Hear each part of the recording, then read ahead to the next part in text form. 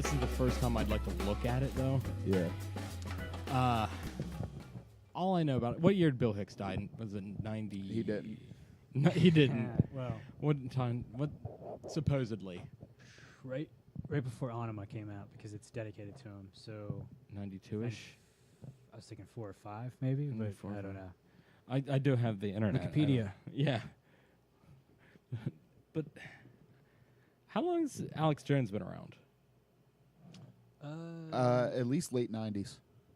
Because I remember a lot of people he predicted 9/11 and Yeah. shit. So I think that was like 98. Even Did he really mid-90s, predict it? actually. Yeah. But it was like real small, like cable access shit in the mid-90s. Really? Because I remember some Waco shit of his. Yeah, I Which guess actually- he was like Which really. actually lends credence to this theory, because if you recall, if you're a big Bill Hicks fan, later on in his like interviews and shit, he was talking about Waco, like he was showing FLIR footage of like them shooting down like women and kids and shit. Mm. And then one of the first things I saw from Alex Jones was like mid-90s Waco kind of shit. That's interesting. That's actually never knew weird. that. I didn't even connect those dots till just now. 94. Because I largely think this is fucking insane. This conspiracy theory, but I mean, 94? yeah. That's what I thought. Somewhere around there. That's insane. Well, I guess also Alex Jones earlier in his career was very run-of-the-mill Fox News sensationalist type of Republican. He was a little harder than that. Like, I have a weird like background thing. I've listened to him for like years. I actually met Alex Jones. Oh, really? In Chantilly, Virginia, outside of a Bilderberg protest in like 2008. Oh, yeah. I was pretty like into the rabbit hole scene. I mean, there's legitimate critiques about Bilderberg. Like for years, the mainstream media never like admitted it exists, but it clearly does now. And now they like say it exists. Yeah, yeah. And it's illegal under U.S. law. Right. I don't know what. It's like this giant meeting. It's of like a conglomerate of like the biggest big corporation business, heads. big tech, big People who own- politicians, people running Mhm. for president. Like during that campaign in 2012, or no, 8, I guess, because that's when I was there in 2008. Clinton and like Obama were still running against each other, Mhm. and both of them disappeared for 24 hours. Like they have press pool, they have like everybody staring at them. It's the height of the campaign, and they both sort of were off the radar for a few hours. But where they were was in Chantilly, Virginia, at the Bilderberg meeting. Yeah. And the big conspiracy is like these like, it's kind of like that Bill Hicks bit, like right when you want to get elected president, and they roll down a fucking projector and they show you the Zapruder film from an angle you've never seen it before, in a smoke-filled room. It's kind of like that. It's those kind of guys are all present there, like Kissinger and like the Rothschilds and those kind of people. So the theory is that they just like decide who's going to be president right then and there, and I was kind of there just because it was this interesting scene. Like I'm sort of into some of this kind of shit as far as like Me too. the I got way heavy into it myself a few years ago. in particular, like the stuff that's verifiable, like the stuff that mainstream media purposefully dodges. Yeah. That's real. Yeah. Like we now know these people were there in Yeah. Chantilly, Virginia. Like Mhm. that's a problem. So you just kind of go. And my own political background, like at that point in time, I mean, I was like working in the fucking Ron Paul campaign. Like I was like this hardened libertarian, so I just went. Mhm. And I actually have a photo with Alex Jones. Like me and my wife both do. Like we met him there because we sort of listened to his show at that point in time. And he's there, of course. Like everybody else is sort of just like protesting. And there's like these fucking blacked out like limousines coming into this place that God knows who. Some people are recognizing like, oh, that's the French foreign ambassador. That's the prime minister of Germany. Like that's so and so. But Alex Jones is just in the background the whole time with a bullhorn, just like laying into Screaming, and yeah. screaming. And he's like superhuman fucking endurance. Like I couldn't get it. Yeah. And I listened to his show at the point in time. Was he? He wasn't as nuts back then, though, was he? He wasn't as so I kind of tie his nutsness level to like his notoriety. Mm. So we didn't have as much pressure back then. Like it wasn't as big as it was now. Like now, even in the ride here, man, I'll pass like a stop sign and it'll have an Infowars.com sticker on it. Oh, you see Same it here. everywhere. I see it It's, everywhere in East Liverpool. And I can even understand where all that comes from because there's just a lot of shit that is wrong verifiably. Like Yeah. outside of his even kind of I think a big thing he act does now. to shoot himself in the foot constantly, he always jumps to conclusions. yeah. He always reaches for what's closest or maybe Yeah. what's most sensational. That the latter part for sure. I mean, it's a business and a brand now. Yeah. And I mean, everything has to be. So like, I'm not one of those people that say, "Oh, you make money at it. It's all fucked up." Yeah, now." yeah, Like, He's it only has to be. 44. Yeah, he's put some years on, man. Like Jesus. His earlier stuff though was like enough to get you on board for things because it was like a real deal, pretty good like expose things. He like very charismatic. To this day, this dude like I'm a history nerd bad, like real bad, and I can like kind of like get eyebrows raised from quoting like exact dates and time of a certain thing. And he's like that, man. Like he will like. I mean, you probably saw him on Rogan's podcast where he's like citing that one fucking piece of code with like geoengineering. Paragraph and he's 4, down to like the fifth like paragraph 8, subsection. paragraph Like 22. that's whatever. him. He's that way. And to have that, you do have to have some level of care. Like he definitely does have a level of care that this means something to him. But it's, in my opinion, just sort of devolved into this like too popular, like too sensationalist kind of version of his own self. But Now, what did you think about that Bohemian Grove infiltration? yeah, see that's earlier stuff in his career too. I think that's fucking great. That's what I that's stumbled across initially, and that's kind of what started me into the rabbit. Yeah. I got out of Alex Jones pretty quick because, you know, when I was getting into him, it was like 2012, 2013. He had this rapper that I used to really like on, and it just, the interview was really weird. I thought he was going to like let the guy talk, and he was just he's the not globalists don't want me to have this gun here. Yeah, he's not a great interviewer for sure. Yeah. He's a pretty, like, I honestly, no shame, like a lot of his films, his earlier films, like, he's not a good interviewer. He just is. Yeah. He's too, like, way type A personality. He's too deep into the conversation. And I can be that way, right? Or if I talk to you about something you know everything about, Sure. it's hard not to just fucking steamroll people. Yeah. Yeah. Like if we got into some conversation with West Virginia gun law right now, when I've like worked my ass, Which the last few actually I years. do have some questions All right, about. cool. Well, I don't know about specifically West Virginia, but even West Virginia and Ohio, I think may be similar. In a lot of regards, yeah. Yeah.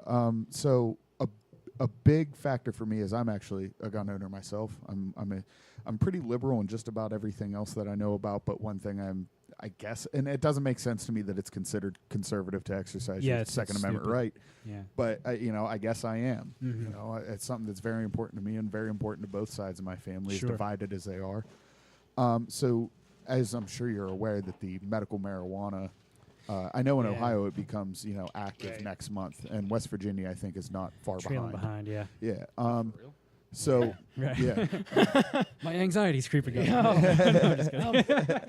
Yeah. I'm a mailman. Like my knees are gone. Sure. So my question was that I did hear some concerns about. I wasn't sure if it was you're not allowed to own a firearm and possess a medical marijuana card at the same time, or if it's just a carry license. Either way, I think it's egregious. Either way, I think it's pretty messed up that you can have your carry license, go buy a gallon of Jack Daniels, go home with your gun on your waist. It's totally absurd. Yeah. So I know a fair amount about this. I actually was approached by a West Virginia legislator to write a document explaining the nuances of West Virginia federal law pertaining to that. Yeah. It's horribly egregious. And here I have to again give my giant banner that I've oddly enough, and I say oddly enough as a musician and a kid of my generation that was in Morgantown for 7 years. Yeah. I've never used cannabis in any form, oddly enough, which is weird. That is so weird. That's not weird to me. I do meet some people that just, and in my I have world, nothing against it at all. in my world, it's not unlike, it's, yeah. it happens where you see people hitting a meth pipe once in a while even. Like, Always it's found it to be a crazy, but little weird. Like I have nothing against it either. It's just something I've never. It's just not your thing, and there's nothing wrong with it. I don't know that it's not my thing yet. I suppose till I try it, which probably will happen at some point. Are you waiting for it to become legal? Possibly. I mean, Like as a moral or I've done things that aren't legal plenty of times, including substances that aren't legal. So not necessarily, but it would maybe help, I suppose. Yeah. But to get back to your question, it's all federal law. That's the problem. And here I slip into my libertarian sweet spot where I get to bitch about the federal government. So thank you. No, I'm with easy you. transitions. I'm with you. Basically, what they have done is scheduled it. First off, made this plant illegal. The worst of illegal. It's like Schedule 1 or whatever it is still, with heroin and whatever. And they even put acid in there, which is mind blowing to me. That's funny to me too. Really? That may Which is maybe so Schedule stupid. 2 because it I'm can right be now- dangerous in the wrong hands. I'm right now but- reading Michael Pollan's book, How to Change Your Mind, where he wrote about taking psychedelics. He had this midlife crisis. He was a huge food systems writer guy. Yeah. One of my favorite authors.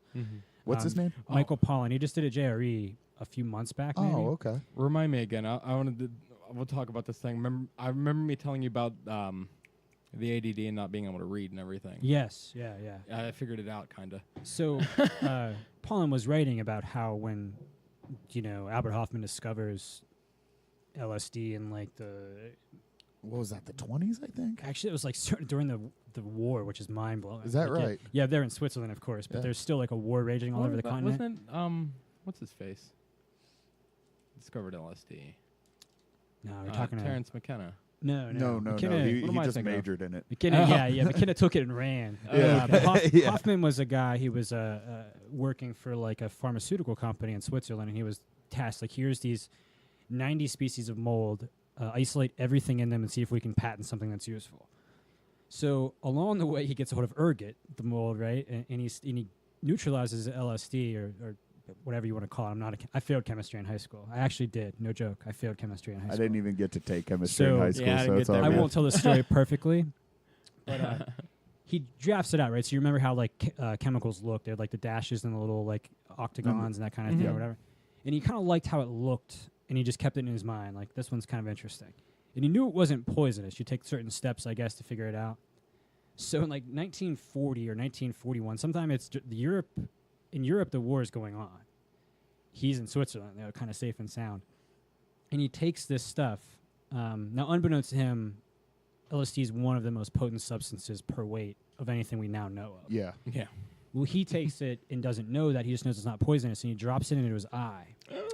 And he drops what's the equivalent, in my understanding, of like 30 to 40 doses of LSD into his eye. And he Oh, takes, no. And he takes the first Wait a- LSD trip known to man, right? So there's And an he has added, no fucking clue there's what's an happening. added, yeah, too. there's an added horror or beauty here that he doesn't know that he's not just going to fucking disappear and die. Because Yeah.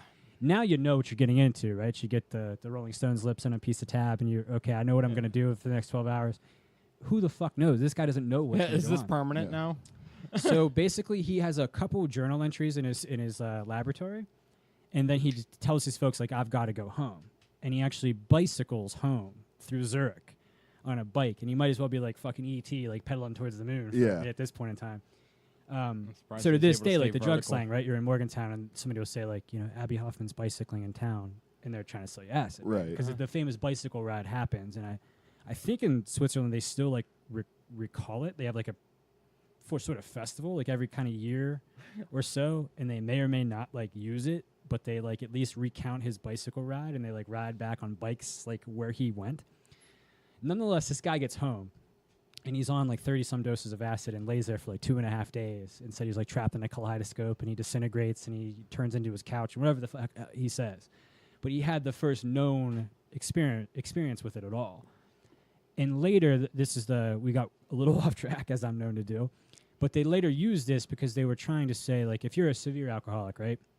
If you get off of it cold turkey, you have a thing called delirium tremens. You go into like an actual psychosis. And Yeah. It's like an awful kind of train spotting with the baby crawling on the ceiling moment. It's just a terrible thing. Mm. They were starting to think, well, if you go through this crazy endeavor, right, kind of like ibogaine or some of these other substances we know about, like these ordeal substances we know where you get sick and you live, but then you have a change. They started to use it to treat alcoholism in the 50s and crushed it. And unbeknownst to me, when I'm reading Pollan's book, the guy who created AA, Alcoholics Anonymous, he was like trying to get acid into the program where they could all use acid to help stop That'd be drinking interesting. alcohol. That'd be right? very I interesting. mean, I personally think it could be very beneficial. Yeah. I think it unlocks a certain part of your mind. So, long story personally. short, that's retarded Hey. for that to be a Schedule 1. Schedule 1. Yeah. Cannabis is probably even stupider to Yeah, be chemical one. Like absolutely. that's a just revered plant chemically. And here, I'm not sure that I have no vested interest in it. I've not even used it, but I can just read literature. I know this is a powerful thing. Yes. Right. So, anyways, they're there on the federal scale. Okay. Yeah. West Virginia state law has a nuance that basically says any illegally prescribed substance or illegal substance, if you are Painkillers. if you're in anything like possession of that. these things or you're a consistent user of them, then you can't own a firearm. But when we write this Medical Cannabis Act, you're then validly prescribed it, and you would get away with every single thing except for this federal problem. Yeah. So we do have circumstances, and I had to write this in this document that I drafted, where we've got certain states literally they have a list of cannabis subscriptions, and then they have a list of concealed carry licenses, and they Yeah. run those checks, and they show up at your door. They cross-check Yeah. everything, and yeah. And you, at that point in time, are a federal felon. You're Yeah. a prohibited person in possession of a firearm. It's a 10-year jail sentence in Yeah. federal prison. That's what worries me. And again, is that carry license, or is that just It's actually ownership possession of itself, like Just ownership possession or of possession firearms. itself. Now so they've what used steps would I need to take to sign over, say my guns to my brother? Well, is there any way I could do that? Or So am I you're in just- Ohio. Yeah. Thankfully, what's great about like Ohio and West Virginia, we don't have any like registry per se, and federally they're illegal. They're supposed to be illegal to have a gun registry. Yeah. So really, just like any sort of sale or any way you guys would normally sell them, and if they're in state between two residents that are adults, you don't have to go through a gun dealer. You Okay. can just literally sell them off to them. Okay. So the reason it gets conflated with carry permits is that that's the list they sort of double check yeah. because they don't have a registry. Thank God for it. Hold on a second. What's No up, worries. buddy? Dude, good seeing you. How you been? What's going on? Well, Josh just walked in. All We're right. balls deep into guns talk. All right. Is that one on? We'll have to plug you in. Is I this think. one on here? I don't think so. I don't hear it through my headphones. But in both those states, they're apt to put a button on that. Yeah. In both states, the state law doesn't necessarily jam you up, but it's federal problems. In the federal government, particularly when you get a person, I'm going to not say anything nice, but not say anything at all. But when you get a Jeff Sessions in office that cross-checks Jeff those Sessions. lists, there you Yeah. go. Somebody filled the blanks for me. That's a worry. And in bad states like Hawaii, for instance, they literally like kicking people's doors in that were Yeah. medical cannabis, patients that they knew owned firearms. Right. Other states, they've just sent letters, like basically saying turn it over. But this concept that you just ditch, good? a constitutional right because you need a medicine. Because you need a medicine. Exactly. And to your point, you let in with. And let's be real. Most people who use cannabis who might get a cannabis card, it's recreational. Mhm. But there's nothing wrong with that. Right. Now, honestly, your inhibitions aren't lowered as much as Are a they- lot of are they alcohol. violent? So Yeah. if alcohol Are they isn't violent a people? yeah. No. So if No. alcohol's not a problem, or if alcohol's not a Oh, problem. no, alcohol is a problem. Period. And Well, and it you- is, but but you not can in the use eyes of it the because federal it's the to get conspiratorial. It's the one that you drink and it takes the pain away, and you go into the factory and crank out your product. yeah, it numbs you to all But that. the drugs that make you think too much, maybe those ones are bad, and Right. you can't do that. The drugs that make you want to buy a van and travel across the country with 3 other sweaty dudes. Sure. But that's it's a really good question because I get people that ask me that constantly. Yeah, 'Cause, and I was genuinely worried about Sure. that because No, in our states, because we have no sort of registry, we're pretty well off. They Okay. can double check these concealed carry permit stuff, but if you don't have one of those, which now we no longer need in West Virginia after some work that I've done there. oh, but, nice. Yeah, we're a constitutional sir. carry state. Yeah. That was one of my reasons for it, honestly. Oh, Interestingly I enough. remember when that passed. Actually, yeah. that was 2-3 years of my life doing that. Really? Yeah. Well, congratulations. Thanks. But that's a great question, and it's crazy the way it sits, but it's federal law. So Okay. 1 second. Hey, man. Welcome back. Yeah. What's up, Josh? What's up, dude? How you been, dude? Well, I'm gonna lean over for a handshake because Oh, I've not met you. Josh, Actually. this is Ian. Ian. Josh. Ian, How you doing, this is man? Josh. Good to meet This you. is my usual co-host. He's No, the real one. Yeah, yeah. I've heard He's the some real of these, co-host. Well, I was gonna plan on coming back next week, but I decided to just surprise everybody. and Sure. just Well, walk that's in there. fucking dope. I'm glad you did. No, I'm this is super another, happy. dude like AJ that I've actually heard, but I've never met before. So I'm like a weird sort of spy. I know some things about you and some stuff that you've I'm talked a Putting normal about. faces dickhead to that's some stuff. yelling. Yeah. I'm glad you're here, man. Yeah. I missed you. Welcome back. Thanks. I'm glad to be here. We're talking about guns and acid. And Alex Yeah, Jones well, being Bill We Hicks. did go back both of to those. acid, I guess. Yeah. Alex Jones absolutely is Bill Hicks. I mean, I'm taking a hard stance on it, Can I guys. just say, I mean, he is a fucking lunatic, but like, why? I mean, is it necessary that all of his shit's getting pulled? So here's That's where fucking I'm at a weird terrifying, crossroads. right. I'm at a weird crossroads on that one because I don't think so. No, but I don't. I'm not. I mean, it's I talk to hilarious. friends who are for it, and it's like, but the privatized company and blah blah blah, which I kind of see a double standard there. It is a double standard. Yeah, I think Yeah. if somebody that they like got pulled for whatever, Sure. then they'd be No you doubt. know? Yeah, that one's really tricky, like from a legal perspective. So I'll jump in. Like you normally do, and particularly from a libertarian standard, right? A market guy, I would say, like, yeah, it's private company, start your own shit, quit bitching. But Right. but in some ways, like these like monopolies we build up aren't private like Yeah. companies. They're like government funded. They've got DARPA grants. They've got like telecommunications acts that make them a monopoly. They have government protection. Yeah. So in some way, at this point, they're like almost an organ of the government, and then you're like using them just to shut up certain people. Yeah. Of course, Alex Jones will be the first, right? I mean, Yeah. there's Clearly. An old writer I'm like really obsessed with named H.L. Mencken, and he one point in time said something. This is like in the 30s, to the fact that like basically the trouble with fighting for like human liberty is the fact you're always defending scoundrels, because the first person that's always attacked by anyone crushing liberty is a scoundrel. Right. So the first motherfucker you got to show up for is Alex Jones, of course. He's the guy. He's the guy down the rabbit hole, right? Yeah. But yeah, to your point, I mean, I've heard listened to a lot of like Alex Jones stuff. We were just talking about that early on. Yeah, I don't think anybody should be silenced for their beliefs, as long as you're not like directly advocating for violence against anybody. And that's it's something not like that. Yeah. And another creepy thing with Jones, because you sound like you had some familiarity. A with little some of his bit, stuff. just a little bit. I did for a long time, I'll admit. Yeah. But the weird thing is that like now you'll hear like these lawsuits are like, he said X about X, and you're like, okay, when? Show me that. And they give you a New York Times article. Yeah. I'm like, dude, it's 2018 and he records a show. Give me the fucking video Yeah. where Yeah. he says this thing. Yeah. Not only does he record one, but it's like every day for like 6 Oh, fucking dude, hours. he produces like more Yeah. content than maybe he's like. I was just talking about him. I met him actually Oh, at a jeez. Bilderberg conference in 2008. And he's like the most superhumanly energetic human being I've ever been Yeah. around. So you're right. Like 16 to 20 hours of every fucking day of his life is videotaped, right? Right. So show me the goddamn content. Show me where he says like Sandy Hook was a hoax or whatever. Yeah. It actually doesn't exist in the content they're trying to make it. Right. So they'll show That up. doesn't. So that's not an actual thing. No, like there's plenty of bullshit of him saying like these people seem like crisis actors, or why did they destroy the school like a week after it? And that's fucking weird. Don't get me wrong. Yeah. Like that's just weird. I'm pretty sure Columbine's still standing. Right. And this shit happened. It's mainstream news articles about this weird fucking camp they found in like Taos, New Mexico, with like these people like training children that were kidnapped to shoot schools up. It was like a Muslim. They destroyed the place. Oh, really? It's mainstream news articles. You can pull it up. Like NBC News. They're like, why is the FBI destroying this place? That shit's weird, and a person should be able to bring that up and be like, Yeah. hey, what's going on here, right? Yeah. And not to mention some of the shit back in the day of his career when I followed him, like Alex Jones would break stuff, and he would be right about stuff. Like I particularly remember this thing called like a MIAC document. It was like a Missouri Independent whatever, and it was like this study in like 2008 or so where they were like, this is an internal document for like cops in Missouri that was written by like Homeland Security.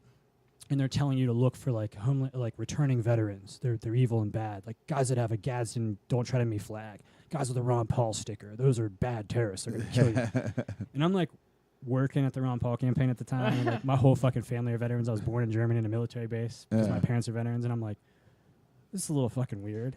Yeah. And that I go get it, right? So Jones, to his credit, sometimes it's not right, but a lot of times he'll give you a link to this thing. These are documents. I get them. A month later, now InfoWars uses this thing called like Tomorrow's News Today or whatever, but like back in the day it was like a month ahead of the time. So like a month later, like it trickles down to like, talk radio, and Rush Limbaugh's like, we got the MIAC report and here's what's going on. And I'm like, oh shit. I heard this a month ago. So he used to do like useful things in that regard. Oh yeah, definitely. Like Um, back in the day, he was actually educational Yeah. until he got to the point where he was just Alex Jones, yeah. right wing entertainer. Right. Yeah. You know, Yeah, I Yeah, was that's just He I ended was up playing really- himself. Yeah. I was really creeped out. So like I don't follow him as often as I used to at all. Oh, But no, I don't when I was follow in him at all. undergrad, I was like I said, I fucking met him. the for only God's sake. thing I read or listen to him for is purely for entertainment. Those info Just derps. because Have you I ever mean, I seen don't those? I don't agree with anything that motherfucker says, but like he is very entertaining. And Oh, I love absolutely. him. Yeah. I will admit it. I yeah, do. he should be able to exist solely for that. Like I'm Yeah. just saying that every so often there's like a correct. I wonder if he kernel of truth. branded himself as an entertainer. What would happen then? Yeah, I think that actually happened said- a little bit yeah. in his divorce case. Yeah, he said he called himself an entertainer. Oh, is that right? Right. Because Yeah. he basically 'Cause I admitted don't that follow he's that a shit character. too close, He's you changed, know. changed into a character. I mean, now. I do like little divorce law, so I was like somewhat. Oh yeah, following so it. it's like, But like, Weren't they using that shit against him though? yeah, like so. Divorce law, you got to like kind of quantify it. Like, he is an entertainer. Period. I think he would admit that as he did in that courtroom. Yeah. Right. But then when you're like trying to fight for your kids and shit, like you're gonna say like, no, I don't You're really gonna think. say some shit. I don't really yeah. think Obama is like Beelzebub's son. Like I'm an entertainer. you know? Yeah. Yeah, I mean, Like- it's a character that he does now. Yeah. Like, Right. he used to be just a guy that was just like really Right. Way into question politics. shit. Now Yeah. he's just fucking. He's just a Yeah, character. so I got uncomfortable as shit. Like I would check in on him every so often, and I gotten older. I'm like not like a hardcore like kind of anarcho-capitalist libertarian anymore, but I used to check in on him every so often. And like as like this last race was shaping up, like I mean I fucking despise Hillary Clinton. I think she's like one of the most evil humans that has ever lived. I agree too. But And I lean left, but yeah, I'm but with you. like he got like so like insanely cushy with Trump that I was just like, wait a minute, this isn't the counterculture Alex Jones that I know that's like shooting at everybody. Because when I first started listening to him, it was attacking George W. Bush so fucking hard that I thought he was going to get black bag and jammed in Guantanamo Bay. Like he was that tough about it. And back to your point where you were saying like, why is conservatism, like why is gun rights conservative? Like one of the things I loved about sense to me. One of the things I loved about Alex Jones was that left-right paradigm was destroyed. Yeah. There isn't a left and right. This is bullshit. It really is. It's a control or a liberty. It's a team. Yeah. You're rooting for a team now. So it's sports. I loved him for that. Then all of a sudden, like it got to like 2016, and I'm like, this now kind of like a GOP radio deal. Yeah. And like I don't know like how comfortable I am with that. I'm used to you like Yeah. burning down the When he whole was- DC. You know. Yeah. It's when he got into the mainstream and he was just like, I'll ride this Trump Yeah, coattails. that you was know, a little and- weird for me. So, like, long story short, I think it's terrifying and fucked up. This like censorship behavior. I'm not like the guy's biggest fan at all by any means. But it's a horribly slippery slope. To go back to that Mencken quote about like the first people it's aimed at are always the scoundrels. Yeah, Get away with exactly. that, It's and then, fucked like, up. The one you got to go defend is Alex Jones. It always is. It always it's is. super man. fucked up. Yeah, and that's why Nobody wants to defend. Nobody him. wants to defend. That's why him. like oppression always kind of goes and grows because they attack the low hanging fruit first. Yeah. And then at a certain point it comes to you. And you got to have a principle that just jams all the way through. I mean, I would defend a guy worse than Alex Jones, and there are some. The internet's a beautiful place. There are some people worse than Alex Jones that I would defend. Right. So you're a defense attorney then? Yeah. Okay. Yeah. That's a lucrative living from what I It understand, can be. right? Not yeah. in this valley, but it can be. Yeah. My problem with them pretty much removing him from everything is that's absolutely terrifying because there's this thing that goes back to like comedy where it's either everything's funny or nothing is funny. Right. It's Everything's complete- okay or nothing. Yeah. It's Is Alex none of Jones it's the new okay, Lenny yeah. Bruce? Like, yeah, it's completely subjective. Whether I think something's funny or not is irrelevant. sure. It's like, Right. but it has to be okay for them to say it. Murphy, I'm sorry, dude. He's all right. Like the James Gunn thing, like Yeah. how he posted a bunch of jokes. Do you know who that? About that I was just situation? following your stuff to know a little bit about that. I'm so bad with like mainstream culture that I would fail like the new immigrant tests about to be an American. Like I'm not Same. kidding, it's bad. But I was following your stuff a little bit to know that a little bit of that story. Well, essentially, what happened was about 8 years ago, he made some terrible Oh, jokes. Like very they're- tasteless. They're As I probably did 8 years ago, right? me ditto. Like who didn't? I did 2 weeks ago. Yeah. right. Like I could scroll back maybe today, but they were terrible. I'm not gonna lie, it was bad, but like they were in no way, shape, or form serious. Right. Like it was obvious. It just wasn't funny, and it was tasteless. And They were kind of funny, but yeah, some of them were funny. I mean, it comes down to like their words, and you got to Yes. look at the intent. Yeah, man. Like, I don't even know what he said, but I Oh, it's pedophilia pretty shit. disgusting. Is it like pedophilia? Yeah, I don't know him shit? either, to be honest. Like, but dude, I I'll mean, defend him right here it's now, but I fucked don't up. even know what he said. yeah, it's fucked up that he said it, but like, I don't think this dude's really out there, Right. doing this shit. my whole or- thing is like if you don't have to think it's funny. It's really not to most people, but like he was clearly kidding. Yeah, And it's yeah. just like, Yeah. I mean, he's on Twitter, and you think he's like, let me use Twitter to just PSA, admit my Nambla ain't pedophilia. so bad. Like, yeah, What year was it? that he did it? 2011, 2012, See, shit like that. that's another thing, man. Like, and that's a pretty media Statute of saturated limitations, time. right? That's a pretty media saturated time. But on the flip side, like, so this guy's a director or like, Yeah. okay. He directed the Guardians of the Galaxy. So if I gave Stanley fucking Kubrick Twitter for 20 Could years, you imagine? First off, that'd be awesome. Yeah. Secondly, if I did that for 20 years and let Kubrick have a fucking Twitter account, he'd have said some fucked up shit over time. Yes, Some bad shit. right? everyone does. Yeah, I don't have Twitter. Like, I don't mess with it, but I would say bad shit, right? That's exclusively that- where I that's- post the worst shit. It's completely immaterial. Oh, yeah, I have to, like, the things I've used from Facebook and Twitter in court, you would never guess, but... Really? Anyway, yeah. Is it that prominent? Yeah. Oh my God, it's unbelievable the stuff you use in like divorce court from Facebook in particular. But anyways, That's gross. you give Kubrick Twitter for 20 years, he's gonna say some like bizarre shit, and it's completely immaterial to the fucking master that he is as a director. Mm. Yeah. And I don't know this dude you're talking about. I don't even know anything he's directed. I don't even remember his name, but in the flip side of that coin, I mean, like, you can't expect in this age of time where somebody has a mic in their face every day or a keyboard at their hands to not have some indiscretion, particularly now when the mobs are the worst they've ever been. The mobs of But howling. 8 years ago, Yeah. they weren't. No, The mobs of howling, bitching, whining about everything are the worst they've ever been in history. Yeah. Oh God. Recreational outrage is the term for it now. It's unbelievable. It's terrible. But these, you're going to tell me that you're just now going to fire him over something Right. that he did 8 years ago? He's a different person, man. Are you the same person Sure, you were sure. 8 years ago? I was just having a conversation like this the other day with some kids that were way younger than us in high school that I ran into because I was in this power outage I was telling these guys about for like 30-some hours, so I just drove to the fucking track because they had power. So I was like walking around, I saw this kid that was like my brother's age, went to school with him. And we got into a conversation like that. I was like, no, I want to be embarrassed by my version of who I am now in 5 years. I want to be embarrassed by me. Yeah, Yes. me too. I want to be.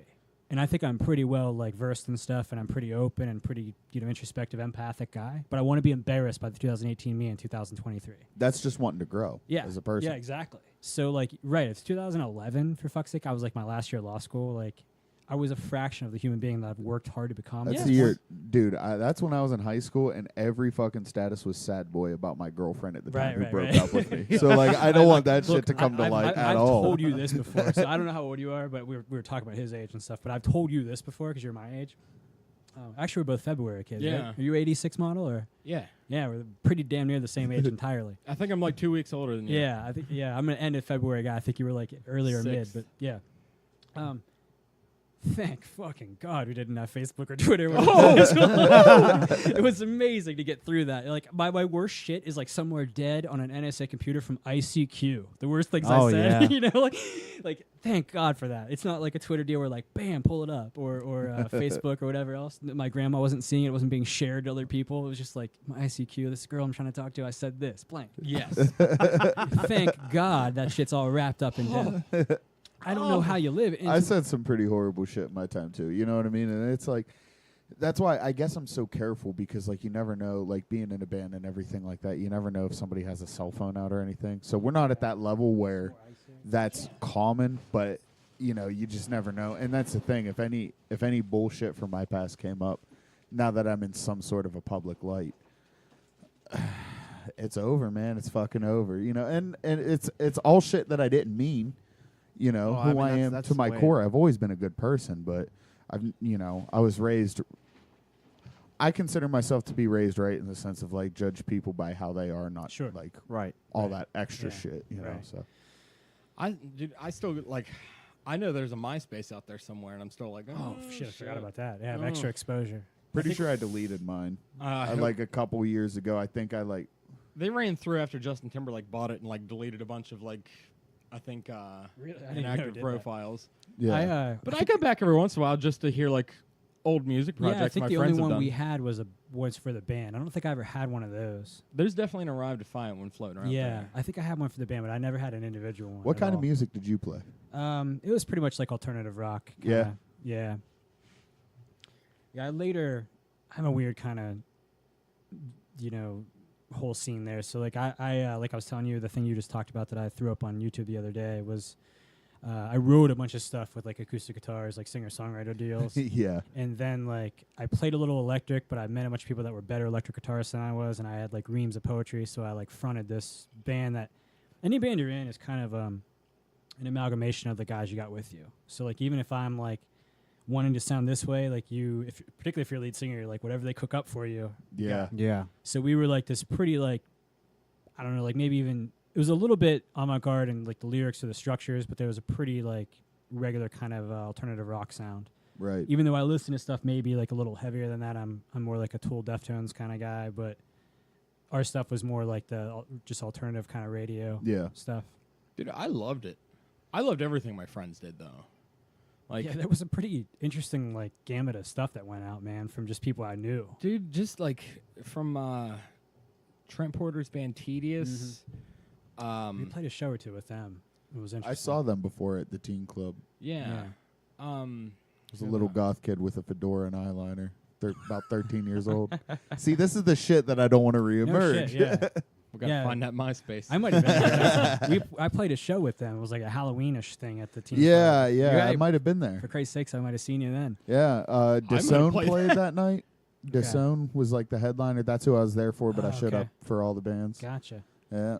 Yeah, man, this valley's so goddamn small. It is, Oh, man. yeah. It, Then there was yeah. Rock Radio All Stars were really good. Sure, there's a one. I never remember what it was. There's- And I actually recovered a bunch of old hard drives I have, like with some like little Chinese plug and play deal where I just jam it into like a new USB drive or whatever. And I'm trying to find one of their songs in particular that I had that I really love. Rock Radio All Yeah, Stars. yeah. Oh, dude, that demo they did. It was a 4-song demo. I remember it. There was one in so particular. fucking good. One in particular that had me kind of like slack jaw when I first heard it. I was like, oh shit, this is Oh, good stuff. shit. But I'll never remember it. Even if you told me what it was, I won't know. It's been so long. Oh, there's that one where he just fucking went off on a tear on this verse where he was just rapid firing it. Oh, It could be. It's been just years and years. I just know there was one song in particular from them that I was lit up about. Is it giving up or something like that? Like I said, I wouldn't know if you even told me Or, because it's been like, I don't even want to talk about how long it's been. I was actually just in Morgantown with my stepbrother, who's like in and around, like he's actually a little younger than you, but he's in this generation that I'm always like lamenting, like, oh man, you got to grow up with Twitter and Snapchat and X, Y, Z. Yeah. But, you know, I was down there with him and I started to realize like my freshman year of college was 2004. Yeah. And I'm like, oh no. Like, Yeah, that's we've like been out of- 14 years ago. Like, that's not right. We've That been can't be out of true. school 2 years longer Like- than we were ever in no, high no, school. No, this can't happen. This can't happen, you know? So I'm down there and I think I had like just like cleanly shaved and, you know, I had like some newer clothes on. So I got like carded and I was like, yes. I was like, thank God, you know, because I rode around 32 years old. The kids in front of me were trying to buy beer and they're like 19 and she like shushed them away. And I was like, well, kids, she's like, well, how old are you? I was like, and she's like, you don't look 32. And I was like, this isn't a bar where I can tip you. Like we're in a Sheets right now. But I would tip you if I could. I once used my hairline as an ID. I could do that too, man. I'm telling you. Yeah, I get carded a lot still. Really? But yeah, and the thing is, if you look close, under this beard is the face of an 11-year-old. I knew you were younger than us when I sat Yeah, down to meet you. yeah, but I I gotta didn't know how much, but Yeah, I got a gnarly beard, but that's it, Yeah. man. I dude, still some dudes, if you shave that beard off, man, yeah, they're 12 God, again. It's bad. It's really all I got. I remember last time I went clean shaven. I was dating this chick, and she kept begging me to go clean shaven. As soon as I shaved, she said, "Never do that again." Like that's how young I I got a buddy look. like that, yeah. Clean shaven, Yeah. it's bad. That's gross. Yeah, I remember. I think it was like last spring. I went down to just the chin curtain instead of the full beard, and like half my friends thought that I just uploaded a picture of myself from high school No shit. on Wow. Facebook. Yeah, and I was like, no, that was I was remember yesterday. that. Yeah, I do remember that. Yeah, I used to rock beards a lot. Like the beard and bald head look is a little difficult to pull off, but I rocked it for a long time. And then You got to like, keep the beard neat. Then Yeah, it you works. do. You yeah, kinda You do. can't have a wily. you can let it go like at the goatee level, but to the sides you got to keep kind of. yeah, you really do. But my brother died a few years back and like just fucking turned white basically. So like it's like this like bald like anemic Santa Claus. And I'm Yeah. just like nah. I'm done with the beard. That's funny. I don't know. I've been rocking bald with a beard for. Oh, Jesus. You're a But pioneer. it's clean, You're though, a pioneer you know? there. Even when you had the really big bushy beard, it was still like shaped. You know what I mean? Yeah.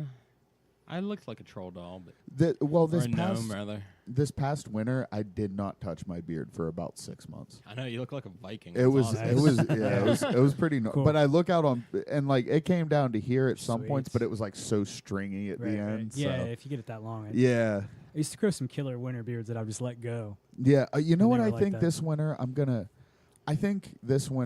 start like trimming it, keeping it nice, but I'm gonna let it go for a full year. Nice. You know what I mean? Keep it shaped up, keep the strings off, but after that, just let it. And I think it won't get very long because at a certain point, it just There's feels a- like it We'll kind of sign you up stops for the growing. Dollar Beard Club. There's a Yeah. T-shirt. There's a T-shirt somewhere with like levels, and it says like Civil War General. Oh, I've seen Yeah, it. you know, Wizard. fishing captain, Yeah. wizard, yeah, like Yeah. moonshiner, like Yeah. ZZ Top, like it's got like levels on it that I would, if I would grow another serious beard, I would try to get that shirt just to see where I landed. You know? Definitely. Yeah, maybe after the year year mark, I'll Yeah, look see up where you that. measure, and yeah. it'd be worth $20. Yeah. Oh, absolutely. You know, Do it for $20. I mean, just to for the shirt would be probably like $20. Yeah, no, or we'll line up whatever. one of these again, and if you're a year in, I'll buy the damn shirt. We'll Fuck bring it yeah, back. dude, that'd be I'll dope. pitch in. And just to see where you're at. We'll over under you too. Like, That'd be Is perfect. he sea captain or Gandalf? I'm Or- actually yeah, down for that. Right. Oh, that's amazing. Yeah, that'd be Because great. speaking of, like, I don't know how long it's been since I was here. Like, it's been a tick. 2 a years. time. Fuck me. There's no way.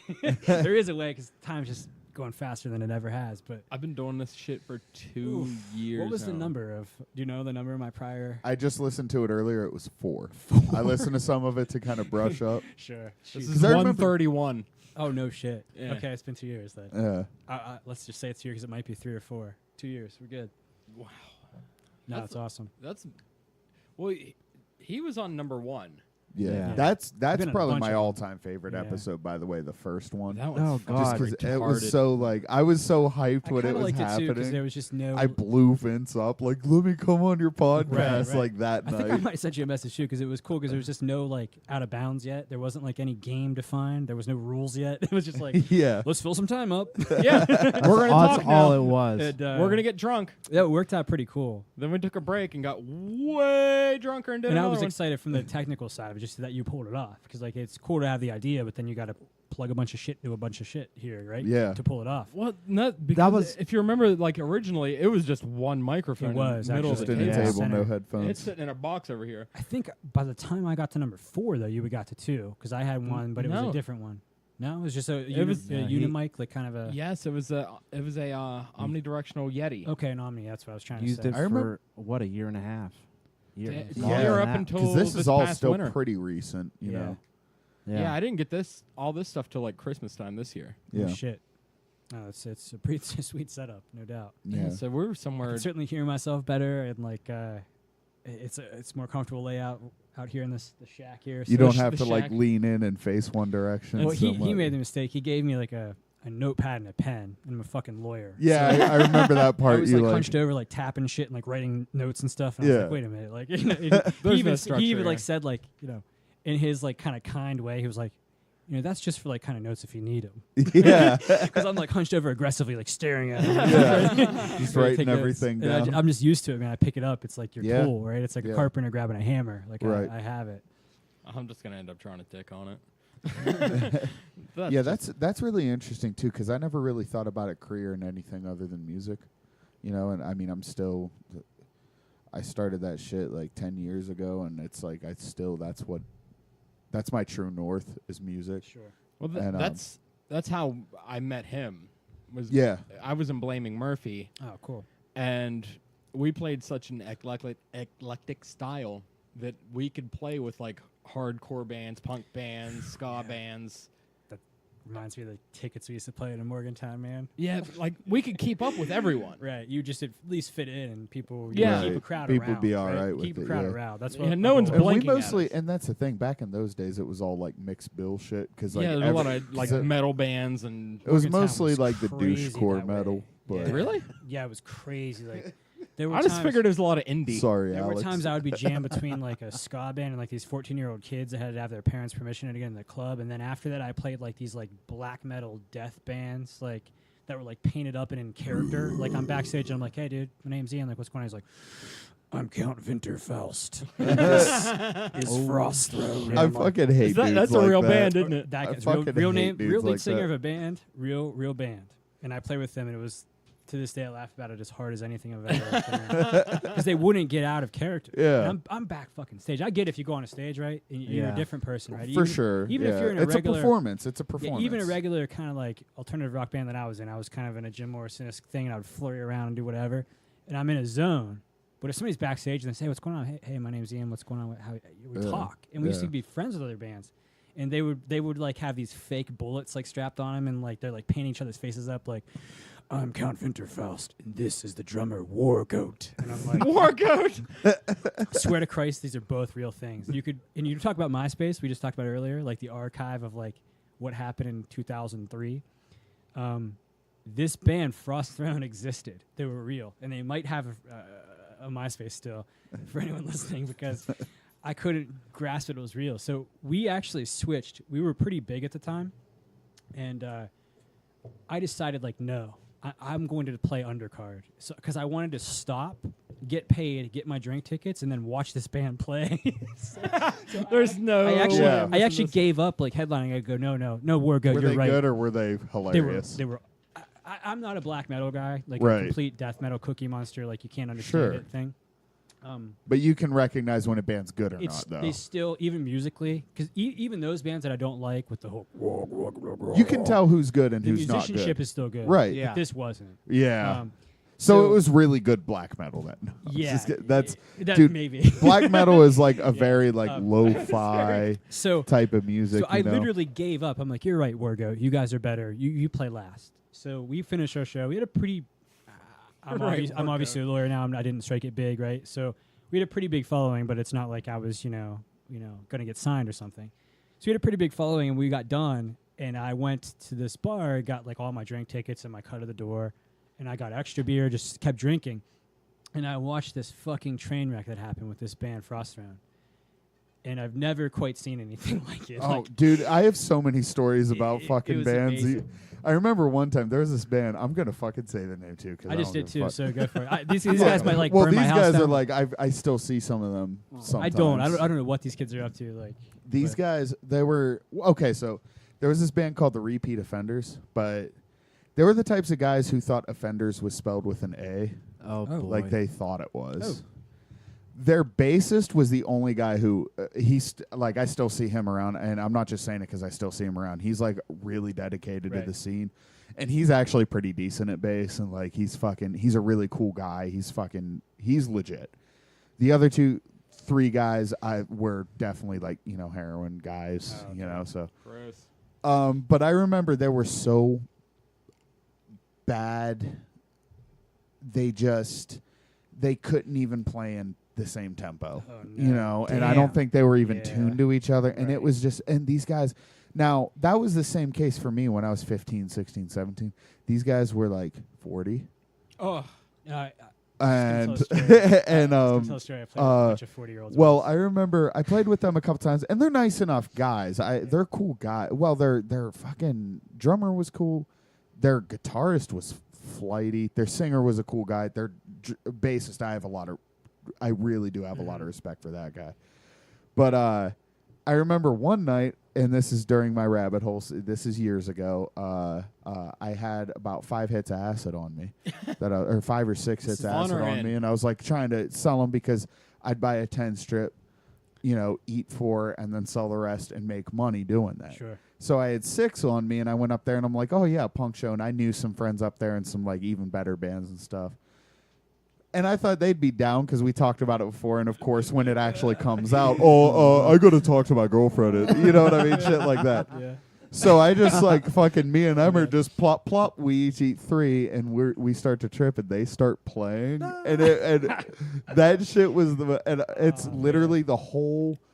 Everyone who was there left except for us, the bartenders in this band, and me. Emmert's standing there. My guitarist is in the car, passed out. Blake's taking pictures for them, and I'm just sitting in the back, laughing my ass off like it's a comedy show, just Oh, God. like shaking my head. Yeah. Yeah, like yep, I know what you're I did saying. that, Yep. And there was just, Oh, and then I no. remember like there was like these. The club had these stage props. This is up in Cleveland, the flats of Pat's in the Flats. It was up in Cleveland.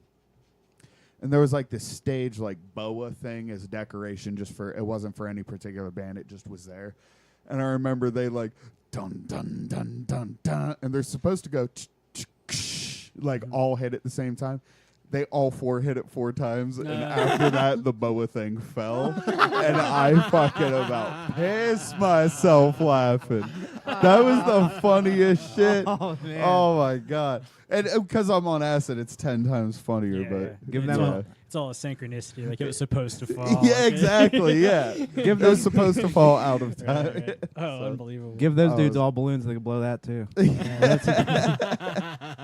Yeah, that Man. scene with like 40, 45-year-old guys showing up was interesting. That happened to me in Morgantown a lot too. And it was a Yeah. band like this band. The part of the joke of the email they sent me, I have to like give up their name too. But they weren't awful at all. They kind of sounded like you know, like a No, in my experience, most bands with older guys are fucking great. yeah. They were like Because they've been doing it forever. They've been They- doing it. They yeah. sounded like kind of an Alice in Chains sound. I think they like kind of worshipped Alice in Chains the more I retrospect about them. Yeah. But they weren't bad at all. But they had like this weird persona about them that they weren't 40-year-old guys playing. What was their name? Stagger Forth actually was the name, because they sent us this email, and again, like I was a guy that we had a pretty decent following, but if I wasn't like an ego guy that would fight, maybe this is psilocybin mushrooms or something, but I had no ego about like if I'm playing last or not sometimes. Same here, yeah. Particularly if it was like Sunday night and I have to go to school fucking the next day, like 9 a.m, like Yeah. cool, Oh, dude, yeah, we'll you, open. you play late, you know, Yeah. I'll play mid, right? Yeah. But they sent me this email about like you know, the chips are on the table, it's time to stagger forth, and that's the name of their band, and I'm like, Oh, you this- guys are cunts. like this is kind of like this is kind of a You guys are impossible to work with. it's kind of a cunt move. It's kind of a cunt move if you're 20, but like you got to go back to work at AutoZone tomorrow. you know? Yeah. Like don't like. Again, it's that character thing, right? So I'm talking to Yeah. Count Vinderfoss one weekend, and then I got guys that are telling me like it's time to stagger forth, and it's like a Sunday night show at a dive bar in Morgantown. Like, Yeah, right. You know Son of a bitch. you know the most legit bands that I've ever worked with, and guys that are on the touring circuit for real, and like none of them are like that at all. They're always like, "Hey man, you need a place to stay after the show?" Like fucking always the coolest guys, and it's always the dudes with the biggest that are in it for Yeah. 6 months, and then it's just Yeah. like, yeah, there was a band, 2 bands that we played with in Morgantown that both, as you all know from like music, like it's a zeitgeist. Like you hit the right time or you don't. yeah, And it really almost doesn't have to do with talent at some times. it really matters. doesn't. Yeah. It matters Right about what the place, right time, zeitgeist yeah. is, right? So if Nirvana happens and it's not 1990, that shit doesn't matter. No, But if Nirvana- that shit doesn't fly today. But if a band exactly as good or better than Nirvana happens right now, it doesn't matter either. True. It's a weird zeitgeist kind of thing. So you Right. play with bands that maybe are better than like legendary recorded bands. I, to be I, honest. I know And it I really have. is. That's my I favorite have. part of 2018. And- I Is- can for sure say. Well, we I- just talked about that gatekeeper thing, right? Now Yeah, you the can just put shit gatekeeper's out. gone. You can put shit out, right? Yeah. Now this wasn't the case 2005, 6, 7, whatever. Well, maybe a little bit, but it wasn't like I it was is still now. doing bedroom recordings. That's true. But I played with 2 bands down there that both, one was The Emergency, and they're a band in Morgantown. They talked to like old timers. It was just, that band should have just gone somewhere. They were like, Weezer's not my thing, but like they were like a better like Beatles-ish kind of version of Weezer that was more intellectual and better musician-wise. Mm-hmm. And they had a killer following in Morgantown. And they would write songs even about the city boys with sharper chins get everything that they need, about how they weren't like cut for a record deal like perfectly because they were like in this little scene. And that we would swallow that shit up in the scene. We're like, we're in the scene, you know, like that's actually right. Nobody's looking here. They're in L.A. or they're at New York or whatever. And then a band called West by God in Morgantown. That's good. That's a good name. I for just West want to Virginia. listen to that. That- I fucking, they are fucking incredible. Yeah. They were one of the greatest. Like I've been to like hundreds of shows in my day of like bands all the way from like the last year I was in the front row of a Tool concert all the way back to all kinds of bullshit. They're one of the best bands I've ever watched, let alone open for. And those bands, I mean, you're with, and again, it's just the zeitgeist isn't right. Like they were a band that maybe like at the time when like Leonard Skinner and ZZ Top were huge, they could have like landed a record deal, but they just weren't like right at that time that they're gonna get picked up. You know, Yeah. there's their stuff. That's the last record they put out right there. You're looking at, and there's Do you know of any songs? that Keeper, the mountain thing, that first thing right there. Uh-huh. You Now can see you- that from clear back. I got good vision, and that song's awesome. Is there any more beers left by chance or no? It might be. If there is, I'd like one. If not, So Just here run they out start out. crying. He started talking to his grandfather about like this piece of property that gets Mountaintop Renewal Mine. Because this had a whole Appalachian message, like as you have to if you're a West by God. Speaking of which, got to give a shout out to Appalachian Terror Unit. They're fucking killing the punk No scene kidding. all across the United I States. love that. Appalachian Terror Unit. I Yes. fucking love that name. Yes. That's awesome. They're fucking murdering. We it could right descend into chaos with my Appalachian naturalism that I've got. But, that's a killer name. now. Yep. This could absolutely be like a like Clutch. Yeah, This is they like really are. Clutch, yeah. I swear to God, I think they actually opened for Clutch once. Oh, dude, I'm so excited to show What about Garrett this Shaw? band. Yeah. No, so on our shirt, he was past the Gandalf beard to the moonshiner level. Like he was down Yeah. here, but he was a really sharp kid. He actually wrote for our like university newspaper. Oh, really? Really bright guy. They were a fucking great band. We would open for them, and I would just like sit down like a school kid and just like wait for them to come out and play. I was like a fucking like fanboy of their band. Oh fuck yeah! Who the hell else? But they were just great. People There's used a to do few that for bands that like Tunnel Vision band too when we were kids. Mm. When we were young. Remember Yeah. they're from Weirton or something. Yeah. You seen them open? They're like a Daughtry level like rock band, but like they would open for like the Clarks. Mm-hmm. Tunnelhead? Yeah, that one. Yeah. Coming from this area, if you open for the Clarks, then you made it. Yeah, that's a big I deal. saw the Clarks in Chester once. I'm gonna go. Yeah, now. they played. They no, played a couple years. No, it was Chester. Yeah. You know how I know how much Oh, they yeah, got right around paid the to corner, play man. Chrome every time they played Chrome. 10 G's. No shit. Yeah, I get paid. I'd be lucky to make $40 on a Chrome Right. show, They but played- Clarks would get no, 10 the G's. Clarks played the 4th of July in the park, I believe, in Chester. I saw them there. one year. Yeah. I was like, I've seen them like 19 I times. was like, why the fuck are you guys here? Like, but I didn't realize they got paid $10,000 to fucking play- play Chrome. Yeah, What the fuck? a Yeah, I'll couple play years Chrome. in a row. Yeah, Y'all play Chrome too. yeah. I'll play yeah. Chrome tonight for 10 grand. Yeah, me yeah. too. Let's go right now. Dude, I'll play. I'll play in We'll fucking. pack his shit up. let's I'll throw Skrillex together. my ass there. Let's throw together a set real quick. I'll play in fucking Anchorage, Alaska tonight for 10 grand, dude.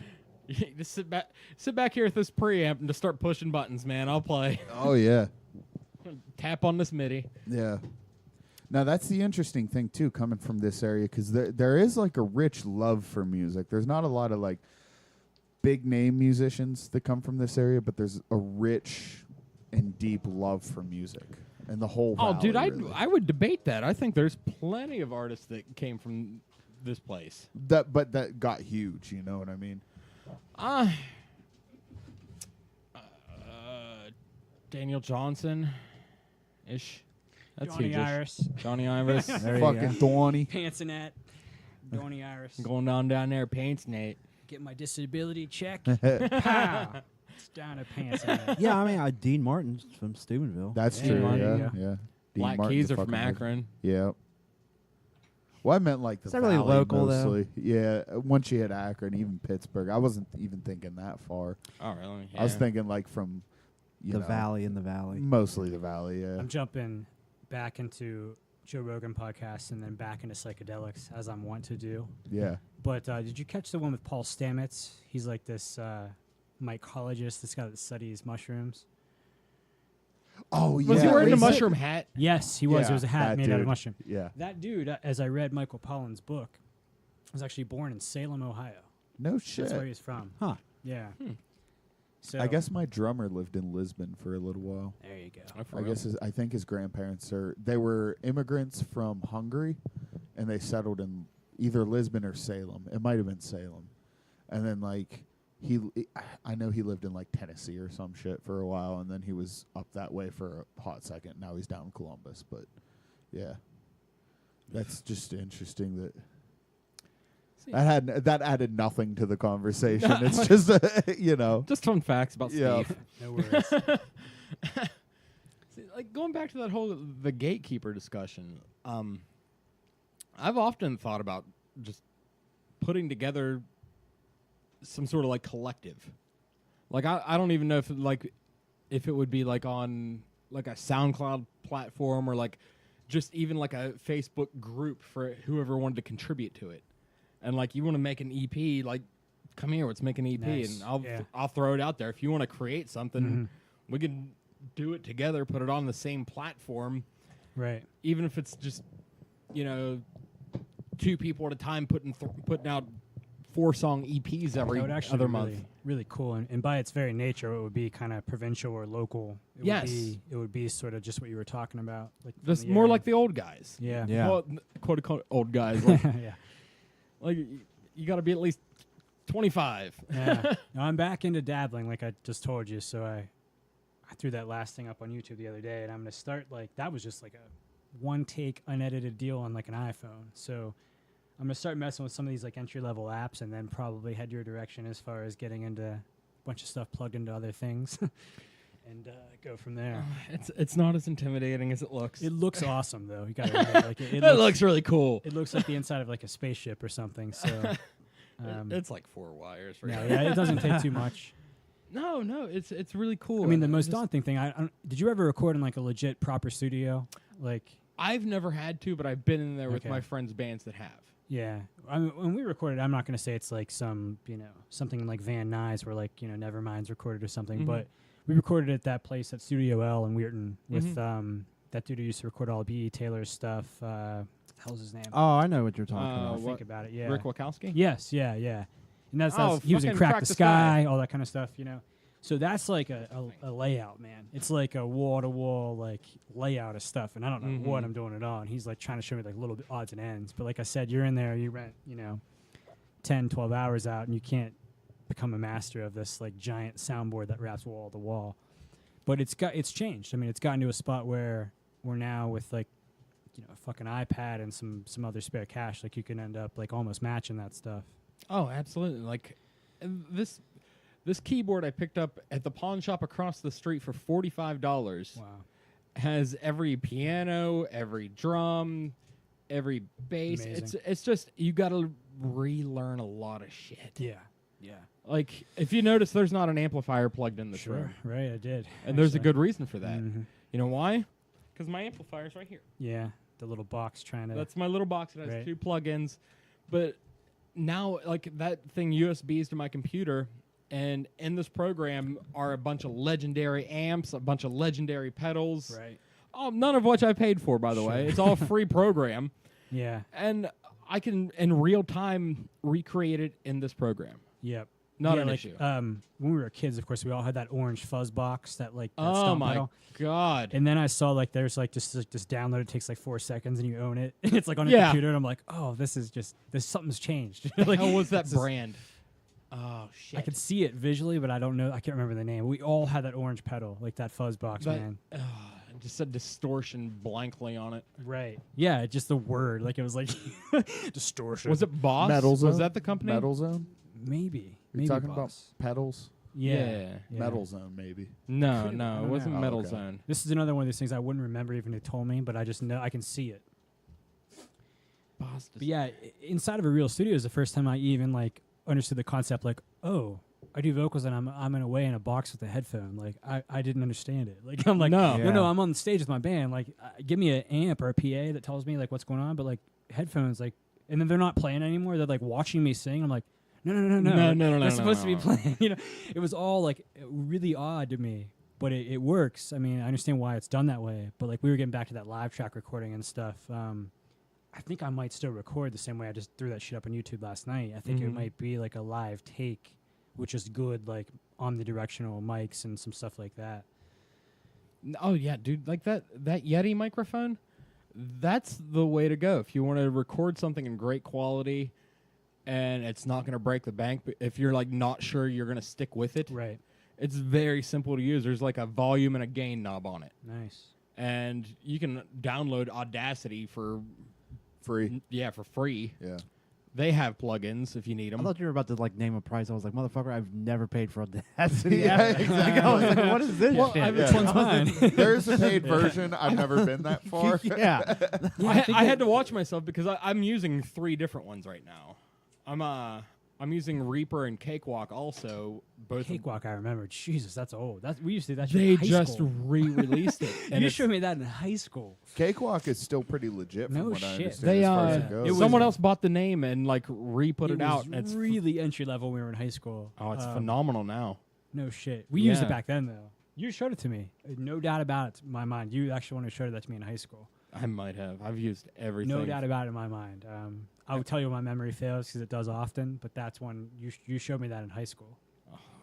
I don't see. That's what I'm telling you. Like I'm coming to realize that I've been a producer masquerading as a musician. By the way, can I Right. touch on something you said earlier, and it kind of has to do with this? Is a while ago you mentioned something about like, now it's more accessible to be a producer, but back then it was like really hard to find Yeah. somebody who could do that stuff. Well, nowadays it is a lot easier, but with that comes this massive saturation. Sure. And with the saturation drops the average quality down. Right. You're right. I've recorded with people where we literally played a riff wrong, and we Right. had to like make him listen to it 20 times, and he's like, "Oh no, that sounds fine to me." And he was so lazy, he just wanted to. The producer? the guy that we hired to record us, I wouldn't call him a producer. Ugh. Oh, Yeah. okay. The guy we're working with now has an ear for what we do, and he only records bands he likes. He actually had the opportunity. He actually recorded some 21 Pilot stuff once No upon a shit. time, Yeah. Wow. or had So- studio times. And he's like one of the bands that he most recently recorded. They released their EP recorded with him. Right. They just got signed to a major record label from Oregon. No You know, shit. like this guy's really. He's also in a band, and he's very talented, and he's really good. But like, he is just, and he and I talked about it a little bit, and we share this quality that we are, when it comes to music in general, we have like Asperger's. We just like remember shit and know all Right, these right. facts, and I'll Yeah. talk to you for 2 Sure. hours about Right. the life of Jimmy Fowle from Public Nuisance, who Right. was like barely relevant in the New York scene for like Yeah. 4 years. You know, like Yeah. we just These remind me of those rooftop conversations we were just talking about. yeah, yeah. And the stuff like that's my ultimate goal. Like when I finally leave this house and I do rebuild the studio, Yeah. I want. How far are you taking off, by the way? You escape in the valley, or where are you going? Eventually. Yeah, that's what we all say, and then we die here. But- Well, I'm. My life's game of chess. I'm setting myself up pretty okay. Sure. I'm trying myself. Like to leave. Yeah, oh yeah. What are you thinking? Either Morgantown or like the Eastern Panhandle. Really? I'm in Appalachian. I have to stay in West Virginia. I really do. But I'm trying to get out of this valley. I really am. Yeah. It's terrifying raising a child here. Yeah. Oh, it's awful. Fentanyl's I'm everywhere. I've so done it for Shit. 3 years, and it's terrible. I'm so fucking scared. Oh, congratulations on a new baby, by the Oh, way. thanks, man. Yeah, 3 months on that one. That's wild. Yes. Sleeping at all? Yeah. She's simpler than my son is. Believe me. That's, Like, that's fantastic. he's a hellion as I deserve to raise. Oh, what I was saying was, I want to produce. I want to be the guy that we needed when we were coming up. I think you're answering his question. Yeah. So, and I don't mean to cut you off Yeah. here, but I'm going to try to take a bite at the question. Sure, go for it. This is me being a lawyer, like a deposition or something. There's a question posed, and I want to try to answer it. So we talked about the gatekeeper being destroyed, and that's true, right? Yeah. Now I can fire up my laptop. I might not even know how to play a C chord, but I can fire my laptop up and I can record some shit, right? Yeah. So you're correct that it destroys the gatekeeper, and that I no longer have a huge barrier to get myself out there. But as you astutely point out, that doesn't fuck with quality at all. Yeah. Yeah. So in my mind, I'm a huge Tool guy. So like I re-listen to like Lateralis I love that. a- Yeah. and if I listen to Lateralis, like you can't do it on a computer. Like you can't. No. It's just not. You can't do it. You have to have a fucking master You would that lose knows the their soul. craft, Yeah. and you have to know Can't be that. doing. Yeah. And there aren't many of those guys, right? So Right. those guys still are gatekeepers per se. Yeah. But now I think they're more almost looking for work because there's not. And it's not even they don't have trouble finding work. Right. Work's everywhere. Right, Shitty right. bands. Yeah, Th- that's just as- true. Sure. Dude, tenfold. There's more musicians now. You know, and it's, Yeah, it's you're that's right. why Dude, kinda- Garage Band and Rock Band, Mm-hmm. they put out like they made a generation of guitarists that are far better than I can ever hope to be. It's true. Just Yeah, because they're it's so true. dexterous and they're used to that. Well, it gets to be unorthodox too. You don't have Yes. a producer saying that's Well, not I the right also know guys scale. who know life those games who don't know shit about music. Like they can't pick up a guitar. They Yeah. wear Five Finger Death Punch T-shirts But- because that's on the newest Nah. Guitar Hero. But also, You know what I mean? They're those- just nerds. Really, those at the end guys of the that day. they did raise the prodigies that can rip through the scales and everything. Yeah. A lot of them they don't play with soul and they can't write rhythm. Right. Yeah. Like they're So- great lead So, players. to his point, I mean, the entry level gatekeeper is gone. You could write like a fucking Ramones record right now if you want to. yes. Yeah. But if you go to do some cutting edge like fucking concept album shit like Lateralis, like you got to find your own master because Right. there's an art form into producing. We just talked There about. Oh, absolutely they're is. I was just talking about That's- Steve Albini, like It's in the utero. sixth man. There's a Sure. guy who can hit the record button, and then there's the guy who's Sure. involved. Yeah. and Can wants get the this to best be out of the good. band. And here Yeah. I am again. I'm a tool-centric guy or whatever, but you can't make a Lateralis without that master. You can't fucking do it. No. So you're right in that regard. There still needs to be those people, Yeah. and I guess maybe the fear or like the introspection of your question is like are those guys lesser now that we all have this entry level destroyed, or are they still out there, or do they? They're out there, but I guess my big point of it is it harder to find them? Is Is it easier to find a talented guy when there's one talented guy in a field of weeds with just nothing there? Yeah. Or is it like the beacon of light, the lighthouse in Right. the sea? You know, so it's Yeah. harder to find because you got a lot. Yeah. It's hard to That's even a- find people that know what you're talking about That's back in the day. a really sharp question. I'm not sure I have an Yeah. answer to it, but Yeah. that's a really sharp question because Yeah. that's a thing to think about. So It's something I think, like, I wonder if my band happened in the 80s. I wonder what would happen. Would I be like a Henry Rollins guy now, or would I be working at fucking Costco? You know what I mean? Like, I feel you'd probably go the Henry Rollins. We've now route. You'd be out knocked- there like giving like talking shows and shit. we've now knocked the employees of travel Costco and AutoZone. Yeah. You're all great people. You do a great service to Look, society. I can't talk shit, man. I move They don't boxes. speak like, English, Ian. I drive trucks and move boxes. That's Yeah. it. I can't talk I shit. shuffle on paper anybody. and write bullshit lies. So, it is what it is. I prefer. But it's a not to cut you off there, but I mean that's a really astute question because it's earth shattering in the regards that entry level I guy. think the true will always shine through no matter It has what. to, and I would think you could probably know that, right? So like Yeah. when he and I are like salivating over certain Steve Albini records, I'm sure there are folks that know like the cutting edge dude for any genre, like who that guy is. Yeah. And maybe now it's flipped, and maybe you need to be good enough to get that guy. Yeah. Maybe. Yeah, that's true. That is true. And you know what? I mean, another thing, I guess, about music in general that kind of something that I like really think about a lot and meditate about a lot. Okay. Justin Bieber, just because that's he's an easy target for Sure. everybody to shit on. I have no problem with that, dude. Like, fuck, he's got really good pitch. He's a good looking guy. He's making fucking truckloads of money by the minute. Like, and that's fine and dandy. Well, they snatched like- him up and made him into what? Right, I exactly. mean, it is cool because he was discovered on YouTube. Exactly. Really? Yeah, You know? he's No a shit. kid, and that's Yeah. what he is. He's a kid with good pitch. His music today, he's not writing Here's it. No. They're me, telling him how to sing it. They're This is how telling- it's- and exactly. he's doing, and that is a talent in some respects. See, But for every Justin Bieber and every Nicki Minaj and every Drake, which I have no problems with these people, but how many bands and musicians and rappers and just DJs and whatever are out there coming up with truly authentic, organic material That's that overlooked. can match or even surpass Yeah, that, man. that are just because this is quick, this That's- is easiest to produce. that's that This zeitgeist is the of it. McDonald's of music. When I brought West Bucket up, that's the zeitgeist I'm talking about. Yeah. You know it deeply if you're a musician because you play with bands that you're like slack-jawed, like what the fuck? how This should how be in are the we radio. friends? This Like, should be you in the should radio. you Like should no, be- you should be yeah. you should be this generation's Kurt Cobain or whatever it is. Like, and you hear that, but the zeitgeist isn't right. The whole fucking universe isn't aimed at him right. Music turned into McDonald's. Yeah, and, it's we supposed bitched to be about an that art thing. across spectrum, right? We just talked about boxing being Yeah, that way. yep. We could talk about film being that way in a lot of regards. Like everything is kind of Trying to build up a star to sell to the It's people. Yeah, just, it's everything's disintegrated. oversaturated. because it's just you make yeah, more money that it's way. disintegrated in that certain regard. And again, I sound like the 1986 kid that I am, saying the early 1990s are the greatest renaissance of all things. But I stand by that in a lot of ways because it was before that It was whole the pinnacle. It was the build up. It was the climax. Yeah.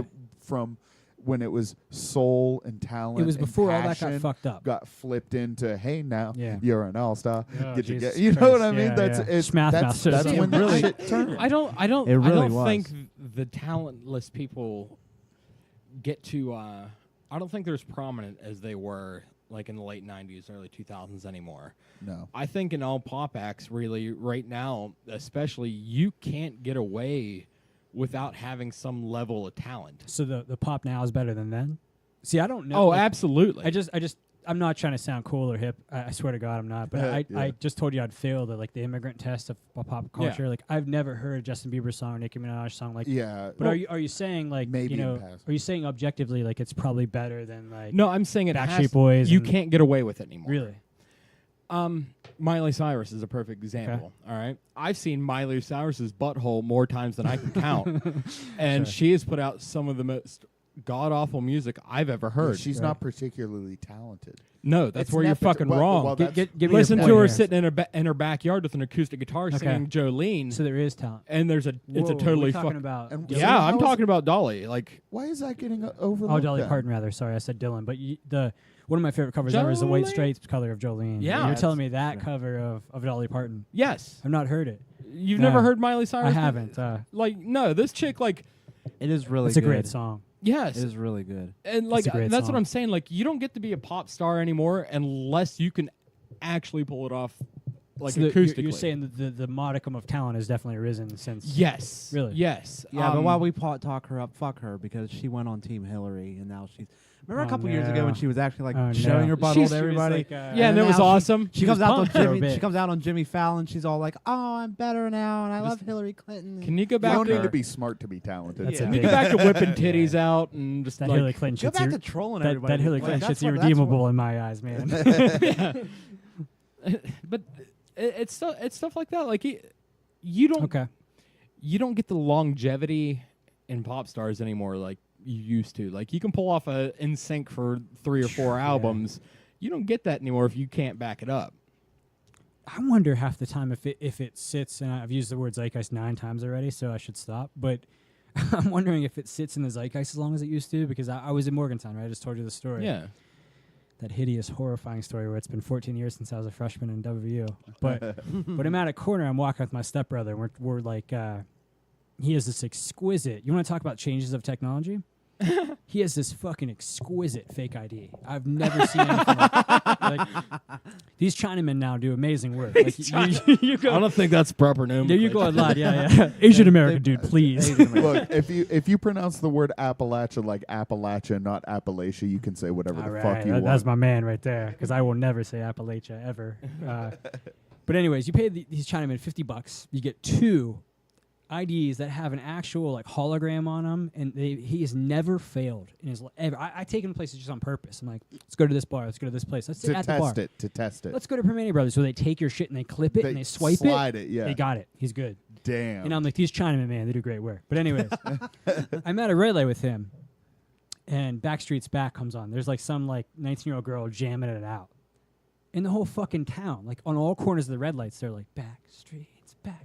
All right. And I'm like, wait a minute. Because I told you, I don't know like the new... Uh-huh.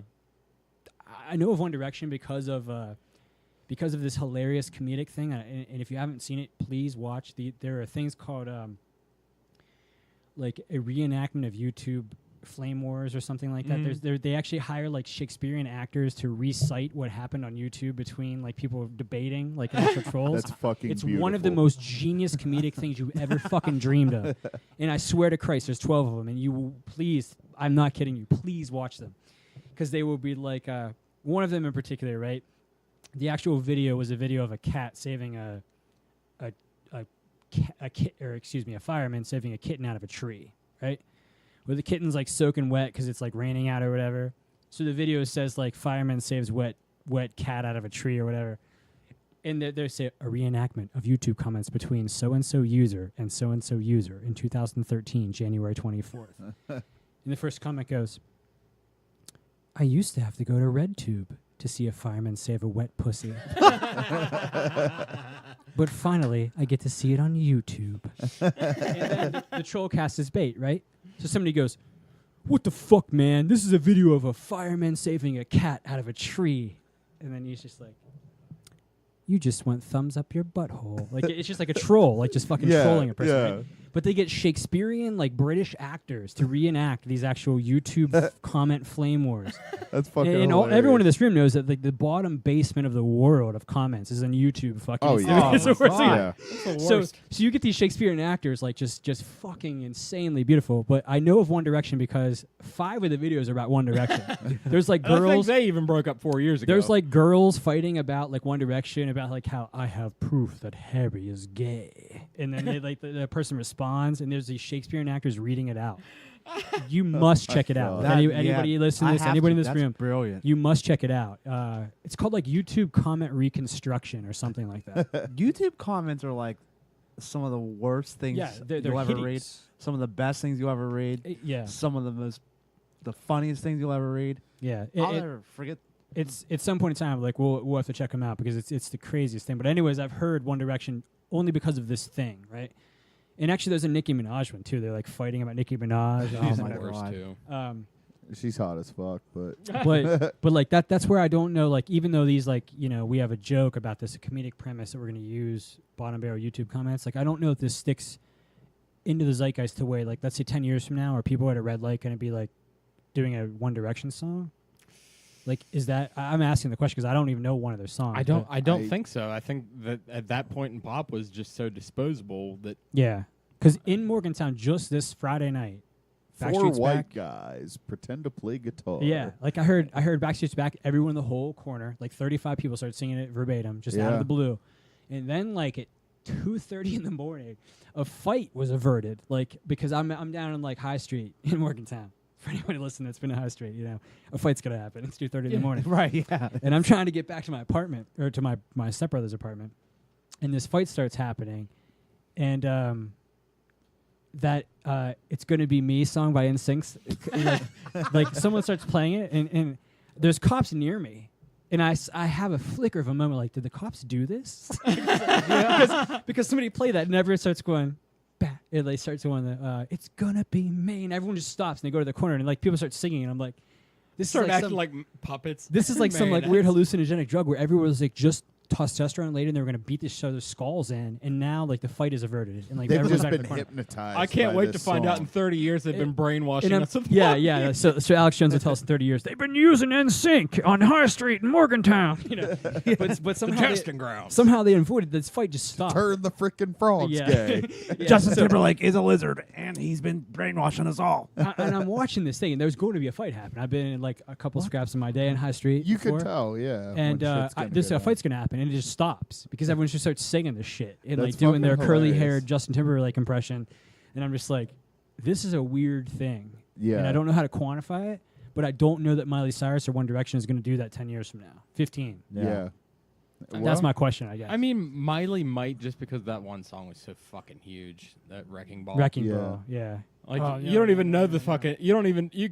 That's the only song you know, and I bet you know the fucking chorus. A little bit, but Yeah. this does That's all I this know, does though. bring my point up because I think we are just talking about bands that like should have made it somewhere. Or Mhm. just the zeitgeist is It wrong. fucking Right? disgusting. 10th or man. 11th time I said that.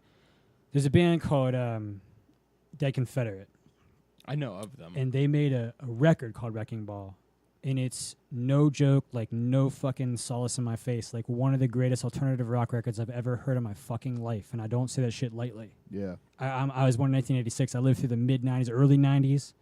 I'm not fucking kidding when I say this. The record Wrecking Ball by Dead Confederate is one of the greatest alternative rock records ever made. Yeah. And I don't think anyone in this room even knew who the fuck they were. Like I said, I know of them. Yeah, they had a one, I think, well, two maybe videos that came out on like MTV, which means like every fifth Friday they play like one video at 7 in the morning or whatever. Yeah, whatever yeah. it is. But one was called The Rat, and another was called Giving It All Away, and they're both probably on YouTube. This band is fucking exquisite. For all the things you would have valued about a 1990s like alternative rock band, they have it in spades and worse. They're great, but they're in the wrong time. If they would have come around in 1994 when I said your name, we would have all been like, "Oh, I saw them a few weeks ago at Lollapalooza," or "This is the greatest band," or whatever. I have a fucking Dead Confederate shirt on, but it's 2018. And it's a different world. Yeah. And that kind of puts a button on that point about there are bands that you play with, you know of, that are better or good as anything you Well, ever. and here's kind of from my world with the hardcore and punk and everything like that. Nothing is good pre 1990. Like everything sucks pre 1990 in my world. Even though there's a lot of people who like newer bands, but especially like I have this. I don't know what to call it really. I have this theory that like nobody's gonna give a shit about my band until we're done for like 30 years. Then we're gonna blow up, you Gonna know, be just a because that's how the Vincent that's Van how the Gogh. music world Yeah, is. you get the struggling artist Yeah. thing. Yeah. And it's just You're only because worth something after you're dead. God, that Because shit happens there's so way many- too much with painters. there's so many bands that I hear, and I'm like, I love old hardcore bands, but I love new hardcore bands too.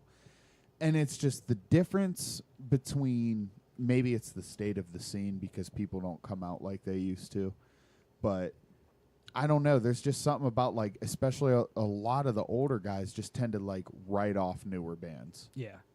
There's a problem just with that. because it's like, oh, I've been doing it longer than you, so fuck Yeah. you. Well, they say there's an age you get to where you just quit taking in new music. I'm wondering because I'm waiting. I'm 32 and I'm waiting to slam into that, but I haven't quite yet because like I still Now- enjoy new stuff. I don't My- know if I ever could stop. Yeah, listening to I've new had this I don't. conversation I'm before. so deep.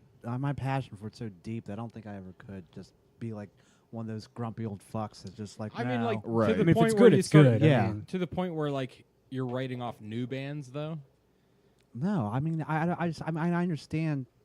You know, everyone's dad and uncle does that, but I don't Yeah. ever see. I have the same thing, man. You Like, know, I I don't- come to it with suspicion. Don't get me wrong. As soon as I hear like new X music from, I'm Oh, like, even me. Probably and gonna I'm suck. still young as but shit. I'll Yeah. listen to it, and if it kicks ass, like very rarely, but a couple times it's kicked ass. Yeah. and I tend to like think I'm like, Well, oh, that's cool. that's one thing is that if it's played on the radio, I probably won't like it. Yeah, but most It's likely. like the Nathaniel Rateliff and the Night Sweats thing. That son of a bitch song. That Yeah, son of a he's- bitch. Yeah, he Yeah. sucks.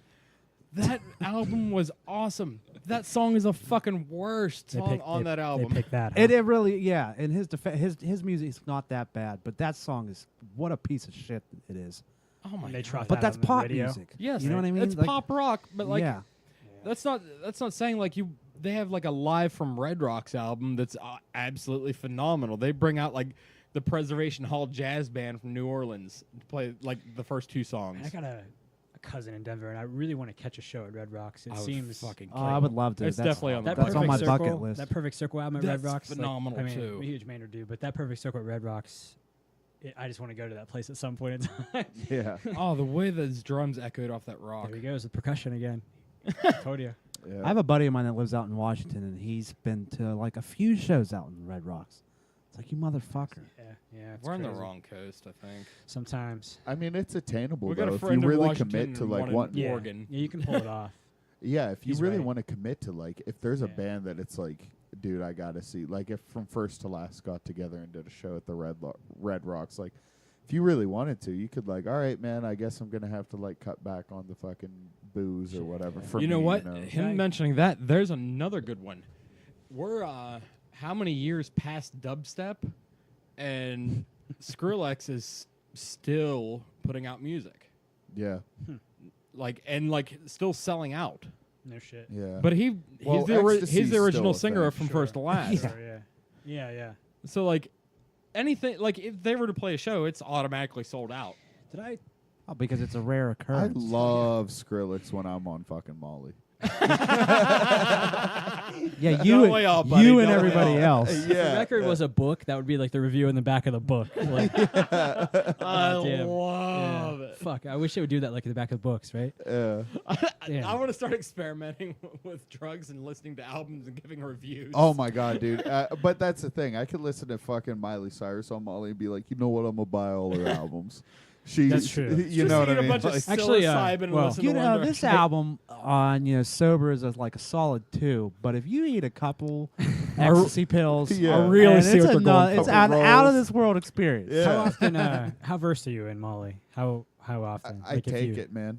Okay. Well, I don't take it like that. I take it Sure. like I've taken it twice this year. Last time was in 2015. I've Like, been. I'm not. I'm had a probably chance going to do it one more time to use this it. year because- It seems incredibly interesting to me fun. as an It's- empathogen, right? So like entheogenic drugs being the mushrooms I've so adeptly talked about, but Molly as an empathogen seems like a very, very interesting substance. I recommend taking it with someone that like you're close to, but Right. you don't talk about how close you are. Yeah. No, that makes Yeah. sense. I mean, because that's what it's for. I mean, that's Yeah, where it's used like It breaks down those barriers. that's where it's used clinically Yeah. now at Johns Hopkins. Yeah. Is with PTSD situations and things Which- like that because And this is the thing. I know, I know a lot of people have PTSD this day and age because they were at the senior prom and some guy's hand brushed Yeah, against fair their enough. ass or Yeah, whatever. yeah, you know. sure. But I had some situations when I was younger. Yeah. And I've been clinically diagnosed with PTSD since I was 10 years oh old. shit. And cannabis is what really helps me. Okay. But another thing that has helped me be able to talk about these things and deal with them in a certain light is MDMA.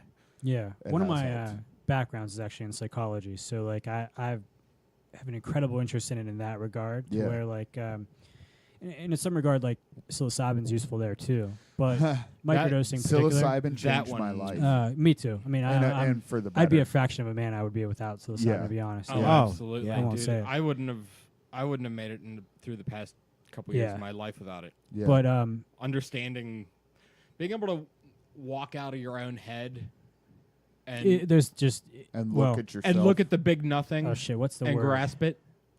Ineffable. So Yes. when Paulin is writing, he uses the word ineffable a bunch of times, and it's a clinical word that means it's beyond the description of human language. Yes. Yeah. What captures that more, right? Yeah. Ineffable. It's an ineffable moment that you can't explain by human language. It just that doesn't cut it. Yeah. And it's such a useful thing. And I have no experience with MDMA, but it as an empathogen, Yeah. as a psych guy, that has to help like psychotherapy so much to be able to build a rapport and for you to talk openly and evenly with like somebody. It'd be perfect for that because you It can. must. I don't think you personally would benefit from it as much as you did psilocybin. But if you had somebody with some shit that they never talk about Sure. or anything Yeah. like that. I agree with you. I have a friend, a very close friend. I've done Molly with him twice, and we are probably. I mean, we're best of friends, you know, and we hang out all the time, and we always make each other laugh.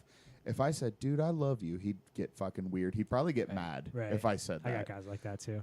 When we did If you're both, on that though, yeah. sure, dude, I got it. Yeah, me too, dude. I love you. yeah, You know, but yeah. no, it's not even that. It's I can't get a word in edgewise because he's telling me shit he doesn't Yeah. tell It's anybody. Sure. You know, Yeah. and it's good for, and I love hearing it too as his friend. Even when I'm on it, it's like I just want to hear it. And that's where Johns Hopkins. I don't mean to cut you off, but that's where Johns Hopkins has done like groundbreaking stuff because they're like solely working on like combat veterans. These Yeah. guys aren't going to sit there and be like, "I love you, dude." Like, yeah, you know, yeah, they're. Yeah, I grew up with the whole fucking family of combat veterans. And Yeah. It's not that way, you know, at Yeah. all. Believe me. Yeah. But you got a substance and an empathogen, an empathy giving right, substance.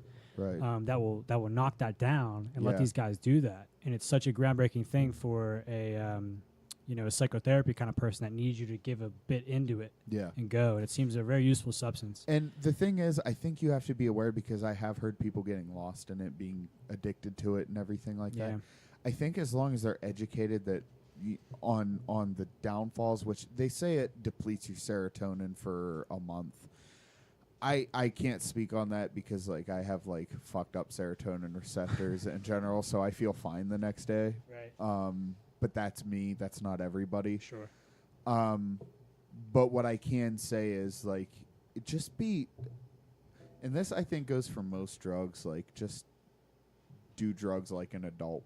Yeah. Use them. Yeah. Use them. Everything in utilitarian. moderation. It's a Yeah, utilitarian Except for moderation. thing. I do them, Yeah. and like most people shy away from the term, but I do them like totally like spiritually. Like everybody's like, that's some hippie weird bullshit, but I'm a gun that's- guy, and I'm like, everybody's like shocked by it, but I'm like, no, dude, this thing, if you're gonna do it, this isn't a party, this isn't fun. Yeah, no. This When it is, comes to pure psychedelics, yeah, that's yeah. not fun. That's not a party drug. Yeah, I know some actually people. get fucking angry when people try to use them as like a party drug. 'Cause I'm It- like, you don't always deserve this thing. Yeah, you it know? annoys me because you're missing. You're Sure. missing. You're taking this thing and you're missing what's Right. happening because it can be fun. It's a lot It could, of fun. yeah, you It could use can it that be. way. Don't get me wrong. But I've never. Oh, I have tons remember of fun, but it's not I would- exactly what it's- Ian's saying. You don't roll up to this party. If and you be want like, to "I'm have gonna eat fun, these do mushrooms." cocaine. You know, like Well, something exactly. Like I've that. never touched that either, but Yeah. that But- makes sense to me. Yeah. I like it to be chill. I want Right. to like if I honestly I'd prefer to do it alone, but if like maybe one other person Yeah. and just quiet or put some music on. Fuck, It's get a lost in that. personal thing. Yeah,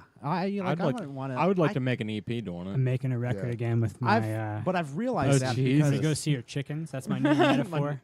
My new metaphor, taking a piss. I'm gonna go see your chickens because they're. Now, one They're thing over that I cameras right over really there. The coyote think, likes to look at him too. one thing I think other than like immediate, like maybe an anesthesia may be the right word or anything. Outside of that, though, I don't think. She's still out there. I truly Why you out don't there? think opiates have any medical merit other than like you literally just got like T-boned by a semi truck and Yeah. your arm sticking out of your fucking skin. All right, keep going. I Yeah, gotta go check but other than like you know you get T-boned by a semi truck and your arm sticking out of your skin, like your bone. right. Outside of that, like I don't think opiates have a medical merit. No, Because, no. I mean, when I broke my hand, I just had I just used ibuprofen and a small enough amount that didn't give me stomach ulcers, Yeah. and I used cannabis. That was it. You know, I and the amount of people that I know that are now heroin addicts because they injured themselves when they were young, it's astounding. And they can't get any pills. The doctors won't give it to them anymore. Or Yeah. something like that. And Yeah, they or even they doctor turned to will, but they dope. sell half of them. Whatever it is, yeah. But that's all that shit is, man. It's just the opiate epidemic is just terrible because I think it's that's just what stems it's from legal heroin. Yeah, You know, that's all it. Well, everyone I know that if I had like the same amount of OxyContin or Percocet or like if I had a Perc 80 or like a small amount of heroin, they would take the Percocet 80 every time because they know what's in it, they know what it's going to do, and some people have even said the high's smoother. The heroin they get because it's so much cheaper. Yeah. Than the OxyContin, and they can't not have it or else they'll get sick. And even once they get past the 6th stage and they're a month clean, 2 months clean, it's just like they can never seem to go back. They can't. to Well, and then normal. another issue definitely in this area is that the rare occurrence that these junkie motherfuckers find like pure heroin, Yeah. and then they just fucking overdose because they're they're used to They're- this fucking Yeah, they do puddle way water too much. fucking Yeah. bullshit. You know what I mean? Like, yeah. And it's sad, you know. I mean, I pretty much, you know, half my friends that like I grew up with in my formative years are now addicts or dead. You Yeah. know. I mean, that's the very same situation I find myself in. Like, Ian, do you talk to anyone from that you used to know from high school that's even like how narrow can you get your circle of friends that you ran around with when you were young? Oh, pretty rare. Really? Yeah. One would be, I mean, a vet of your podcast, Travis. Travis, Oh, I yeah. still talk to. Some of my other friends, though, that they're fine. They steer clear of drugs, but I just don't Yeah, see them often. But no, we certainly all had. I mean, once again, the Rust Belt, that valley. I mean, we've all had people that have dropped from that stuff. But Dude, I've had numerous friends I've had to quit talking to just because they can't not be fucked up. yeah. And that's Yeah. the thing. I like to party and have a good time, but I've never. No, but- I dabbled in Percocets for a minute, but then Yeah. before I got into, because I resisted for a long time. Sure. And right when I started to just experiment with them, I saw what it was doing to everyone else who experimented with them None of 8 it, months ago, and now where they're at. And I've so known I got you- lucky. I guess what, for maybe 2 hours, but Something like that. But none of it seems like escapist to you. Yeah, and that's no. a huge denotion to me, Right. right? So like if you're using an empathogen or an entheogenic substance, right, to gain some wisdom or to figure something That's out, always what it is for me. Those are my people, man. Like Yeah. those are folks that I can sit and have a 5-hour discussion with. You want Right. to tape Oh, it? We'll tape it, and people will listen to that some bitch. Yeah. But folks that are just hiding for something or pissed off because It's a they're dead. Band-Aid on a Yeah, fucking. they're in this fucked up valley and it's just economically crumbling and everything's dead and dying. And you know, you're being in this valley, man. It's like discovering Rome, like 200 years after it collapsed. Yeah. Like you can see the past. You're like, look at that fucking building. it used to And- thrive yeah, here. yeah. And then you're like, wow, look at the ruins of that place. And you're like staring at the Coliseum. Like downtown East Liverpool's like that. Yeah. You're like, man, look at this fucking place. In 1920, it must have been awesome. yeah. But I live here now. Fuck, you know, Yeah. it sucks. Terrible.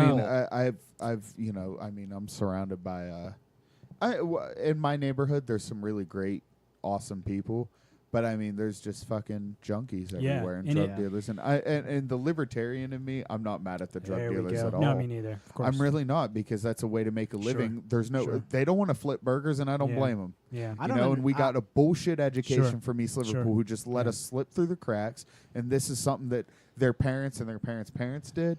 And it's like, I'm not mad Yeah. at you for selling anything. I just told you I've never even smoked cannabis, but I think you should be able to sell heroin at Sheets. I think so, too. I'm with Like, that. it's- Yeah, 100%. I think it'd be less dangerous and damaging what we It'd have be right now. controlled. It It would would be. Yeah. anyway. Yeah. Yeah. They You know, fuck it up. Yeah. I've never understood the whole motto that whole movement of shoot your local heroin dealer.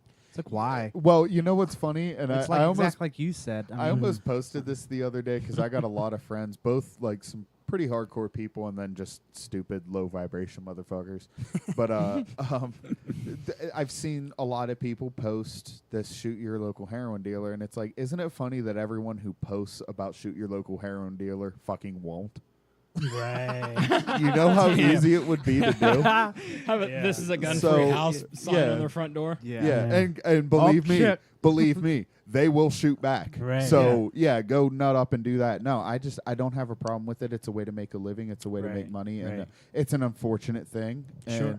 But as long as you're not selling to kids, I have Right. I As have no are- problem with it. As are cigarettes, right? Which are more addictive than heroin. Yeah, It's an yeah. unfortunate thing to make a living inside of those corporations, but it is a thing. what I believe people should be able to choose what they want to do, and I Sure. think cigarettes are going to kill themselves because my little brother just turned 18, and he has a bunch of friends, and they're pretty wild motherfuckers. They party.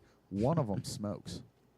And they all are like, dude, you're such a pussy. What would you It wasn't our do?" scene. You know what? Yeah, exactly. No, we all smoked. Yeah. Same with everyone. I smoked for about 8. I started when I was 17. I quit last year. I smoked for the strangest reason ever. That I recorded my first song and my voice, like I couldn't get it rough enough.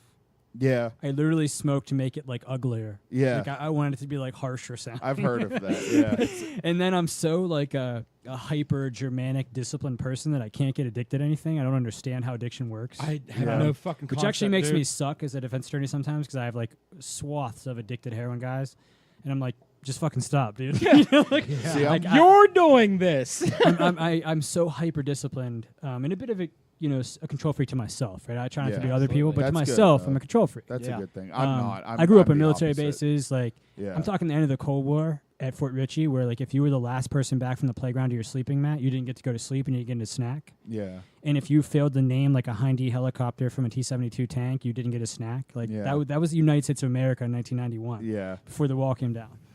It's a weird world. yeah. yeah. I got the tail end of it, and my dad's like a drill instructor at that point in time. Like I have a weird upbringing. Yeah, But I don't get like how to be addicted to anything. Like my wife, I love her dearly. She doesn't smoke anymore, but she was kind of addicted to smoking for a while. right. And I was like, just stop.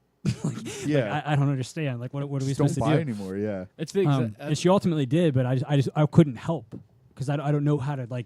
I don't know what it is to be addicted, and I don't know how to stop. I have addiction in my blood, and I can tell you that without taking any kind of a test or Yeah. anything. No, I do. I have a family with alcoholics too. Yeah, But yeah. I don't even know how to get addicted Well, to that's that. how my older brother is. My older brother just doesn't. Even my younger brother, I wouldn't say has an addictive personality. He likes smoking weed, but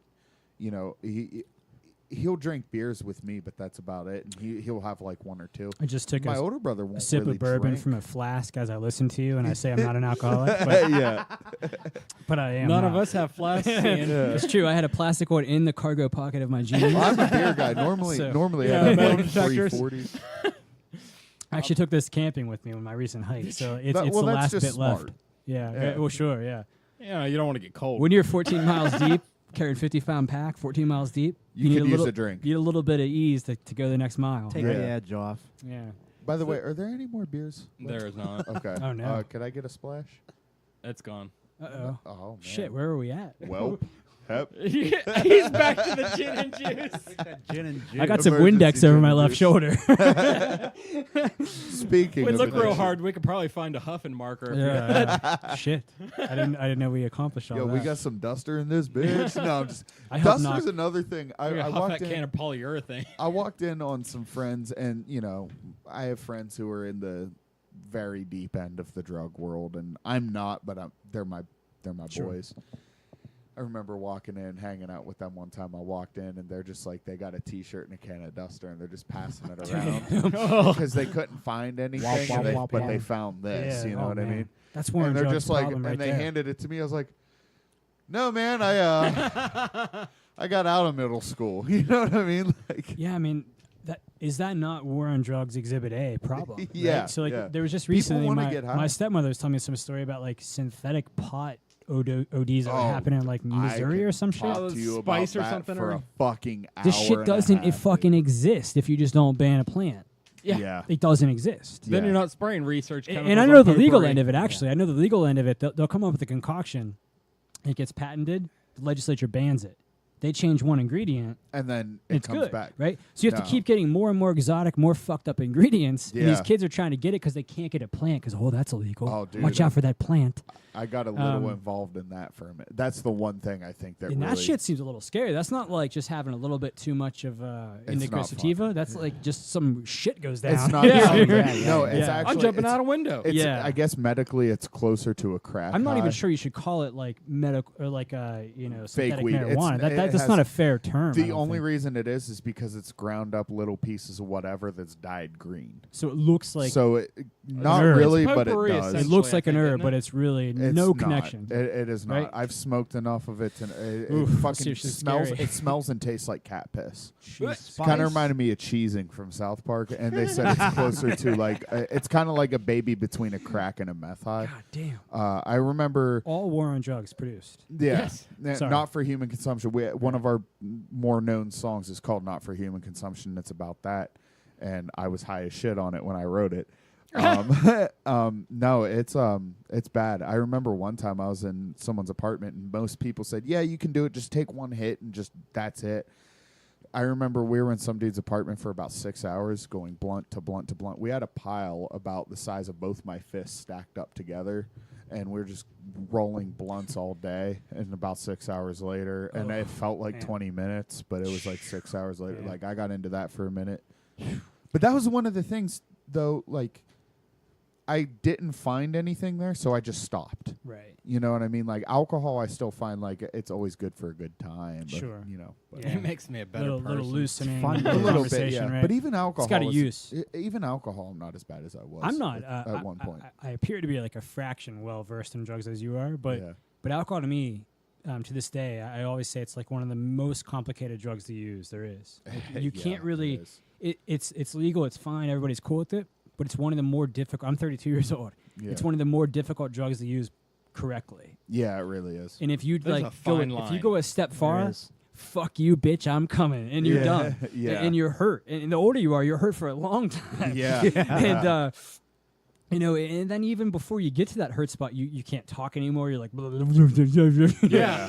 your mental acuity is tied up, and other drugs. Just takes all And I your think inhibitors. maybe just that's fucking why throws it's them out so the window. harmful, is because it's thought of just totally okay. Yeah, and Until it's everybody's not. cool with it, right? Until it's not, Yeah. it's totally okay. Everybody's cool with it, but I always say, like, I'm Jake with younger kids, and I've been in this huge, like, high end bourbon kick for a long time. My stepbrother's with me, and we're Yeah. with younger kids, like trying bourbon, and I'm like, okay, this is like bitter for you than probably drinking like Guttersville Natty Light all night, but like this will come at you, and you got to use this drug very Easy. carefully because like It's there's a different animal. moment, there's a Pace moment for about an yourself. hour, right? Yeah. That you got it good, and you can talk, you converse with your buddies, but if you fuck it up, you're gonna be knee deep in this ditch, Yeah. vomiting, and the next day you're done. You're gonna sleep the whole time. You're gonna have to Yeah. learn a word called maintain. Yeah, Yeah. And it's in Morgantown in particular. Like, so that town, there's only in the summer there's like 15,000 people there. Oh, that's not Nothing, bad at all. right? Clears out. Now. It clears out. Yeah, in the fucking height, you throw it slap another 35, so you're about 45, 50.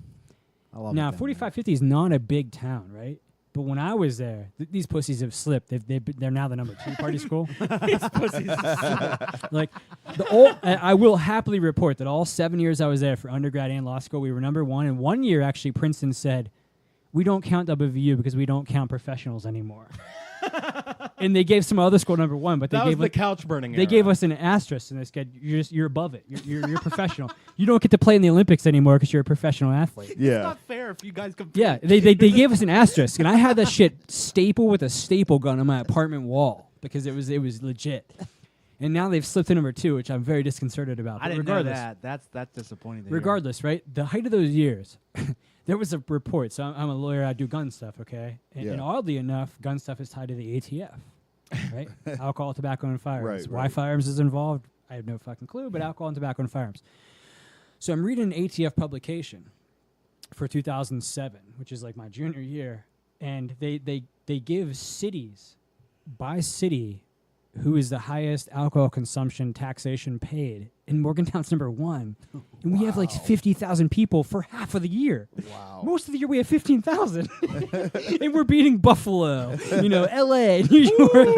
And I'm just like, amazing, So like I take this shit. I'm on LexisNexis in law school, like publishing this shit, and I'm taking it, stapling it on my wall. I'm taking it to the house parties, like, good job, guys, Look what you're doing. But again, that drug is celebrated. We all love it, right? It's a Yeah. cultural thing. It's cool. You know, yeah, you're gonna go down to Morgantown. You're I gonna could drink you more know? than you. Probably, know? yeah, I'm sure you could. Well, no. No, I'm not saying that. No, I no, just I know. mean, the theory, that you'll right? hear That's the people say banter. that, Correct. That's the banter. and that's kind of destructive. Yeah. Oh, you know? it's stupid. Yeah. But that's the banter, right? Nothing that, wrong that with somehow having- you're more masculine than me because you could drink, you know, Exactly a little right. bit more. That'll get me It the get- it bitches, gets- or it'll alienate me from those I Yeah. love. Like they'll watch me like gurgle my own spit in this ditch for 4 hours. Right? Exactly. Yeah. Somehow I'm, you know. But somehow that was legit. In this town, it was the most legit. We were famous for it. So it was abused even more, and I would watch it from the sidelines, okay? Like, I have a family, a military family, an alcoholic family. Yeah. And that's I'm an introspective synonymous. guy. And I think that's why you just maybe said I wouldn't do that hot on empathogens, because I'm already introspective. right. Yeah. So I'm looking from the sidelines, and I'm like, look, you know, this is our hero thing, but I admit that, like, this is a hard drug to use. It's hard Yeah. to, and I just told you guys before, I've never smoked cannabis, but I watch guys in the periphery. We're burning 10 couches, drinking beer, chugging whiskey, but I'm watching guys that are smoking pot. Yeah. Sitting on the porch watching. They're all cool tomorrow morning. They're all Yeah. cool. They're all cool at 4 a.m. when I wake back up. Yeah. Nah. They're like, oh, To dude, throw yeah, up. I'm And gonna I'm go for starting a to think- jog. And I could always handle stuff, right? Just genetically, whatever it is. But and I wake back up kind of like hanging out, and I'm bored, and all these guys I'm talking with are all like, you know, Bob Marley fans that are like, you know, knee deep in their 5th joint, and I'm like, wait a minute, my buddies are all like dead, you know? Like, Yeah. one guy's at Ruby Memorial, he's like alcohol poisoning, and everybody else is here, you know? And it's a weird thing that this is the drug we hold on a pedestal, just Yeah. like you said. Right. I can drink you under the table, motherfucker, yeah. right? Oh, yeah. We hold this in a pedestal. It's legit. It's good. This is our heritage. We're moonshiners. We're this. We're that. And then this plant, we're like, don't do that, man. You'll go to fucking jail. Yeah. It's the jail. Well, You'll what's never funny achieve too, and anything. here's some advice. I have for You'll you. be this loser. You'll die Yeah. in a gutter. Like that. That was not my experience either. I'm in law school. And you mentioned coke earlier. I never touched coke before. Yeah, it's just Coke I is- just threw it out. Coke there, is yeah. the law school drug extraordinaire. Oh, I'm Oh, sure I'm it sure is. it is. I'm like not sleeping. They're giving you 250 pages to read a night, and you have to like be Socratically examined the next day. And Socratic method is terrifying. Socratic method is just like a bunch of questions they ask you, and every answer you give them, a new question comes, and you have to defeat it and go and go and go. It's horrifying. Yeah, That happens on 3 hours of sleep after you read 400 pages of case law. right. So dudes are in the fucking Time for a little pick me Yeah, up. dudes are in WU Law School library, and I'm like, holy shit. Yeah, Wait a don't minute. fuck You with it. motherfuckers Coke's- are the reason not to pee in a cup to get some Adderall. Yeah, and I'm like, wait a minute here, like, is this real? And like everybody but me. I mean, Yeah. like, That's another drug right Coke's- there. Coke's fun. I never but mess with it. It's too expensive. I freak out about it because, like, so again, I just told you guys I failed chemistry, so I shouldn't be giving science lectures. But the part of the brain it lights up, right, is like sexual excitement, Right. in euphoria, Mhm. and I don't know how I'm supposed to say this, but like fiendish in those regards. Yeah, So, like, yeah. I'm worried as fuck. Like I take this, like I snort this thing, and it mimics that. I'm like, Yeah, yeah. There's This gonna is be how like- people become that's just furries. being aware. That's being aware. There's gonna be like a foot pile of this tomorrow morning that I'll be going through, and I'm like, I'm out, I'm gone. So I Yeah. never touched it. yeah, Wanna play that's Rob? good then to realize Yeah, that. I don't know that I could handle that, right? So I Yeah. just bragged about how I could not get addicted to things. But if I was going to get addicted to something, it's like that. If That, it fires for those sure. chemicals, you know. Yeah, for sure. I could Uh, see why it's for some reason that just I've tried it a couple times. It's not really for Mhm. me. It's too expensive and it's fun for 20 minutes and then it's gone. Yeah. And then, you know what I mean? Like it's one of those things. This is where I'm a generational thing too. So we were talking with the old men here that I know of, right? But our parents, for instance, like they're all like, "Hey, I did coke at my senior prom, like Yeah. on the Gateway Clipper. I brought some in, and we did it." Like I'm like, but that's the 1980s, so Yeah. that was it, that's when It's it was very everywhere. prominent Yeah. then. right? So like, for me in 2004, junior senior year, that Mhm. wasn't the scene. No. When I rolled in Morgantown the first fucking night, I'm in Towers.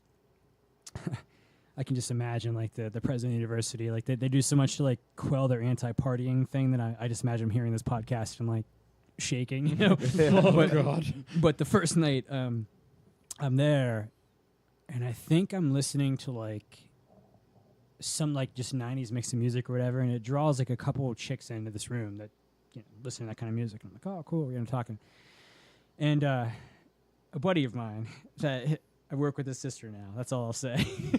Do I know him? Yes, you do. Okay. He went to high school with us. He was a genius and decided to build a beer pong table the first weekend we were in town. we weren't even, the school classes hadn't even fucking started. He's at Lowe's, you know, and he builds this beautiful like Irish flag beer pong table, like green and the orange, and there's like the little triangles inside of it or whatever. So I let her in. I'm not like a big drinking game guy. Like I'm kind of a more, like you're saying, I'm hesitant about alcohol. Social drinker. Right. And I worry about it, and I very closely keep tabs on. I'm not going to play some game. I'm just going to talk to you. I'm going to, you know, partake. He builds this thing, and I'm talking to this girl, and all of a sudden, she spins this fucking ring open in her hand and just dumps the shit out on the table, like the salt that I think it's salt. I'm like, what the Whoops. It's gone. And I'm like, welcome to Morgantown. Like, whoa. Like, Oh, this is me and you. shit. Like, you and I were at graduation together, right? Yeah. This is the version of me you knew like a few months earlier. And I'm here at this place. This is my room. And there's like these like 18-year-old girls just hanging out in my place, like sniffing dust off the fucking table. And I'm like, something's changed. Like, Well, we've taken a step forward. Yes, yeah. I better wake up, right? Yeah. I got to get ready. Now, here's some advice I have for you as a likely future cannabis Okay. user. Okay. Don't judge cannabis on the first couple times you use it, because I remember the first time I used, I was out of my fucking mind. I was sloppy. I couldn't control my, like, Yeah. so don't judge it off of that. And this sounds crazy, but you almost have to use it like 5-6 days in a Yeah. row to Oh, really geez. get to where, and Sure. you're not going to be physically addicted to it Right. at No, all. of course, You can, if you still don't like it at that point, Yeah. then you can stop, Well, and you're that's not going to. The beautiful thing with it is there really is no physiological addiction. Yeah. It's psych. If it does happen at all, which is Yeah. rare, it's Yeah. still it's It's psychological. psychological. Those are the same yeah. people that like get addicted to huffing glue. Right. Yeah. Or They're just fucking they're addicted to being or fucked ice up. cream Everyone I or know, whatever, you know, everyone like- I know who says, like, I can't go a day without smoking weed. Every single person I know who says that, They're who already- probably really like that, they do all kinds of they're other probably shit already too. alcoholics. to be Yeah, honest. Like, well, it's an more than escapist even thing. more than that. Sure, like, yeah. any drug they can get, and that's the most accessible. So I think that's why. No, I mean, if I did it, it would have the same level of deference that alcohol did. Yeah. You know, like the first couple times of alcohol suck. Yeah, well, They're yeah, pretty first terrible. couple times I drank, I was This fucking. tastes retarded. bad. I don't feel like, good. I almost died. Yeah. Yeah, Like, yeah, that's um, the same line. it would be one of those kind of scenes. Except Yeah. you're gonna wake up the next day feeling fine. Right. Yeah, That's there's the no- only there's no- difference. yeah. You might About be an a hour little and a half. groggy. You might be a little groggy, but I that got what you're passes. saying. It ain't the same as like No. 3 cases of Coors Light, the poison that's inside of that shit when you're in Yeah. 2004 high school. Oh boy. Those are awful scenes. So. Yeah. And then the other thing is too, I know, and you're probably more well versed on it than most people on it, because I know a lot of people that are like, man, if it was legal, I'd partake, but I just don't like the smoking. I just do the edibles. I just do the edibles, and I'm sure you're more well versed to understand that the edibles are. That's not the same thing. Another animal. That's not Another the animal same altogether. thing. From everyone I've talked to, You I have, can do too much edibles. yeah, put I it have that a- way. I have a, And it's not fun, and it's not trippy. It's bad. A It's really- not fun. seen it happen. Yeah. I have a really close cousin of mine. He's way older than us, but he's literally a special forces guy, combat veteran. Yeah. Really big cannabis guy at this point. But edibles are like his big, like wide-eyed, like be careful. Oh yeah. Because he had this moment, right, and it was just like a tough, like you can't use the word overdose in this regard, but like Right. a more than anticipated scene. Yeah. and it was just close like to the closest you can get to an overdose. he just calls of it kind of edibles. like he's gun shy about it now. He's like, you want you to be very careful, and I'm You like, have to Well, be. Yeah, with that. what that you- is your blood sugar dropping. right, 90% of the time. no shit. Because that's how you get the munchies. Mm. As your blood sugar drops, you get hungry, so you eat, and see. then you get sleepy. Yeah, interesting. So when you don't, say like you skip a meal like all day, like you have breakfast and then you smoke at like 9 o'clock at night, Yeah. and you're bound to get the cold sweats. here- and Here I am, like I said, I've never used it, so like I'll show up like most of. Let me back that up. I mean, 99.9% of all the lobbying I do at the state legislature is all firearm stuff. Like Yeah. I'm a firearms guy.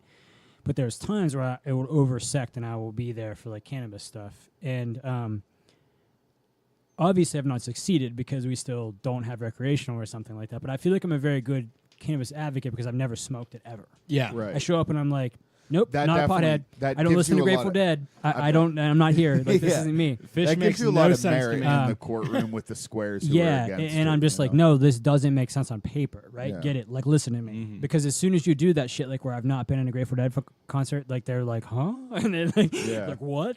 And I'm like, nah, I grew up in a military base, like Yeah. I'm a gun rights advocate, like Maybe here I am. feel. And this feel just like looks you're- dumb. Yeah. Yeah. I feel like you'll probably get into it to once it's the point, and I think it's in the nearer future than a lot of people realize. Not tomorrow, but when it's the stigma of it is gone. Once the stigma of it is gone, I feel like that's In a when you're gonna generation or feel two. ready yeah, to yeah, do it. possibly. So like the profession itself, I mean, is weird. I've obviously, It might bring back the farmer. yeah. That's actually That's the scary part That's about it, life because goals like, for because me. that's what my dad always says. Like he of course, like every other human in America, used marijuana a lot of times when he was in high school and stuff. I just happened not to. yeah. But he's like, man, I got into the military in 1982. I wasn't allowed to do it anymore, so I stopped. But I liked it. It was fun. Yeah, I had a yeah, great time. It's yeah. just I couldn't do it anymore. Yeah. He's like, if it was legal again, I think I'd grow it, because he has a farm now, right? Yeah. He lives on a farm, and I'm like, okay. That's like life goals for me. My mom Right. says the same thing. She's like, I can't wait to retire. It's like, you don't have to. yeah, right. Yeah. I know a guy that knows a guy. The guy. Yeah. So like, It's not. But then I don't there's think she also- understands it's not the big taboo it once was. Right. right. But then there's also this That's how too. mushrooms are, to be honest. At this Yes. point, The thing No one is, talks about that anymore. right? because the advantages to cannabis are so great, it makes a lot of people just like I kind of want to be a part of that. Mm.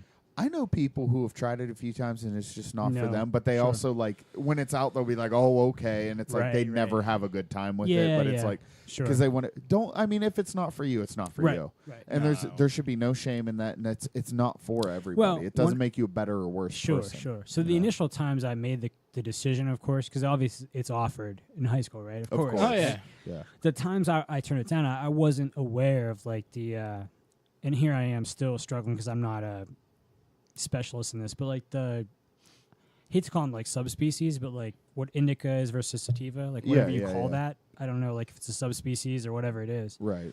But I didn't know the distinction at the time, right? Right. So like, to me, the sativa side of that thing is much more in line with some of the stuff I would be interested in or I would try. Possibly, yeah. But I didn't know the difference. I just thought it was like, oh, you take this, you relax, you calm down, and I'm Yeah. like, that doesn't really excite me too much, right? Right. But now I know a little bit more about it, and the sativa, the indica, the hybrid. sure, yeah, the differences, right? Yeah. I've talked to like long-term veterans of this about the differences, about what the peaks are to each. I'm actually an indica guy. Oh yeah, Personally, yeah, and I'm not like I'm the last person, but indicates. I feel like it matches my personality, so it doesn't bring me down. right. Because I am kind of like an Eeyore type of person. You know what I mean? Oh So- bother. But most people Yeah, cite that sativa is their preferred. That's and I like like- sativa. I'll smoke sativa Yeah, all day. I mean Mine, that like definitely. as soon as I heard that term, like heady, like like a Yeah, sativa yeah, kind of yeah. thing, I was like, that sounds like me. I would try that. Absolutely. As I talked to more and more people who were very well versed, including my cousin I just mentioned, they both seem interesting for disparate and unique concepts. Like, Yep. but I would probably try both, to be honest. Like the thing that interests me most, though, is probably the sativa side. Yeah. Well, You know what? If you smoke it and you hate it, drink some coffee and you'll never have to experience it again. Like No it's shit. it's so easy. Yeah.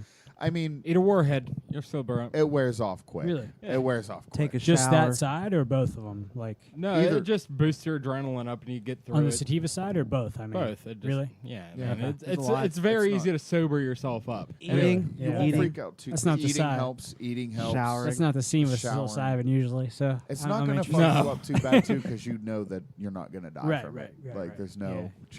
Unlike Albert Hoffman, we just talked about with the eyedroppers of Yeah. acid with no known. right? Well, yeah. At least you have the Poor knowledge guy. that Yeah, you I know will what's be going to fine. happen, right? Yeah. Well, we also live in an era now where we have like those disposable vape pens with the refillable Yeah. cartridges now. That's Yeah. actually a good way to start. That's Yeah, It's so less that's intense. genius. It's a one of lot the ways less I would intense first to it. encounter it. And I'm not like we were just watching some MMA before we started here. I'm not like a huge jiu-jitsu guy or a Krav Maga, like the Israeli fighting system thing. Either way, Was it Sambo or something? but No, that's right. I used to take some of those like Krav Maga classes, and I would go and dudes I was with, like before we'd walk in, like couple Oh, yeah. couple Oh, hits, and Martial like artists it would big. unlock. they're big into that. It would unlock like a certain geometry to them that I was just like, I'm done. Like 'cause they just Yeah. like geometry was like their thing at that point. Like Yeah. every angle, I got this angle. I understand what it works, how it does, And Yeah. I'm like, I'm stone cold sober, dude. It's 8 a.m. Like I don't like. I oh, need to go shit, tap, stretch. tap, tap. Right. Yeah. So and that was the way we used to play shows. A place called the Side Pocket Pub. It's the crazy part is it's a university-owned bar in the actual mountain layer of WVU. We would play shows there. Oh, shit. And I think we opened for the Emergency, this band I just talked about that should have been huge, but the zeitgeist is just wrong time. But anyways, I played there, and the whole place is like a half an acre of just like open billiards games and then bowling. So I'd play a couple, sets there or whatever, and just we would go up to the top. At the time, it was just a grass yard. Now Morgantown's so Gucci that they have like a fucking, a fake grass, like AstroTurf bullshit, soccer field above this place with like a nice, pro level basketball court built in this parking lot. But it was a parking lot and it was dirt when I went there, right? And I would go up and, oh yeah, great songs, like good set. Guys just smashing pot, right? And I don't know what it is because I don't know the difference. Maybe you can't tell the smell, whatever it is, but they're rolling what they tell me later as sativa, like a more heady, like angular, like I know what I'm going to do with my body kind of thing. Yeah. They go back into this place that we're playing the show in, and I just watch them never lose a fucking pool game again. Like they're just like, I got it, angle, 49 degrees, lap, It bam, switches you on. they hit it, Yeah. and they're never missing shots again. They're like, I'm good, I'm gold, I'm fine. Yeah. Dude, And I did it in Blaming Murphy every show. Oh yeah, no shit. We had a ritual. It was I would do that and then have 2 drinks. But like that was just to like relax my fingers. Yeah. I see. Cuz like just the nerves from walking up on stage, it's bad enough.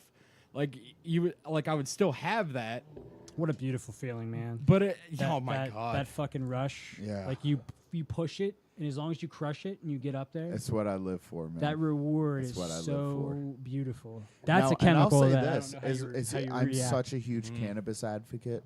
However, for me, I can't smoke before a show.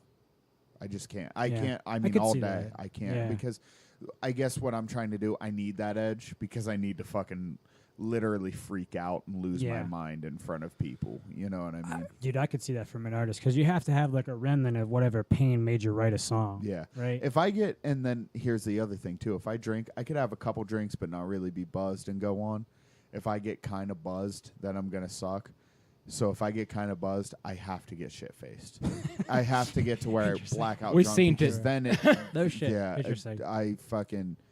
Yeah, it's. I'll talk about it off mic, but I've done some shit and I've Gotcha. broke some stuff that wasn't mine, and I've Okay. Statute but of it's limitations. good, not but about- it's good for been years what I back. do, Yep. you know. So, and that's I mean that's me. That's my life destroyed me, so I'm going to use my life to destroy No, no, everything. no, Is there's kind of gotta- the mental state I get into. There's got to be some background, and that was one of the funnest parts about playing with bands, except for, War Goat and Count Vinderfaust. No, even Um, that's fun though because it's funny. Well, it was fun, but like, War Goat's phenomenal. but they're not going to tell me like what the pain is, right? But some dudes you get close enough with, and you're quick, and you're saying, man, what's the scene? Like, why the fuck you here, right? Yeah. And if some guys can answer that question. Like, I could never answer. Here's it either. XYZ trauma. I probably could if I was like really Sure. like empathic or like under psilocybin. I could be like, here's the problem with my parents, If someone if someone asked me why I was there, I'd break their fucking nose. Okay, all right. You know what I That's mean? a frame of mind. Yeah. I'm glad I never asked you. Glad I never played a show with you. No, just kidding. Jesus. I'm just kidding. But- I'm not a tough guy. But there was times other guys would be open with you and say, look, here's the scene with me. I'm struggling over this, right? So I'm struggling over that. It's usually a And woman. I just wanted to know it. And you're right, of course. Yeah. Um, Heartbreak's the best songwriter. One of these things goes Yeah. back to my favorite fucking stories in the history of American literature, which is like 18. I got the right century, but I'm gonna get the wrong decade. 1840 something with Edgar Allan Poe. So, yeah, I was hoping you were going to mention Hogwarts. A kid, a little kid, about 12 or 13, walked up to Poe. He was in Charlottesville, Virginia, the one year that Poe was at UVA, right? And I know about UVA because I'm such a huge Thomas Jefferson fan. I named my son after Thomas Jefferson, so I know about the university he created.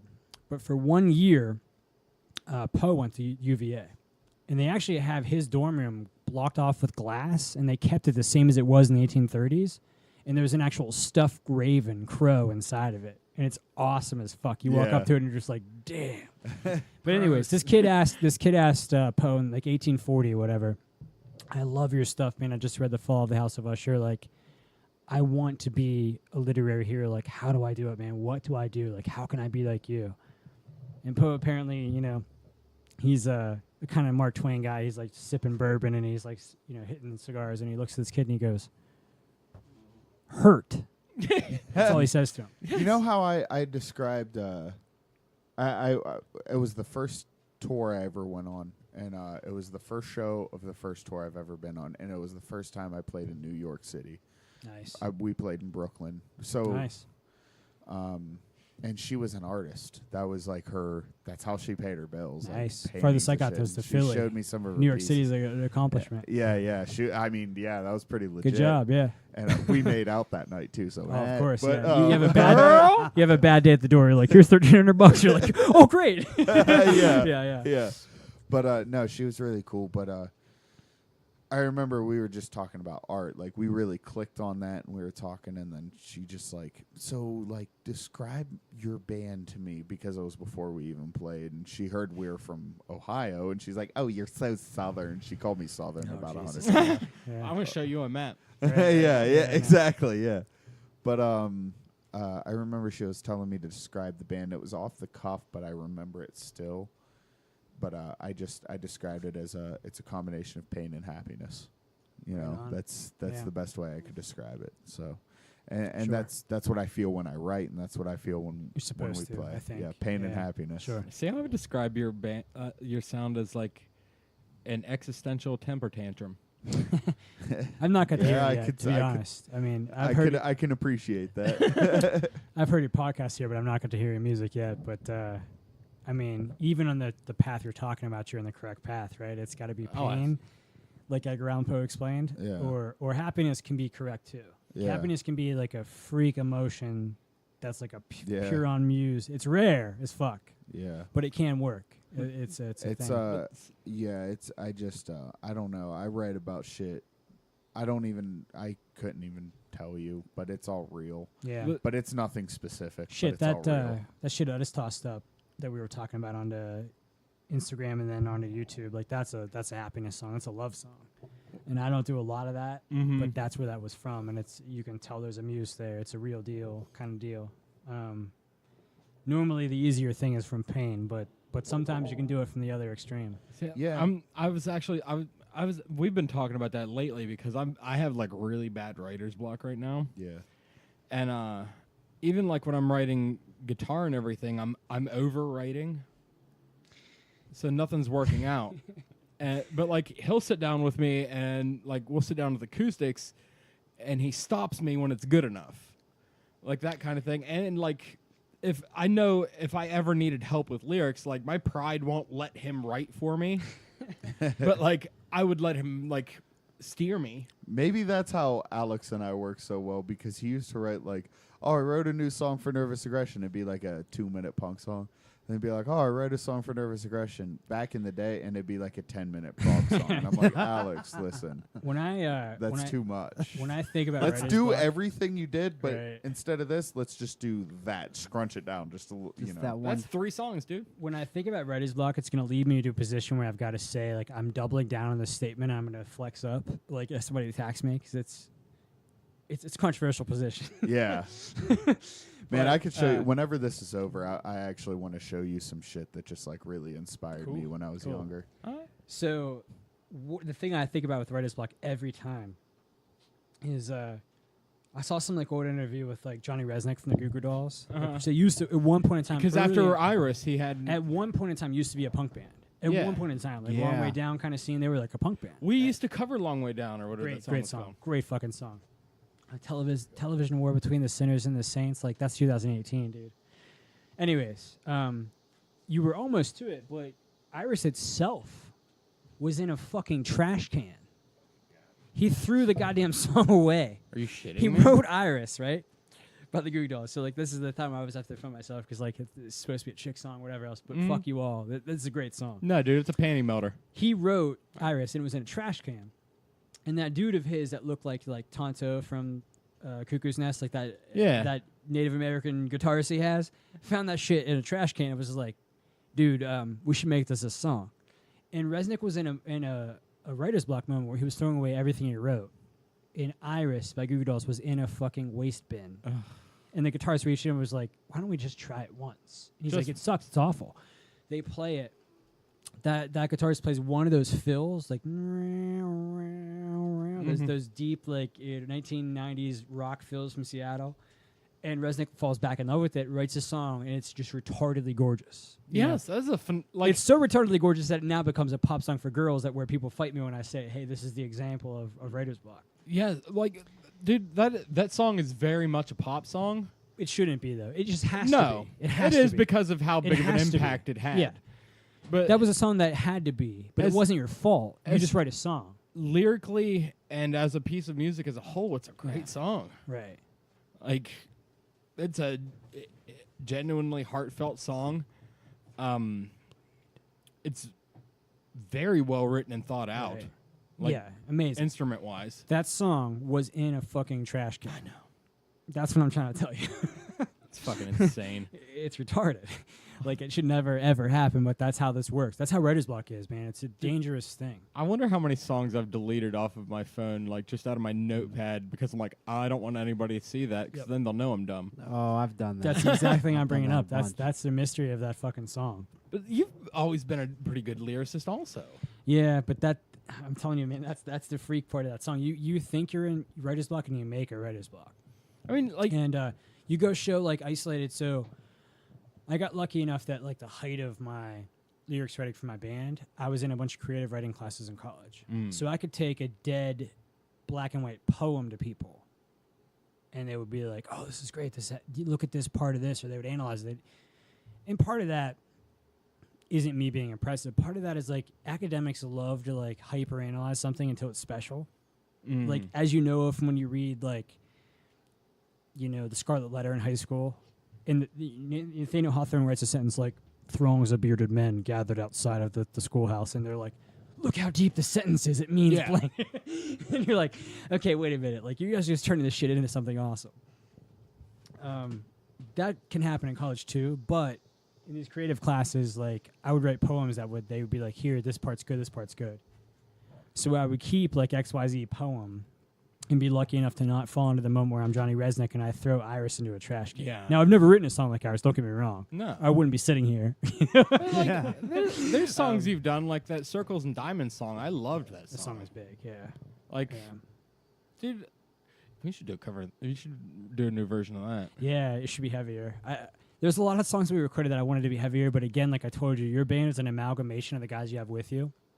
And if you're with like 3 Beatles dudes and it's just you, like Yeah. you can't like push it into Black Sabbath. Like you there's a stretch, right? No, You- that song's where it needs to be. It's just, it needs matured. Yeah, I wrote things from a darker lens, but they got like a little softened just from where we were. And like I said, it's an amalgamation. It's a process. I'm Yeah. cool with it. But I would have loved if some of them being a little darker than they landed, personally. Like, Dude, I don't know, man. I think for that sound and who played guitar? Neptune played guitar in that band. yeah. He used a lot of flanger for that. Yes, yeah, he was a great guitarist. So like, he was the dude that maybe like stopped playing electric guitar. Really?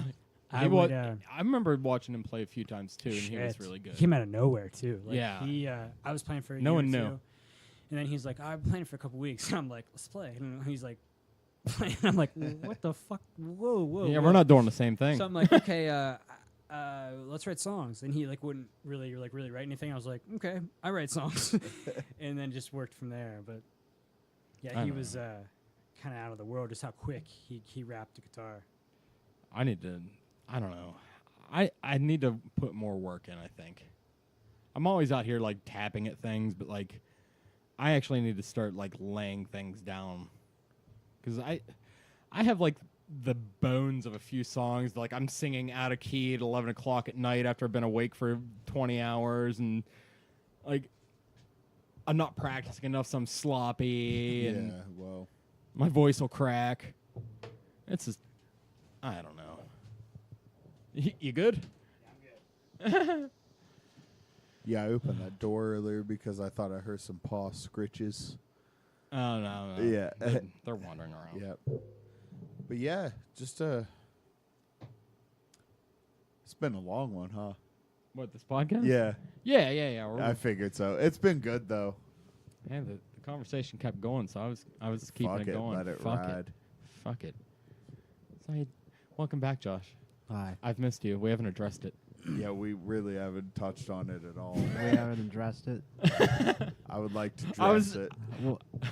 Well, I wasn't going to address it at all. I was actually going to start a feud with you just for the hell of it. Just because I knew you would play along with we me. could just wait till next week. That'll get listens. You'd be on an entire episode, and we'll just start talking shit throughout the week. I mean, Title I was- the episode Confrontation. And everyone will click on Confrontation. it. I guarantee it. It'd be funny. Ah, fuck it, door. I got the bladder of steel. Yeah, you're the Rogan. He like bragging about his like leather satchel that he has. Yeah. So I'm gonna start wearing a fanny pack. Yeah. You might as well. No, we were talking. This is his first time on in like it's like 3 or 4 weeks now, and like we've Oh, never shit. really addressed it. Oh. I was gonna say because like the earlier on ones, I remember hearing a bunch. Like I said, it's the first time I got to meet you. Yeah. Nice to meet you, by the way. But Yes, likewise. I've heard like so much of you talking. It's a weird thing for podcasts because you like know a person kind of, and you've never met them. You've never met Yeah, him. that is the weirdest goddamn It's a thing. very strange, Very strange. circumstance. That's a very like 2000-ish moment because you If it- just I don't know happen to know like an unscripted like intimate version of a person, but you've never talked to him. Right. That's very bizarre. If it makes you feel any better, he knows way more about you than you know about him. Okay, that's fine. That's with me. fine. Uh, That's why I do this every It's week. a little I don't weird, give a too. shit. It's fine. I was trying to make him feel weird. yeah. Feel- That did it to both of us. So you worked. Yeah. No, I've even noticed like coming in here today, like I was like a podcast that's probably easy, but after just doing it for like 3-4 weeks in a row, I could see the toll it could take on somebody. Yeah. Not that it's hard, but it is in a way because it's like, man, I gotta think of shit to say. The You know one-on-one what I mean? ones Like- in particular. So like we've had a pretty cool like kind of round table here where it's been very organic and just smooth. Yeah. But the one-on-one ones in particular, like I think you and I went fine number 4 Yeah. or whatever it was. But like it's got to be a little scary if you're like the host and there's like a dude and he just stops. You're like, Yeah. okay, so how's the Yeah. wife and kids? You know, like you got to just bring something up. Yeah. You get very good at yes-anding. Yeah. Yeah. Improv. And that's where we had to get good, was like being able to sit here in this room when we couldn't find a guest. Yeah. And like being able to Ye- like hold a conversation. Like I said, even by number 4 when you got to me, like if I would end an answer, and I can be verbose, I am, right? Mhm. But when I was done with an answer, like you were ready to go. Like so here's where we go now. yeah. And that was the thing that impressed me the most, aside from the technical aspect, because I never knew exactly how to get one of these off the ground, which is I impressive. didn't to me. either. Yeah, well, you did it. So Like take a bow. It took a while. Yeah. Did- No, I mean it's not that I was like burned out. It was just like you guys talked about it last week. did you that- feel like you're becoming complacent? Well, you talked about the birth cast, the second one. No, that Yeah, thing you was did. awful. You talked about it last Oh week. yeah. Oof. Like how it like And took we it out of chugged me. dick for since then. Oof. Oh, And dude, that so- thing killed and our so, fucking like, ratings. Wow, no shit. It Really? just hurt me morally. Yeah. Or like it just got me right here. Yeah. So like, dude, we suck. Like I used to fucking just say that. Dude, But like, nothing- it's not just. It's both of us. Like I was Yeah. I was doing a lot of show prep. I stopped doing that, and then Yeah. I'd come in here and I'd just be like, he'd talk at me, and I'd just be like, I don't. Dude, it's fucking taken a suck. hit, man. It's dude, I can't tell you. I remember the first time I played in front of like a really big crowd, and everyone was like, "Wah!" for us, and Yeah. then like we play there, you 6 know, a month or times. 2 later, Yeah. and nobody's there. Shit. Like, You're right, I man. feel like it's a similar thing. It's so hard Like, to it's just sustain. like, You're correct. fuck, Especially you know? like when you go at it week after week You're after right. week. Yeah, And if you're an every weekend band like that too, man, you get these bigger shows, and the yeah, first I time was yeah. for a minute. first and- time you launch them out, and you're Yeah. good. But then third weekend happens, fourth weekend, and you're just like, you bring a fraction of the people. Yeah. Yeah, I know what you're talking about, man. Yeah. I didn't get all the way to New York City like you're saying, but even out to Philly and other spots. Philly's is In dope that place. first week, man, you're gold. You got it. Your people were there. Yeah. And then no. And you're just but like, just oh, taking shit. that first clean Yeah. shot to the chin, Right, really. right. You Well, know? I mean, it's not even that. It was just like, it was, it gets to the point where it's just like, I got this thing that I got to go do yeah. once a week. It became Yeah. more like Stuff. work Yeah. than fun. Yeah.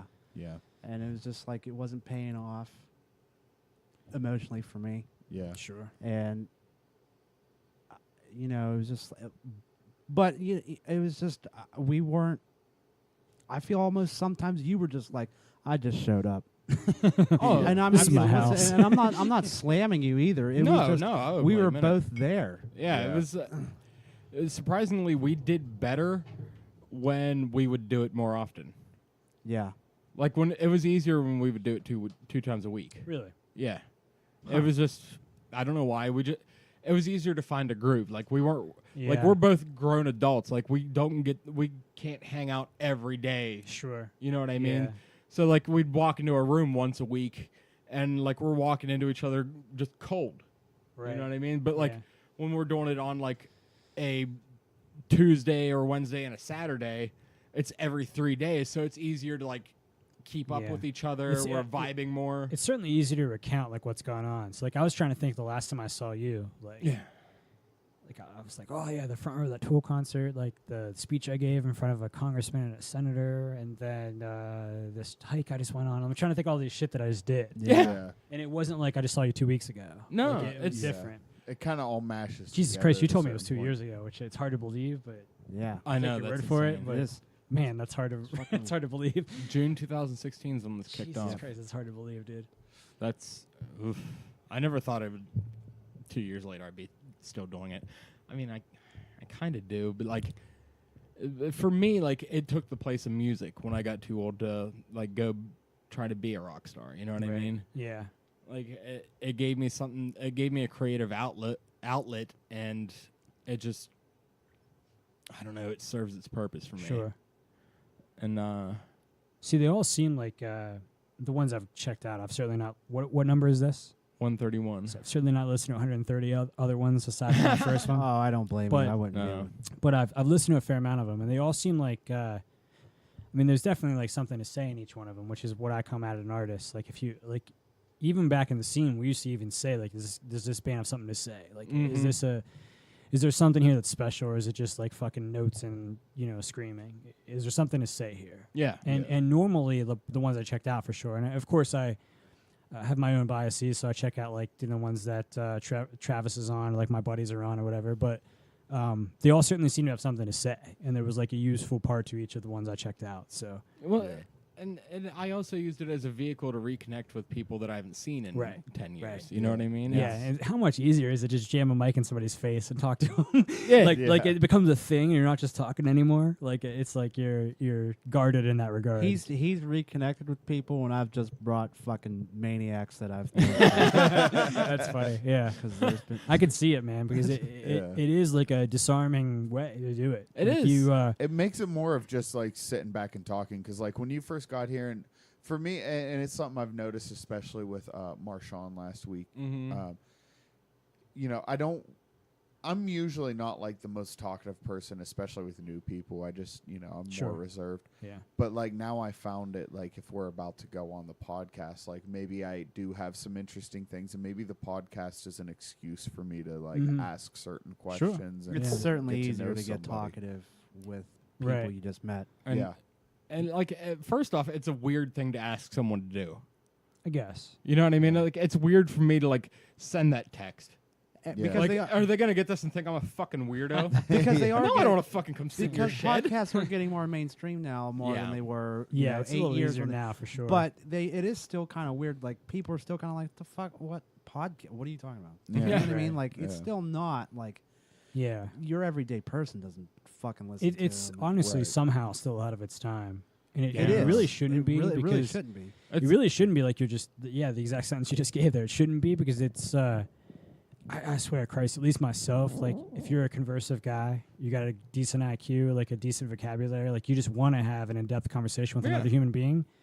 And every motherfucker like that is starved for them. Yeah. Like you just don't get them in society. So that's why like a regular conversation, like in a podcast, people are like, click, like I'm listening to this two dudes talk because I don't get to have a deep conversation with another person. I drive a lot for a living. I'm a truck driver and shit.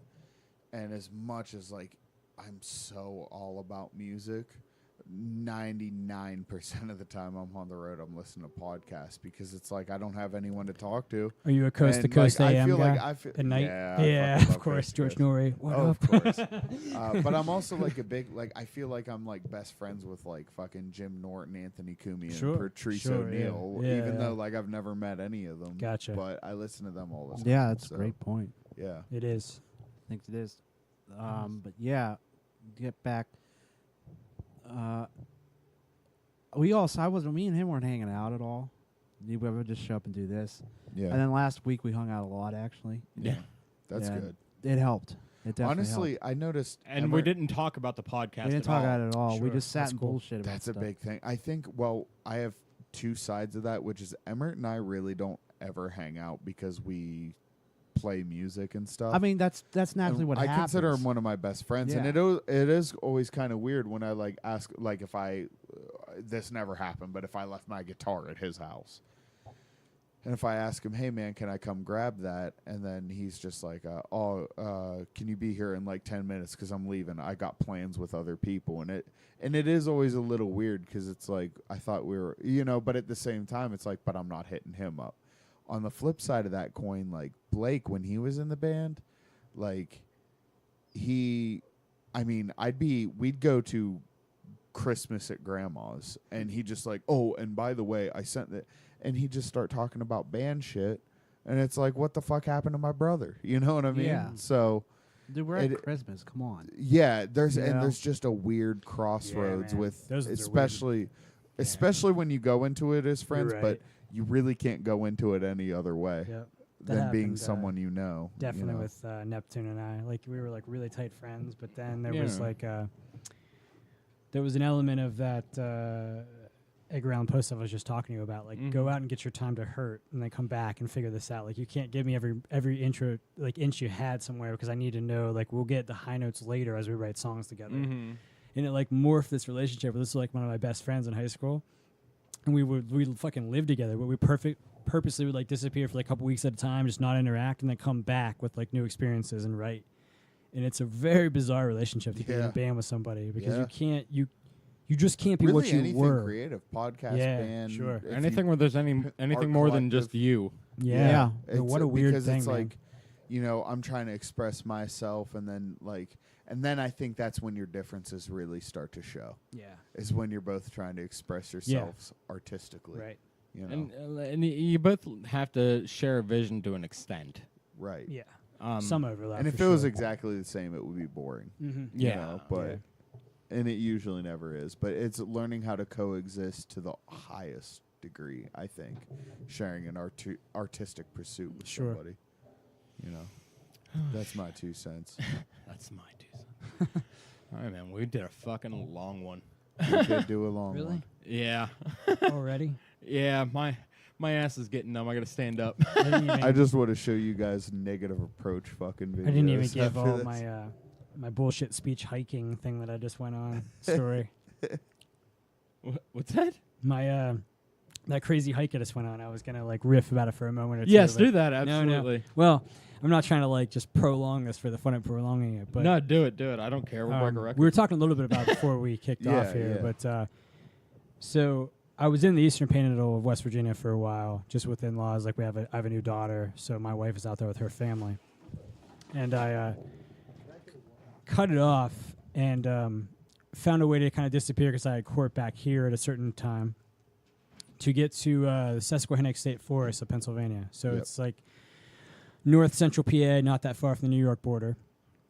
And within it is a place called Cherry Springs State Park. And it's famous for being a dark sky preserve. The actual resource their Department of Natural Resources protects is dark skies. They'll literally build berms above the roads. They work with like municipalities that only use red light at night. They like have like hours of light that can be used. It's nuts. So under optimal conditions, the Milky Way itself gets so bright that it casts a shadow in the ground. Like you're standing there and you just see your own shadow in the ground. Really? And it's from nothing. It's from the fucking Milky Way. That's fucking crazy. And I timed it right so that we were there during a new moon. So there's like no moonlight in the way because that would dilute the darkness, right? Yeah. And true to form, it was true. I fucking held my hand up. Like we hiked 11 miles to get in. You don't have to. It's a pretty it's really no different than like Thomas and Run. More like accessible. It's not that bad to get in. Like they've got like just campsites you can rent or whatever. But we hiked on purpose through the Susquehanna State Forest to get there after like 11 miles. And so you're exhausted as shit and you get there. And I'm like, hold my hand up. And no doubt, like there's like a shadow in the ground of all 5 fingers. I'm wiggling around. And it's just in the Milky Way. And there's like 4 stars visible to the naked eye.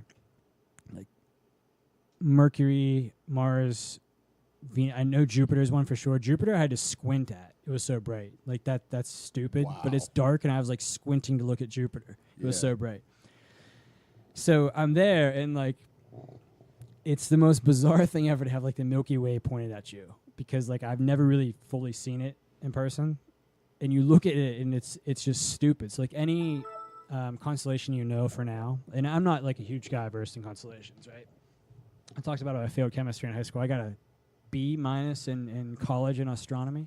Yeah, I Like- took astronomy in high school, and Yeah. I think I did well, but retained nothing. So the hard part was that if you remembered any of those constellations from astronomy, Orion's Belt, Little Dipper, Big take Dipper. those and then just take both hands and jam other dots everywhere, and that's what it looked like. Because Yeah. there was an extra 1,000 stars in the night. This place, compared to like the average rural night here in Appalachia, there's 1,000 more stars in the sky than on a good night here. Wow. So, Holy shit. so if you look at a constellation, you know, like I know Orion's Belt, but all of a sudden it was disappeared by 57 other Because goddamn you're like, stars. what's that were all just this other beaten. right bullshit? I next to can't, it. you know. And I'm like, I'm squinting. I'm like, oh, I think I see it, you know, but it's that bad. And I'm squinting at Jupiter, and it's just like Looney Tunes bad. Yeah. Yeah. So Give me something to Google. I want to see this. Susquehanna. if you just Google image search like Cherry Springs State Park, you're going to see pictures. And the crazy part is, I stole a few of them from. I didn't take my cell phone. I'm a weird kind of. I must have gone to too many tool shows or something, but like I don't take my cell phone to like important things in life on purpose, like a weirdo. So I didn't take mine, and I met a couple Chinese kids there that were actually they lived in like Shanghai, and that's one of the most light polluted places in the fucking world. Yeah. Like they've never seen a star before. They don't know. So they're sitting there like on top of their Jeep, like waiting. It's like 7 o'clock at night. They're just like rocking back and forth in their Jeep with these like high end like cameras, and I'm talking to them and I'm like, dude, like, you know, I've never seen this, but I grew up in a farm and I've seen stars before. Yeah, so like, you look at that shit and it looks like a fake screensaver that like someone just made up. But like that's the Milky Way, and it just you aim it right at you and it's just like staring at you and you're laying there like Amazing. a tarp in the ground, and it's just a transformative experience is all I can say. Like those things just don't look real. They look fake, right? They look like a screensaver. But that's what you see, and to be honest, those images don't like really do justice to what you're looking up at night. I could imagine. It's nuts. I mean, it's totally nuts. So like that one right there, it's like the top, like second to left with that tent that's illuminated. We were in a tent in a field like that, and that's pretty much what you're looking up to. Holy And shit. you're just fucking slack-jawed. You're just like a retard, just hanging there with your mouth on the ground because like, you oh, can't. dude. Because I what are know- you supposed to say at That is that? fucking amazing. Oh, that's when you need the psilocybin. I hear right there. Montana. Well, I hear Montana's I, good for shit like a couple this. hours into it, I may or may not have done that, Vince. But well, you're sitting there and like you have them with you, say, hypothetically, right? Yeah, of course. Just of course. totally. And you're hypothetically looking at speaking. this and you say, you ask one of your buddies that's done it with you before, is there a better set and setting in the world that will ever be in my lifetime? No. And the answer was no. So the Ziploc bags popped open. Hypothetically, of course. Hypothetically, right? Right, hypothetically. But it's crazy. And like here, like I know 4.5 hours is a drive from here, right? But No, but fuck all that. things 4.5 considered- hours. I rub my balls. Yeah, for yeah, 4.5 you do it. hours. You do it. You do that shit for a living, right? But I mean, hypothetically, like even if you're trying to make an excuse, this thing is in your backyard per Yeah, se. it In America. really This is in is. This is in Pennsylvania, for God's sake. Yeah. No, I've done deliveries. Like I've passed Susquehanna State Forest signs and shit Yeah. like that. Like you're talking about Northern PA, New York Sure, border. sure. I've done deliveries up there. You know. See that first night, I had planned this backwards. I was gonna hike 2 different days camping in the forest because you can camp up there for free. Really? If you're in the Susquehanna State Forest, as long as you're 50 meters off of the marked trails, you can camp there for free. You throw up Well, your fucking I shit. You build your know own what tent I'm site. doing next summer. It's amazing. That second night, I had to do it backwards, right? Because you have to play weather. You need a clear night at Cherry Springs, Right. or you're wasting your life. Yeah. So I planned it initially. I was going to hike 11 miles, camp 10 miles the next day, then camped at this place at Cherry Springs, and then Yeah. leave. The weather did it backwards. So the Yeah. first night I had to go 10 miles into Cherry Springs, then I camped 11 miles deep in the Susquehannock. Okay.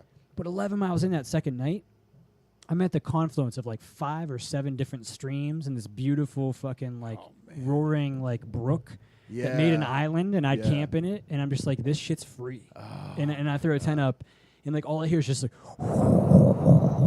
this beautiful like roaring brook. yeah, the babbling brooks. Oh, it's amazing. It sounds like a Yeah. white noise machine. It's beautiful. Yeah.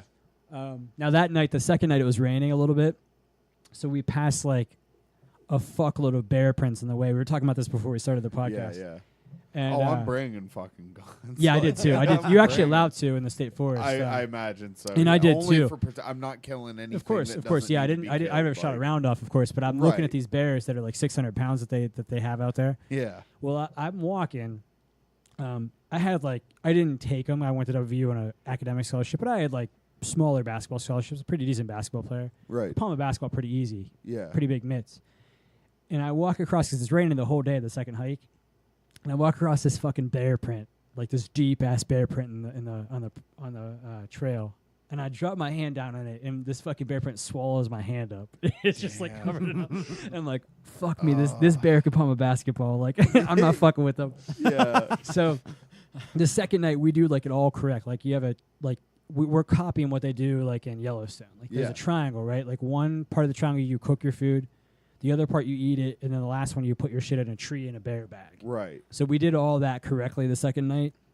And thankfully, I can report we didn't hear or see a bear at all. That's good. But that hike in that day, fresh bear prints of probably like That a fucked 500-600 me up pounder. too, You know, it was Yeah, pretty that's the thing, especially with from what I understand of like specifically like black bear temperament. yeah. As long as you don't come across a mama with the cubs, Yeah. you're running into a deer. Yeah, Essentially. normally, yeah, it's just like a deer. Like you see, like a white tail and a bunch of asses jumping away from you. Yeah, That's yeah. normally you're seeing with the black bear. Right. You're But normally you just never, seeing it run I mean, away. they can fuck you up. But so. but the weird thing about them is if they do square up and fight you, the manual is precisely different from a grizzly bear. A grizzly Yeah. bear is supposed to crumple up and play dead. and a ball. Black and bears, they'll eat you if you're dead. Yeah. So you have to fight them. You have to square up and be like, motherfucker, let's go. Just be You got really a box of black bears. Just And you have be- to throw punches make and stab yourself as shit. big Yeah, and you're right. loud. You gotta make punk 'em big. down. You got to punk them down. So it's good if you're with other guys and you have a good male banter going on, you know, as the valley is great for. Very like, alpha. You know, That's yeah. a big thing too. Uh, if you're just sure, hell yeah, sure. hell, they're not So, like, hunting you. you know? I've knocked the Ohio Valley in this podcast, but we are great male banter people. Oh, Yeah. Yeah. And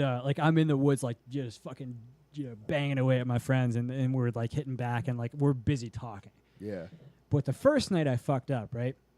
So like I'm this hyper planner, and everybody's like, "Oh, you got it all perfect. You know exactly where we go." You know, it's just my like military child background or whatever. But I fuck it up actually.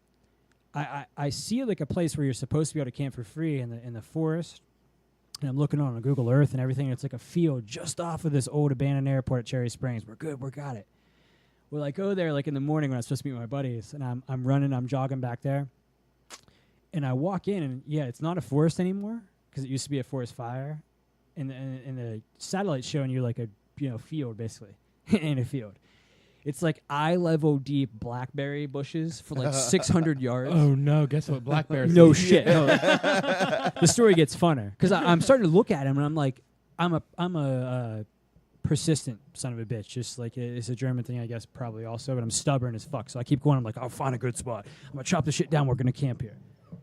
So I go like 100 yards deep, and then all of a sudden I'm staring at these blackberries, and I get confused because I'm looking at blackberries. The smallest one is like the size of a thimble. Like they're Really? like fucking huge Yeah. compared to like blackberries here. Yeah.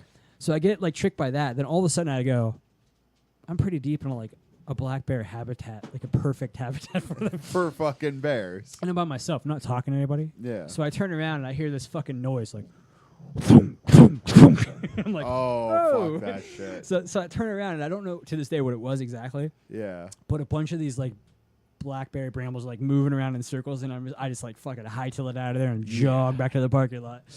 But we decided not to camp there. But That's probably a good idea. Yeah. Yeah, You no don't want to doubt. like, hey, look, there's a field of like dead fish. yeah, Let me go- yeah, let me go it's sleep really there, you stupid. know? It's Right, like it's like that's- being in the middle of the ocean in like a blood circle and like swimming around. Like, yeah. it's retarded. Yeah. But I was just being stubborn because I messed something up. But I later solved it because they have a field for astronomers. It's like only for astronomers that have telescopes or high-end photography stuff. And it's like $15 a night to stay there. And I didn't have a telescope or even a camera. I didn't bring my cell phone. Yeah. But I see this as a wide open field. So I pay the $15 a guy or whatever, and I go back to the back end of it, and nobody found us. We were good. We stayed in that actual astronomy field. And I was telling these guys before the podcast started, you get there, and we were the youngest people there. I'm 32. We were the youngest people there by 20 to 30 years. Like everybody was older because it's like and I will admit it's interesting, but it must be like an interesting midlife crisis to get into astronomy. Yeah. And these guys had like $20,000, $30,000, $40,000 telescopes. And I'm like looking at like Jupiter and swinging, and they're like, I'm in the so-and-so galaxy, like staring, like, come look at this. And I'm like, okay. And I look at it and I'm like, that's fucking gorgeous. I don't know if it's worth $30,000, but it's gorgeous. But that's you know? fucking sweet, yeah. And they're out there with these like high-end, they're like towing shit, like you tow a camper. Yeah. And it's a Some telescope. of that shit's crazy. My Yeah. dad has this No really shit. nice telescope, No shit. but it ain't like one of these 30 Yeah. grand. Right, It's- right. It's like Funny 500, enough, I got 900 Yeah, a bucks. still. I got a wildlife story that I got. There we go. 2015, we did our first big tour. We went from Manhattan, What's New this York. band called for posterity's sake so I can look it up? Nervous Aggression. Okay. We started in Manhattan, New York. We ended it. Well, we went as far south as Charleston, South Carolina, but we played on our way back up too. This is after, dude. There's a whole nother story. I won't get into it about like leading up to all this. Like, but Sure. so we play. I'm going on about 30-something hours of no sleep. After we play New York, I get about 4 hours of sleep, and then we start driving to Philly. And our Philly show is 2 days later, though, so we're just like gotta hang around. And my Philly friends hit me up and said, "Come party with us in Philly, like just fucking stay at my place for free." Right. But we found for $50 you can get a spot in the Pocono Mountains. No shit. So here's what I found out though. These spots are like, just big enough to park your RV. Oh, okay. You know what I mean? And Yeah. we're there in a tent. Yeah. So, and it's all a bunch of old people and shit. And like, we're there in a tent. The ground's so hard from just being parked on by everything. We go there and, it is what it is. We start a fire. We eat, our cans of tuna and our saltine crackers that we brought for tour. And we're hanging out, and it's about 2:00 in the morning. Blake and Alex are in the tent. I'm in the van with Billy. And I remember just waking up every 20 minutes just because you can't get good sleep, Sure. Yeah. And so I remember at one point, and we all heard it, that not as far as I'd like it to be, we heard, Oh shit. it was fucking mountain lions. Yeah. Yeah, it was fucking mountain lions. And then raccoons came through and fucked with our shit, Sure. too, a little bit. What raccoons? I'm not scared of a raccoon. No, but fuck. we not heard mountain mountain lion. lions way Yeah. close because I knew that shit was out there. We heard that shit way closer than How long ago was this? This was 2015, late 2015. Because you may or may not be aware, but like, to me, like now we're circling all the way back to Alex Jones' conspiracy theories. They're making them extinct and they're not. Yeah. But all of the government agencies all declare extirpations. That's the difference between an extinction, right? Yeah. Extirpation means they're dead from a region, but they Yeah. still exist somewhere else, right? Right. They could even be thriving in Somewhere else. huge numbers. Yeah. Yeah. But extirpation is like they're dead in this area. They don't exist here. They're gone. Right. And the government, like the federal government, including like state governments, have all declared the eastern mountain lion extirpated. Oh yeah. Yeah, it's crazy. Well, it could have been a bobcat or something. I don't know. I tend to believe you because like you go into like southern West Virginia. I go there like other trips I go to or like different gun lobbying stuff I go to, and dudes are dead set. Like I looked at one, motherfucker. I know what one is. Yeah, Matter of fact, my we dad had one. definitely. I know. I heard a fucking. Right. Me and 3 other dudes heard the same Now, thing at the the same official time. line, like he can look it up on. I don't know if bobcats on get Wikipedia that if he wants loud, to. If they but like do, the official line is that the eastern cougar is extinct in the really, East Coast. it Yeah. could be. No, it could be. We could have heard I don't something else believe and it made personally, something of it. but Yeah, I But tend to think you're right. Irregardless, it definitely was a heard. wildcat, and they will fuck it was. you up. It was a wildcat. They It was a will fuck you wildcat. up. Maybe not a Yeah. mountain lion. Definitely a wildcat. No, I And tend it to was. believe you. It was loud. I mean, it was far to where like we weren't gonna. It was because we're up on this hill, and then the hill goes down, and then there's like a small plain. Yeah. And then up on the other hill, which is where like that's I not saw where no we reason. can rent.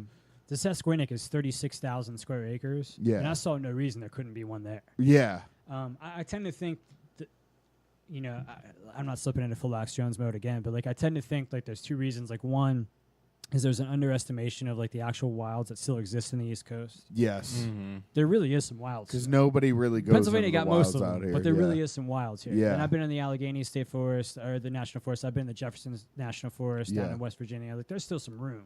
Oh yeah, And then the second one is it's not a hot thing for tourists. Like if you tell like soccer moms that want to hike here that like they want to park their RV that they we got. don't, we don't mountain have an lions. animal that stalks human beings and jumps on you from behind and grabs your cerebral cortex and murders you. Like Yeah. no, we don't have those. Yeah, yeah. Like, it makes perfect sense to me to say like These fucking yeah, monsters. right, yeah. exactly. right because it's awful. Like if you go to the West Coast, if you go to a state forest that or a national forest that has them, the sign, the no joke sign that's posted in the state forest that shows a mountain lion. It says "Fight back viciously." That's what the sign Wow. says. The government Wow. sign that's hanging in this fucking park Yeah. says "Fight back viciously" because they stalk you. They jump Yeah. you from behind. They grab you in the back of the cerebral you- cortex. And I heard this. I don't know how true it is, but I heard that if you kill a mountain lion, you can only in California you can only kill a mountain lion in self-defense, and if you do, you have to bury it. No shit. Meanwhile, their meat tastes like high-quality pork. No shit. I wouldn't doubt it. I mean, Yeah. Pennsylvania does some dumb I've never shit. had it, and this is all Excuse me, hearsay from California my does some end. dumb Yeah, shit, yeah. I've never even been. Interesting. I've never been farther west than Chicago. I wouldn't doubt it. So. I mean, these are the retards that like they make it a law to where like you can't like cut a tree down and burn it. And then Yeah. they're like, why do we have forest fires? Like, you know. yeah, yeah. So I'm not shocked by that. But Right. I'm not aware of it. Yeah, I feel personally. like you can really stop a forest fire by like chopping down a strip of land. Or Yeah, like maybe At taking away least the the dead fuel. ones. Get the Right. dead ones. I mean, that's what I would do. Yeah. But Well, I I'm mean, but I'm smart. to a certain extent, they were natural. Like forest fires Yeah. are supposed to happen. Yeah. That's what produced the Great Plains, which is the most fertile place that's ever raised food in Yeah. the history of the world, was Yeah. bison and forest fires and Indians. Like that's what did it. But California has these rules like no fires at all, period.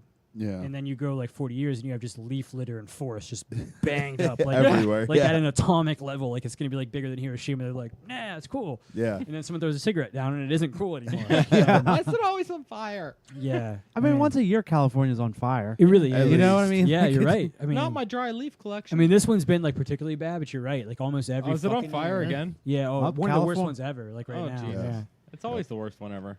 Probably. They're The hyper. worst one since last year. They're a hyperbolic. That's bunch what I out there. get. Ever since I hit 21, I've been saying the same thing about my birthdays. The worst one ever. It's the worst one ever. Yeah, they're all useless after that. Yeah. Unless you Oh, want to yeah. run for president at 35. Yeah. they're all useless after that. Yeah. I don't. Not me, I don't man. even want I'm a that job. blast. Not that Anybody I'm can do it now. qualified. It's proven. Anybody can run for it now. I man. guess Dude, so. that gave me so much hope. Yeah. First, we need to spend the next few years getting a reality TV show. Once Yeah. we do that, then, No, we, I- can, Your then we can goal- make the jump. I've declared myself Steubenville City. What do I call it? treasure. I No, don't no, know, no, just guess it. Regulator. Be a king. Regulator. Patriarch. I started going to public places and I quit taking people's I shit. just stopped Interesting. down. I started just- holding them to the social Nice. contract. I ate Nice. lunch in Steubenville today. That's crazy too, because I was like, I'm about to be here in another couple of hours. I ate lunch. It was I don't get the by. pilot station right at the south end of town. Nice. 7, I don't yeah. get by this way much often anymore. Like yeah. I passed through here. Speaking of those, I can't remember if we were on the air or not, but talking about those crazy like folk art, like hooch built guitars in The Northern Regional guitars, Jail. yeah. Like I passed by here driving to Moundsville to Regional Jail, but like I hardly ever stop off, and I probably should. Like if you're back home or whatever, Yeah. give you a ring, but I hardly ever do. I just drive through this place. Yeah. Hit me up, we'll play guitars. Yeah, someday. no kidding.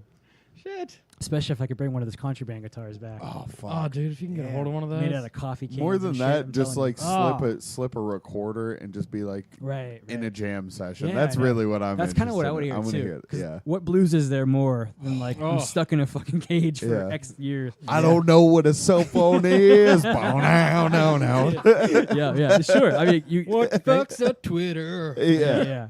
We're circling back to Edgar Allan Poe again about hurt. Yeah. I think you could hurt pretty good in Northern Regional Jail. You can Oh, write some for songs. sure. I took my oldest kid down to the penitentiary last week. Nice. Yeah, I couldn't help it. Like, I'm walking around there, and I'm like, I'm looking for places like where I would have hid shit. Yeah. Are you in the old Yeah. castle? I know a motherfucker? dude that I Yeah. work with that is an ex-felon. I know a lot of not at work, but I know there's a few ex-felons at work, and then ex-cons, I should say, and I'm friends with a few ex-cons too, and I just pick up on their behaviors. Like if you're at a party with an ex-con and they smoke cigarettes, their cigarettes aren't on them; they're like hidden in a corner behind a tree. You know what I mean? Yeah, Like, it's weird. and I've noticed that it's at a work currency, too. man. It's I'm like hiding in it. the fucking Yeah. tracks of the fucking garage door. Like it's they're funny. brilliant. Yeah, it's just it becomes habit for them, it's like even like you survival. had money, dude. Because you ever ask them for a cigarette, I don't got one. They Right. can prove. I just got this from. You know, it's Yeah, he gave me this. there's It's a way of life that goes on Yeah, there it's that a I weird- and I've never been in jail a or weird scene. anything, but I know enough people to know that there's just a certain code among these people. You know, Yep. I always really appreciated the like don't hurt kids and women have the right to say no. It's interesting. Yeah, that it's I've always weird. appreciated It's that. interesting that some of the ethos The is actually a hardest, positive most one, brutal right? guys, Yeah. it comes down to don't ever touch a kid, and Right. women have the right to say Sure. Yeah. Right. no. You know, Yeah. Yeah, you gotta love that. Don't touch kids, don't rape. Right. yeah, exactly. We get this in our prisons, but somehow it escapes. You know, yeah, everywhere else. I beat Yeah. a bunch of people to death in a mall with a hammer. yeah. Or any of them kids? No. I smashed a pastor Not in a the fucking face with animal, a man. sledgehammer. Yeah, exactly. These are like weird conundrums I would get from like people like Charles Manson. So like he goes to prison, right? And he's in California and he's scared shitless, so he carves a swastika into his head. Right. But in the flip side of the coin, if you rationally examine this, and I realize I'm losing everybody right now. No, like, you're not. I'm I'm peaked rationally into- examining like Charles Manson's tattoos. But if you rationally examine this, you go into like a place where the Aryan Brotherhood is like prominent in the California prisons, Oh yeah. and you killed a pregnant white woman, Oh, yep. and now they're supposed to protect you. Yeah. Like what? I guess you're gonna Where's immediately. the like some jump happened there that I'm losing the math now. yeah. Yeah. And then further, like the Helter Skelter doctrine, if you read it, was literally he thought that there would be a race war. He thought blacks would win the race war. Then he thought they'd be too stupid to govern, so he could come out of a cave and lead them himself. yeah. So he squares up with these Aryan Brotherhood guys, goes, look, I killed a blonde, pregnant white woman with child. I thought the blacks would beat you in a race war, and then I would lead them all because they're too dumb. Yeah. Protect me. Like, Yeah. what kind of fucking sales pitch is that? Yeah, right. You know what, sir? We appreciate your honesty. Wasn't that dude from like the Covington, Cincinnati area, he, like that? Crazy enough, he grew Cincinnati. up Yeah, he was in McMecken, Moundsville. West Virginia, Yeah, even in the McMecken. northern panhandle, like Oh, not far okay. from Northern Regional He Jail. wrote a Holy note shit. to try to go back to Moundsville. Okay. Yeah, From California. He And was they were like, nah. he was like 11 when he was in McMecken though, and he burned a fucking church down in McMecken, West Virginia, Wow. and was put in juvenile placement. Then got out and left, and he bounced into Ohio, and then went south and west, I guess. But yeah, that's a weird. Yeah, I never knew that. Yeah. But I anyways, like the story of to me, right, and in fairness, I mean my history major, I was born in Germany on a military base because of World War II. It's the Yeah. only reason I was born there, so I studied the Third Reich pretty intensely. But like to me, when he carves a swastika on his head, and he's like, "Yeah, I killed a blonde pregnant woman." that's and I- so. and I thought you guys would that's lose the race Such war. a Like, contradiction. yeah. Yeah. How is that supposed to work? Yeah. Yeah. I kind of want to be a fly on the wall and like Of the, all the in things San you could Quentin where kill. he's at. Like, Yeah. how's this play? You know, let's see the sales Which pitch. meanwhile, I mean, in a sense, racial tension is as high as it's ever been, Yeah, yeah. and it's It's as a low weird as it's moment. ever been at the Yeah. same time. Because, Weird like, I mean, moment. most people get along now. Sure. I think when you Yeah. come to your average everyday citizen, like, you see an old redneck dude holding open a door for a black woman, and Sure. like, no shitty. Oh, Sure. man, she was beautiful. Like, it's not even. But Right. at this institutionally, it might be as bad as Yeah. it's ever been. At Well, least. there's- Right, yeah. Yeah, I But- mean, there's political points to score from it, so Right. it gets exacerbated. But you're probably right. Yeah, it's weird. It's like that stat about how it's like the the lowest level of violent crime in history right now. You're least likely to die in a violent death in the history of human civilization. Yeah. And if you turn on the fucking television, Yeah. no chance you know that. Yeah. No chance. Yeah. But you were literally less likely to die by a violent death right now, 2008 fucking team, than in the history of human civilization. Well, and That's and crazy to think about. if you're not paying attention to the news, which I never am, because I try not to myself. I believe thoroughly in the Yeah. if you don't read the news, you're uninformed. If you do read the news, you're misinformed. Correct.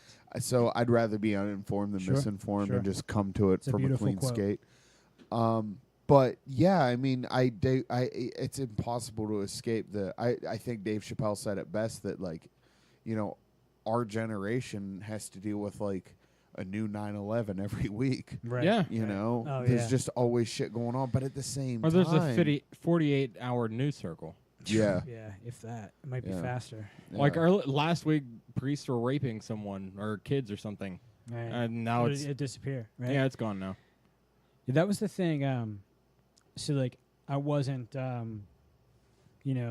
crazed Alex Jones down the rabbit hole version of this, but I wasn't obviously not a big fan of Barack Obama due to just politics. But the thing that scared me about his administration the most was this realization that they seemed to grasp, which was, time's going quick, dude. Bury one scandal with the next. There Yeah. wouldn't be no traction. Yeah. So as a gun guy, right? I'll be in Charleston this winter. I'll be writing new gun legislation. I'll be working on it to become law. I'll spend a lot of time with legislators. I play state level politics, Mhm. but I do like what you were saying. I try not to pay attention all the time in the news cycle because Yeah. it's fruitless. Yeah. And it's meant to control you. It's meant to upset you. It's meant to give you a certain paradigm. Regardless, the news cycle exists, and if a story gets into it, you're gonna all deal with it. You ask have at the to- water cooler, what's up?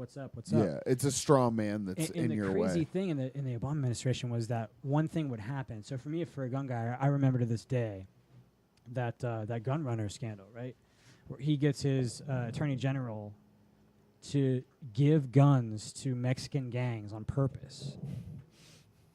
On purpose to try to cause gun violence, to then later blame it on gun owners to try to ban the Second Amendment and try to like get gun rights. Like, to me, like if I repeat this in verbatim terms like I just did, your eyebrows are pretty high in your head right now, as they Yeah. should be. Like It's who the fucking fuck Looney does Tunes. this? It's worse than the shit Nixon did by far. Yeah. And no one's calling this out. But it got buried by the next scandal. The next scandal was that the IRS was turning down like Tea Party groups to get tax exempt status, and the next scandal came. And then they learned that I'm sitting here more scared about the fact they learned. They learned that bury it with a new scandal. Bury it with a new scandal. Yeah. And the new one will come out, and nobody, like, if you're back there 5 scandals ago going, hey, man, this motherfucker tried to erase Everyone's the like, Bill of why are you Rights." bringing up Because old they're like, shit? That's like 6 weeks ago, Yeah, motherfucker. Like, they're yeah. now, like, Yeah. banishing, like, we can't get tax exempt status. And I'm like, you don't understand. This is the Bill of Rights. And you're just Yeah. waving around, and you're gone. Yeah. And this shit now happens, and one of the things about being a libertarian, about not being a party guy at all, I don't give Yeah. a fuck about parties. I'm generally, I'd say I'm Um, not. I lean left, I think, in my heart, but like Yeah. I don't even know what the fuck that means right, anymore. right, So right. I mean, socially, like social stuff, I lean way left, but like Yeah. fiscal stuff, way right. I don't know where. Sure, you know. yeah. So where do you go? Like, where would you prefer to see it go further down the road, like election wise? Yeah. I mean- Are you like because as a libertarian, you're more of a small government? Yeah, kind I of mean, thing. like I told you, I literally worked in the Ron Paul campaigns. Uh-huh. So like this last election season, I was a Rand Paul fan. Like his Uh-huh. son. His son's like a watered down version of him. He's not. I as- voted for as Gary pure. Johnson because I voted for Gary Johnson a couple elections back. I did also just because morally. That's the I don't only know one if that can- shit ever happens. Everyone was screaming at me to vote Yeah. for Hillary or Right, right, Trump right. in my No. life, so I voted for Gary Johnson. Yeah, I don't know Yeah. if that shit ever happens, but that's like my like, if things would be nice, right? And I don't ever think they will Yeah. be. There's too much to it. Like if you start handing out goods to people, like it's no different than like when I was like the state or like not state, but the class secretary or treasurer, whatever the fuck I Mhm. won when I was a senior. Yeah. We gave blow pops out to people. That's how I won office, right? Yeah. That's funny now. Like I think Jared and Mike Wright, those dudes were like the vice president and president, and I was just like joined the ticket and I won. We just handed some blow pops out in the hallway. That's not that's funny, but that's kind of how politics works. Yeah. Yeah. It is. It absolutely is. That's if I'm terrifying. out here saying like Social Security's intact, old people and young people, here's this and here's this, and Yeah. here's this welfare. You win an election. Because could you imagine if you legally had to be held accountable for the things that you promised in your Christ. elections. Like, The world would yeah. be so good. Leavenworth would look way boy. different. Yeah. yeah. So I mean, to answer that question, I was kind of like I mean, I'm like a philosophically like a kind of anarcho-capitalist libertarian, like a Ron Paul kind of guy. So I was pulling for Rand Paul this election cycle, but man, the zeitgeist just snatches guys, and it snatched Obama, and it snatched Trump. See, one thing, and And, I was too young to vote when Obama won, actually. Just by God damn, this con kid's hair. I young. was fucking, I He's was a like young man. 17. I was like 17. Right. But one thing that I remember, you know, obviously, and I will say this, I mean, obviously him being the black guy running for president, making it that far, won him a lot of votes for sure. Sure. I'm not nuanced enough in politics to really call out Barack Obama on much more than the drone strikes and the death of innocent children overseas. But I can't cite anything specifically. Sure. So that's why I tend to not talk about politics. Yeah, like, yeah. I've seen this shit. And I don't want to but follow I'm that. not- I don't like politics. Man. Yeah, and I'm not. So, It's a I'm so misnomer not for me. into it. Like I can't like get into that. Well, then because you're always in Sure, a court sure. Yeah, case yeah. with everybody. Well, But one thing I do specifically like in my memory, take away all the Facebook and bullshit, that I do specifically remember him saying is he had this program set up for if you're going to be a whistleblower in the government, then like we will protect you, and that's like something that I was like, holy shit, this for a is while. going to change the world. Yeah. But then you see the whole fucking Edward Snowden thing Yeah. fall Obama apart. was after him. Yeah, lasted- and yeah, that's that some was- shit I saw with my own I eyes. think The- it like the lasted 11 weeks, and you were astute to pick it up. about Yeah, like it that, lasted 11 yeah. weeks, yeah. And that's something that I was like, Well, I wait, mean, wait. I didn't mean shit about me. He Yeah, I mean, yeah. he campaigned on like closing Guantanamo Bay, right? Yeah, But you're not yeah. allowed to. I didn't Yeah. get Not most. allowed to. It's still open, right? No, of course not. No, not only is it still open, Trump's like threatening like sending people there. Like, you know, there's like shit you can't do. fucking the Like- guy like who got his misdemeanor Big Mac shit. fucked up. Right. So I mean, it's all just fucking a nightmare, and that's why I've like turned to focus mostly on state stuff and on gun rights, like I've worked on. But that's where the real change happens. I think. it really It is. is. It really is. It really is, and then like, there's not a single thing I can imagine more to burn you out than federal politics. So Yeah. like, I'm not like in a weird, confusing time because I was an independent, so I could vote open ballot in West Virginia. I picked the Democratic ballot because their election was still going on, Right. and I hated Hillary Clinton so bad I actually voted for Bernie Sanders just to like cause chaos and just do it. yeah. I understand Bernie Sanders and his supporters. I'm not See, a fan of them. okay. I'm Real not a quick, fan of 'em. Just as a side note, I was a Yeah. fan of Bernie Sanders, but I'm also I'm not I a fan don't of know him. what the I- fuck I'm talking I about, and I will understand admit them, that. right? Yeah, so, yeah, so it came back to me to sort of like the Ron Paul crowd I was always versed in, right? yeah. Except for Bernie Sanders, it was a little different. So he could critique things. Right. He could say the monetary policy in this country is fucked up. You Yeah. know, like the we're giving bailouts to Monsanto and they make like $1 trillion a year with no taxes. It's fucked up. I'm like, Yeah. yeah, you're good. And then his solution was like, let's make the government that fucked us all up bigger. And I'm like, everyone else is cheering. I'm like, I'm Yeah. out. I'm gone. See, Yeah, that's no, kind of um, that and again, I So don't. so I grasped those kids, right? They're all younger than me, Mhm. and I grasped them. I got it. You know, I understand where you're coming from. And I was in a Ron Paul campaign that was equally as outsider crazy as his stuff was. yeah, Our solutions were correct, in my opinion, and his weren't. But I grasped where they were coming from, and I respected them for it. right. But again, the system just doesn't let you do it. I mean, like he was crushing Hillary Clinton. He crushed her when I voted for him on accident. Yeah, I say on accident. I did it on purpose. yeah. I did it on purpose, but I was like just for fun because I wanted to vote for like a Democratic candidate for governor I liked in West Virginia, so I chose the Democratic ballot. As an independent, you could do some wild shit. You can like pick other parties' ballots and just vote for them and fuck them up and do whatever you want to do. And I'm registered as an independent, and I have been all the way since the Republican Party really treated us cruelly as Ron Paul guys. Like we lost the nomination in 2008. We lost, right? Mm. But we won a bunch of delegates. We had about 100 superdelegates. Instead of just giving them to us at the national convention in Minnesota, I think it was, and saying, look, you guys worked hard, you're a bunch of college kids, you're naive as fuck, and whatever, but here you go, you got 100 delegates. They changed the rules on the floor of the place in Minnesota and stripped our delegates away and said we lost them and just gave them to Mitt Romney, and then he got his ass kicked. Yeah, And I was just like, wait a minute here. Like, I spent like about 18 months of my life on this shit. We knew we didn't win, right? But we tried.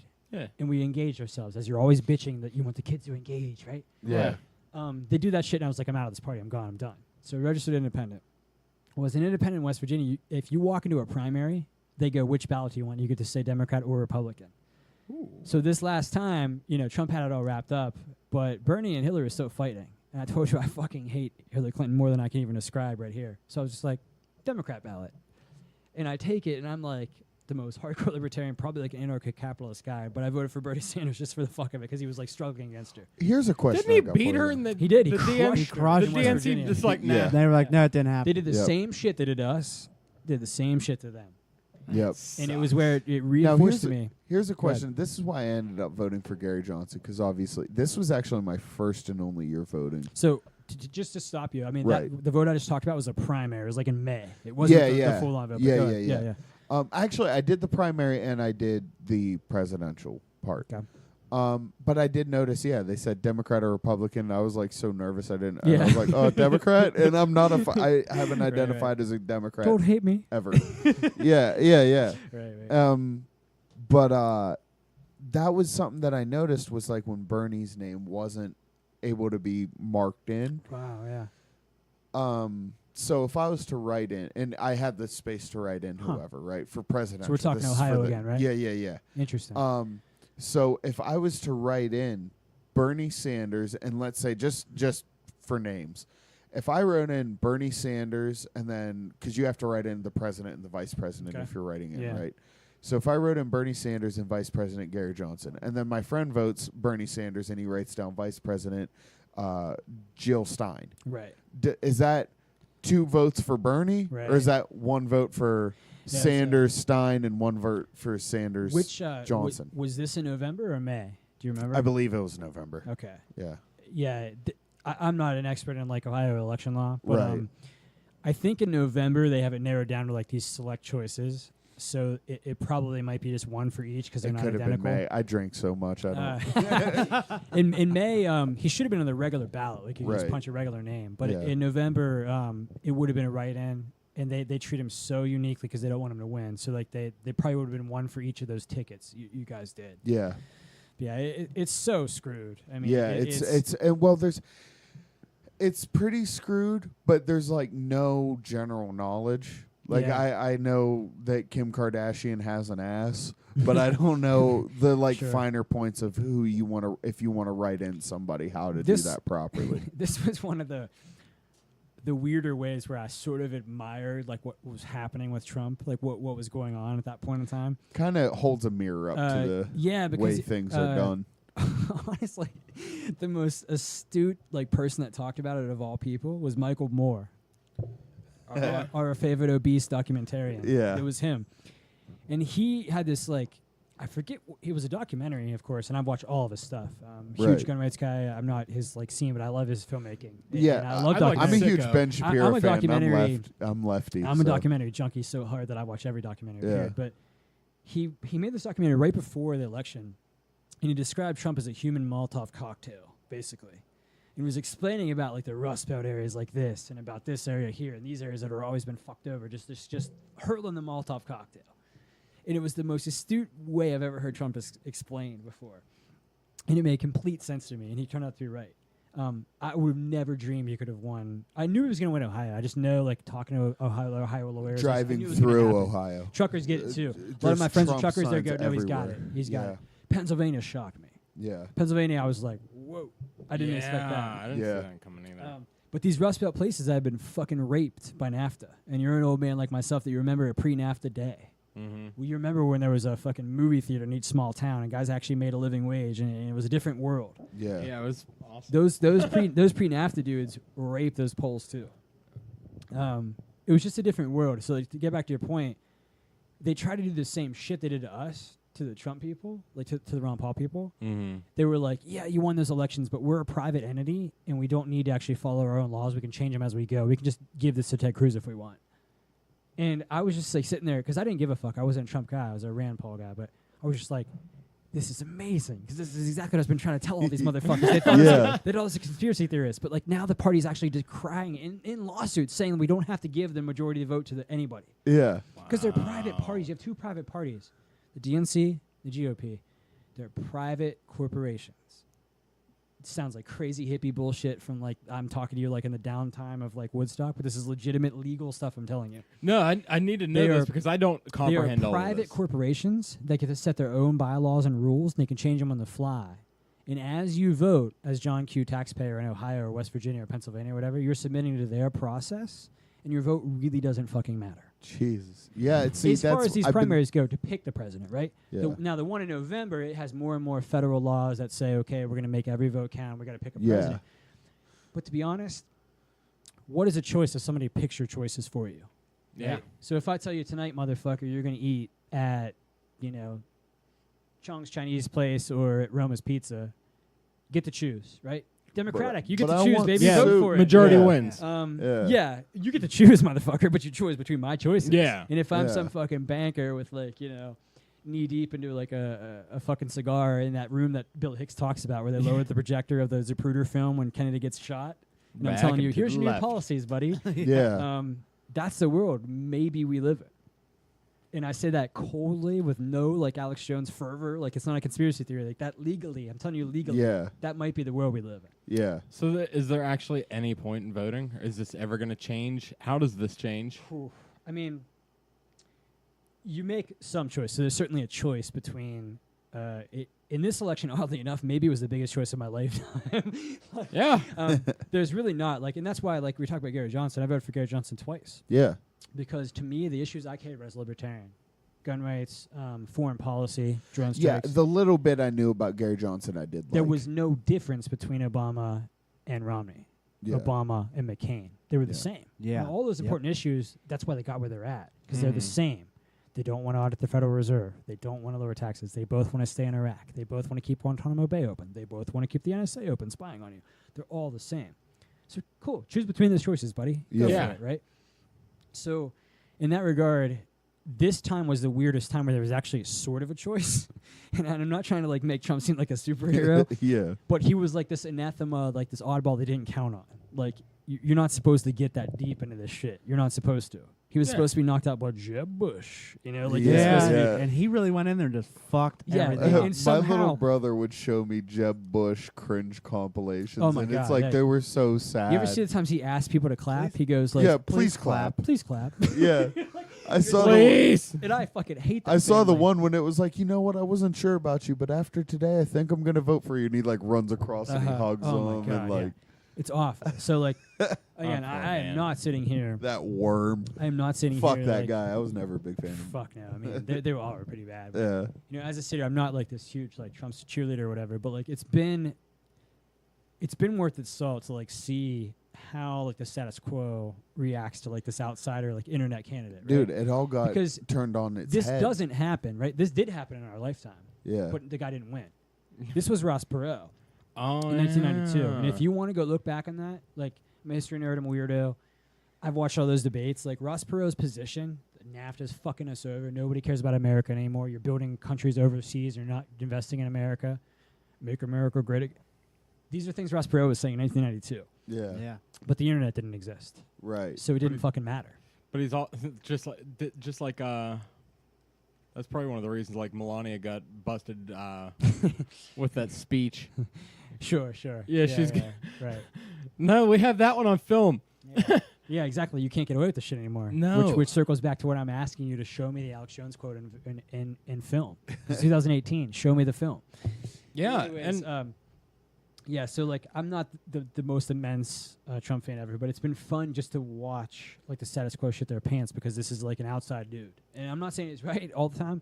He might be exactly wrong all the time. Yeah, But it's fun to watch a non-co-opted scripted dude just smash around the fucking DC. And I It just really I just is. love I agree with you. It I really just is love fun to being a watch. punk rocker Right, in right. an era where we have the worst president Yeah, approval of course. rates of Oh, all time because it's yeah. yeah, my fear is so I'm older and more contemplative of history. And my big fear is I watched George W. Bush make Barack Obama possible. yeah, And I watched Barack Obama make Donald Trump possible. What am I watching Donald Trump make possible next? Because True.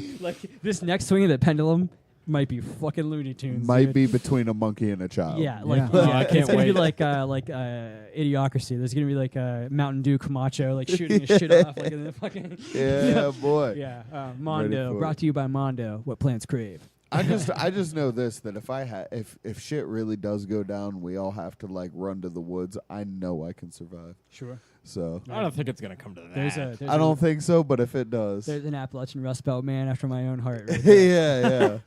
I Oh no, skinned shit goes down. I'm before. going to find Ian. No, I do have a very like cautiously. It's not like a joke. It's not like Bill Hicks or Alex Jones. Like this historic view of where America maybe is in its life cycle. Yeah.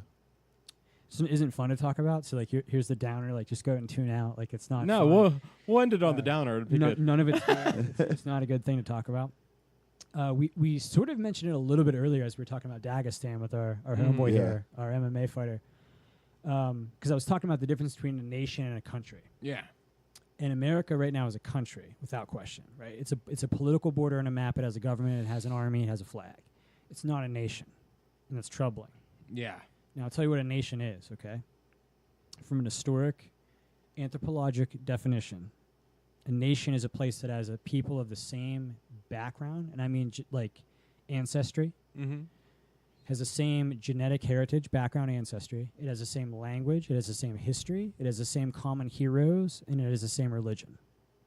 Which all those things Now are let's not back what up. America At the is. time of the founding, that was right? 55 signers of the Declaration of Independence. 53 of them were Protestant Anglo-Saxon whites. Okay, that's a nation. Okay, let's talk about right now whether we don't have the same language. Press 1 for English, buddy. Same religion. Fuck yourself. Yeah. We don't have the same religion at all. No, thank you. Same ancestry. My child, actually, my 3-year-old, is actually a minority of his age group in America. Really? As a white male, he's actually a minority. Okay. That generation will be the first non-white majority in this country. So, boom goes your majority Anglo-Saxon. It's gone. Right? That's out. Okay. Yeah. So we've just eradicated language, religion, and ancestry. Now let's talk about common heroes. Okay. Our common heroes when we founded this country: Thomas Jefferson, who I named my son after. I'm Yeah. a huge fan of Thomas Jefferson. George Washington, you name them, right? Thomas Jefferson founded the University of Virginia in Charlottesville. Beautiful fucking place. Amazing. I've been there, actually. Last year, there was a student group that actually grouped together and they wanted to rip down the statue of Thomas Jefferson at the university he created. Because of this slave bullshit. Yeah, or- because he inherited slaves, right? Yeah. We don't have common heroes anymore. No. You can't even trot out Washington anymore. No. Even though Washington freed his slaves in his will, and he inherited them too, just like Jefferson. He inherited slaves. Furthermore, let's back the fuck up. Of all the men who've ever breathed oxygen on the on the world, fuck the United States of America. Of all the men who have breathed oxygen on what Stephen King calls the skin of the earth, the whole world, 99.9% of them probably have done less than Thomas Jefferson did to end slavery. Yeah. That dude did more than almost every motherfucker in history did to end slavery. He risked Yeah. his life in Virginia as a lawyer, young lawyer. I'm in my 30s now, but when I first got into this in my 20s, his first case, he brought a black slave to a court in Virginia and said it was against the natural law of the world to actually have this guy be a slave and he should be freed of his slavery and leave. And they were like, Mr. Jefferson, you're from a pretty good off family and stuff. Like, we're gonna fucking hang you if you keep bringing a case like this ever. Like, you lose, slam of the gavel, but don't fucking do this again, or we're gonna hang you from the fucking archway. That's incredible. Okay, so he goes, fuck it. He's 33. He writes the Declaration of Independence. Now, we don't all know, first off, government schools suck, as I think no, I didn't get into that rant. We didn't talk about that. Oh, man. Government schools suck, okay? We know, if you know it, we know the watered-down, edited version of the Declaration of Independence. Yeah. Jefferson wrote a first one, right? And there's a famous picture where John Adams and Franklin helped him moderate it. Yeah. They're both better politicians, right? Jefferson wasn't a great politician. He was a fucking burning at the ash guy, like, I'm going, He, in some ways, he might have been like a Donald Trump guy. He had no censors. He was just like, I'm going, right? And the guys were like, hey, let's come on, pull this back. His first draft of the Declaration of Independence excoriates slavery. Talks about this fucked up horrible thing that the British have actually put in their laws that we've had to inherit, and it's bad, it's awful, we need to get rid of it, and it's a form of tyranny. And he's a Pennsylvania guy, there's not much slaves there, but he goes, look, we kind of need the votes from Georgia and South Carolina and North Carolina, and let's modify this a little bit. Point number 2, right? Life, liberty, pursuit of happiness. You all know that. Right. Yeah. Directly lifted from John Locke, a British scholar. Locke said life, liberty, and property. Yeah. And that's what Jefferson wanted to say, but he was so afraid that the word property would be used Would mean other to people. beat Used slavery, against him, Yeah. that he actually changed it. Because Yeah. he didn't want slavery to be enshrined. Yeah. So he changed it, and he said life, liberty, and the pursuit of happiness. Because he didn't want the word property to be there. Yeah. Fast forward, he's not the president; he's the third president, right? But Mhm. presidents 1 and 2, Washington and Adams, get to go at it, and the Northwest Ordinances are drafted because we're starting to just conquer shit, kicking some tribes out of the way, Yeah. Yeah. and going west as an American Shoot, we're prerogative going to is, relocate you. right? so people start to realize, hey, we've got Northwest ordinances. We've got all the way to Minnesota. We've got all the way down to like Louisiana. We got to figure this shit out. So they say we have to draft the Northwest Ordinances, which is going to be the laws that govern new property. Mm-hmm. Jefferson pops up, and he enshrines in the Northwest Ordinances that bans all slavery west of the Mississippi River. If you make a new state, if you admit under the Northwest Ordinance, if you turn into Minnesota, if you turn into Iowa, you will not have slavery. It will be Yeah. against the law. Jefferson did that. Jesus. No one gives a fuck. He's No. evil, he's bad, right? So now we don't have common heroes. They're tearing his statue down. In a few years, they've done it actually a time or two, but they will start tearing down George Washington statues. Eventually, they'll start tearing down, Lincoln if they want to, because Lincoln's not as clear-cut as the government schools make him either. No. Right, they'll- That's something I learned in the past few years. They'll tear Lincoln down. We don't have common heroes.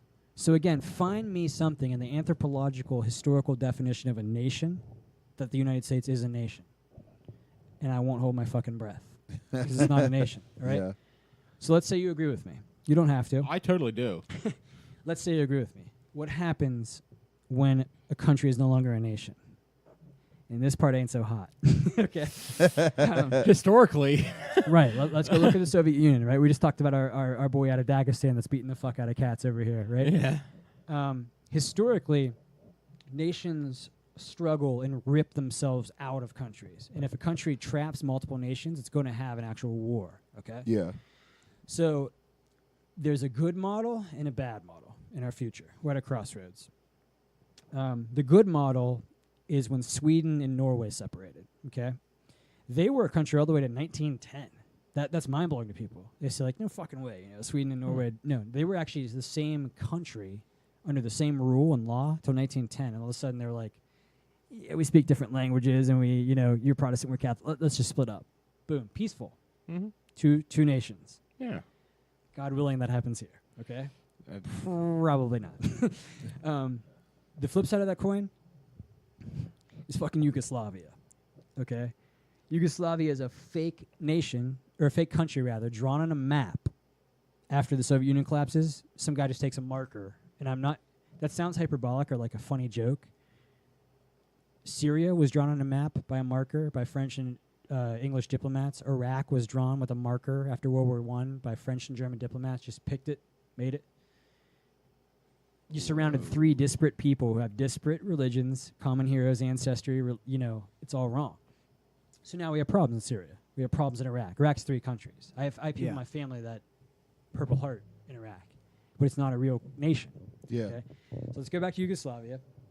Yugoslavia, the Soviet Union collapses, okay? In 91, 92, whenever it was. Yugoslavia goes to war for 13 fucking years, and it turns into 9 separate nations. This one country turned into 9 separate nations Jesus. of fighting, because there were 9 different peoples in it. There were 9 different languages, religions, histories, heroes, and it ripped that it seems. And I'm sort of hinting, I don't want this to happen. I would love to do the Norway-Sweden deal. Sign me up. Yeah, right, yeah. Let's just draw a line. But I tend to worry, and I think this reinforces itself if you know, and I know dudes in L.A., I know dudes in New York City. I was just talking to a guy last night that lives in New York City. they're good people, man, but that's a different nation. Like, I almost should probably have a passport to go from the Rust Belt to there. Yeah. These are different nations. Absolutely. And if this shit starts to rip up, as historically, I could be wrong. I want to be wrong, right? Yeah. The older I get, the funny part is I always want to be wrong, but I never am. Yeah. Like, please make me wrong. Yeah. The older I get, I truly believe that this will balkanize and rip up into different micro nations within this continent. Yeah. Oh, it already has. I could see that. I mean, in a way, yeah, with the states and everything like that, you got a lot of state pride. I mean, Sure. the way we do things in, you know, this part of Ohio and that part of West Virginia, like 2 seconds that way, Sure. like are pretty much the same. But you go to like central This is an Appalachian Ohio. part of Ohio. Right, but right. you go to like central You go to the Ohio versus flatlands, central buddy, West yeah. Virginia, it's totally different. Sure. So. Oh Sure. yeah. Up Yeah. there with those fucking mouth breathers. Yeah.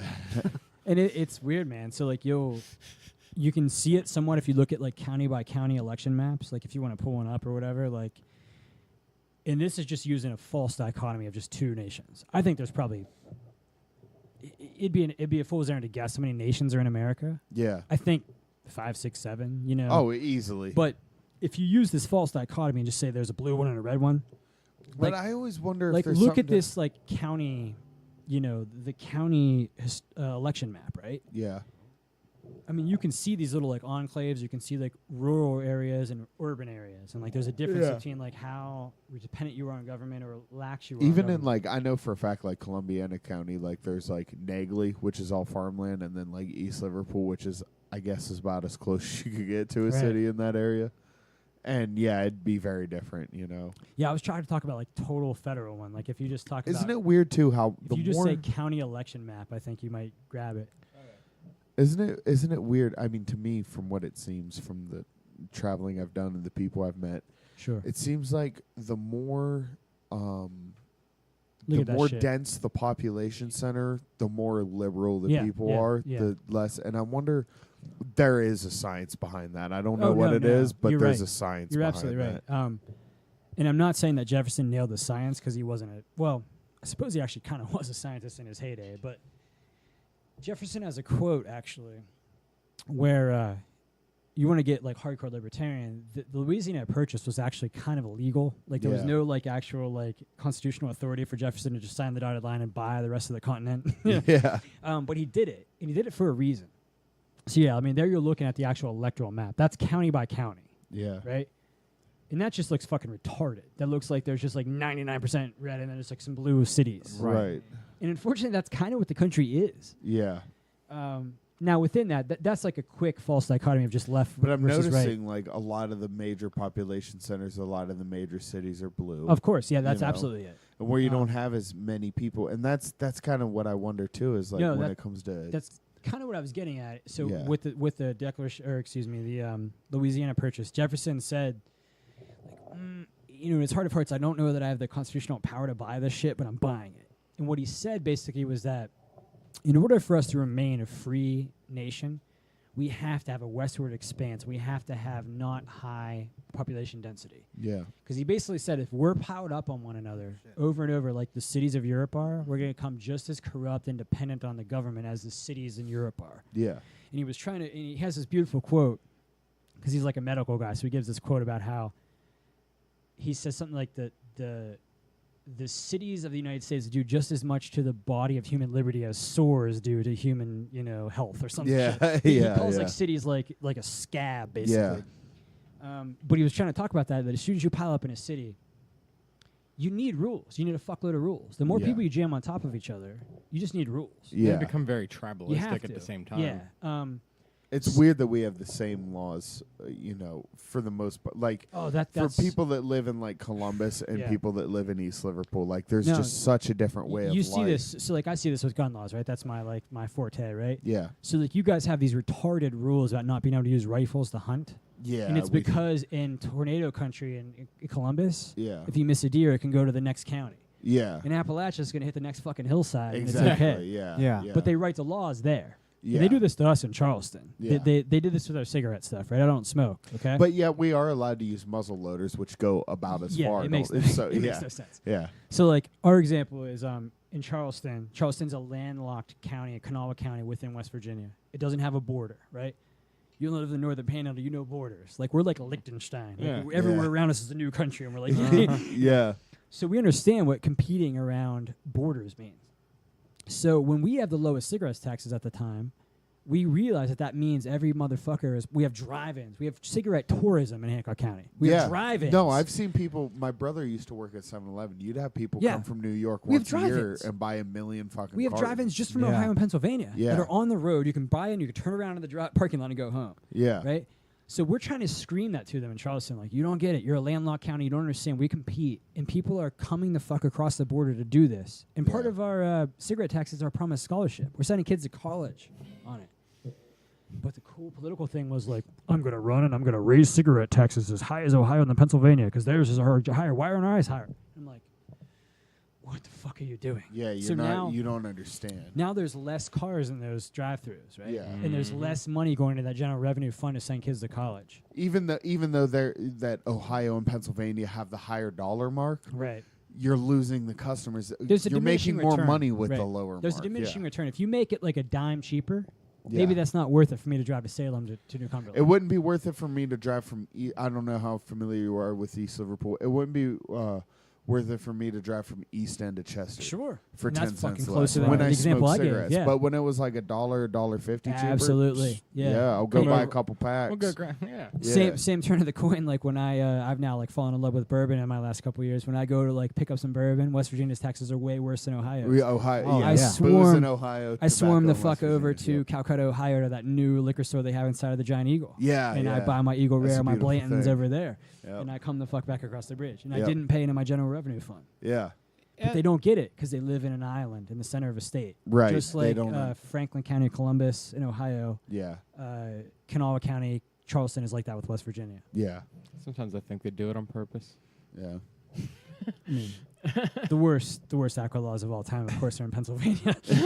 Yeah. The worst Yeah, laws of they all are. time are in Pennsylvania. Yeah. You- Oh yeah. you It's lose Commonwealth. you and lose shit. one whiskey rebellion and you're fucked forever. Like it's absurd over there. It's sad. I gotta get going to my dog who ate a shitload of edibles last night. I'm really enjoying the conversation, but I gotta Yeah. get back Yeah, home. we We just We've, did 3 hours and 35 minutes. yeah, You're we put some excused. hours in. yeah, so all right. Well, fuck, All man. right. It was Hey, great. thanks for doing it. Not a problem. Come back again. Don't wait 2 years. Sure. Yeah. No, Yeah, Jesus definitely. Christ. Absolutely. JP, I'll do welcome it back. next time my dog Thank didn't you. poison himself on Right, marijuana. right. No, just get a hold of me again. I'm in. Absolutely. All right. We'll see everybody on Saturday for bare knuckle boxing. Oh, shit. That's Saturday? And Fuck. Justin Gaethje. Bye. Bye. Bye.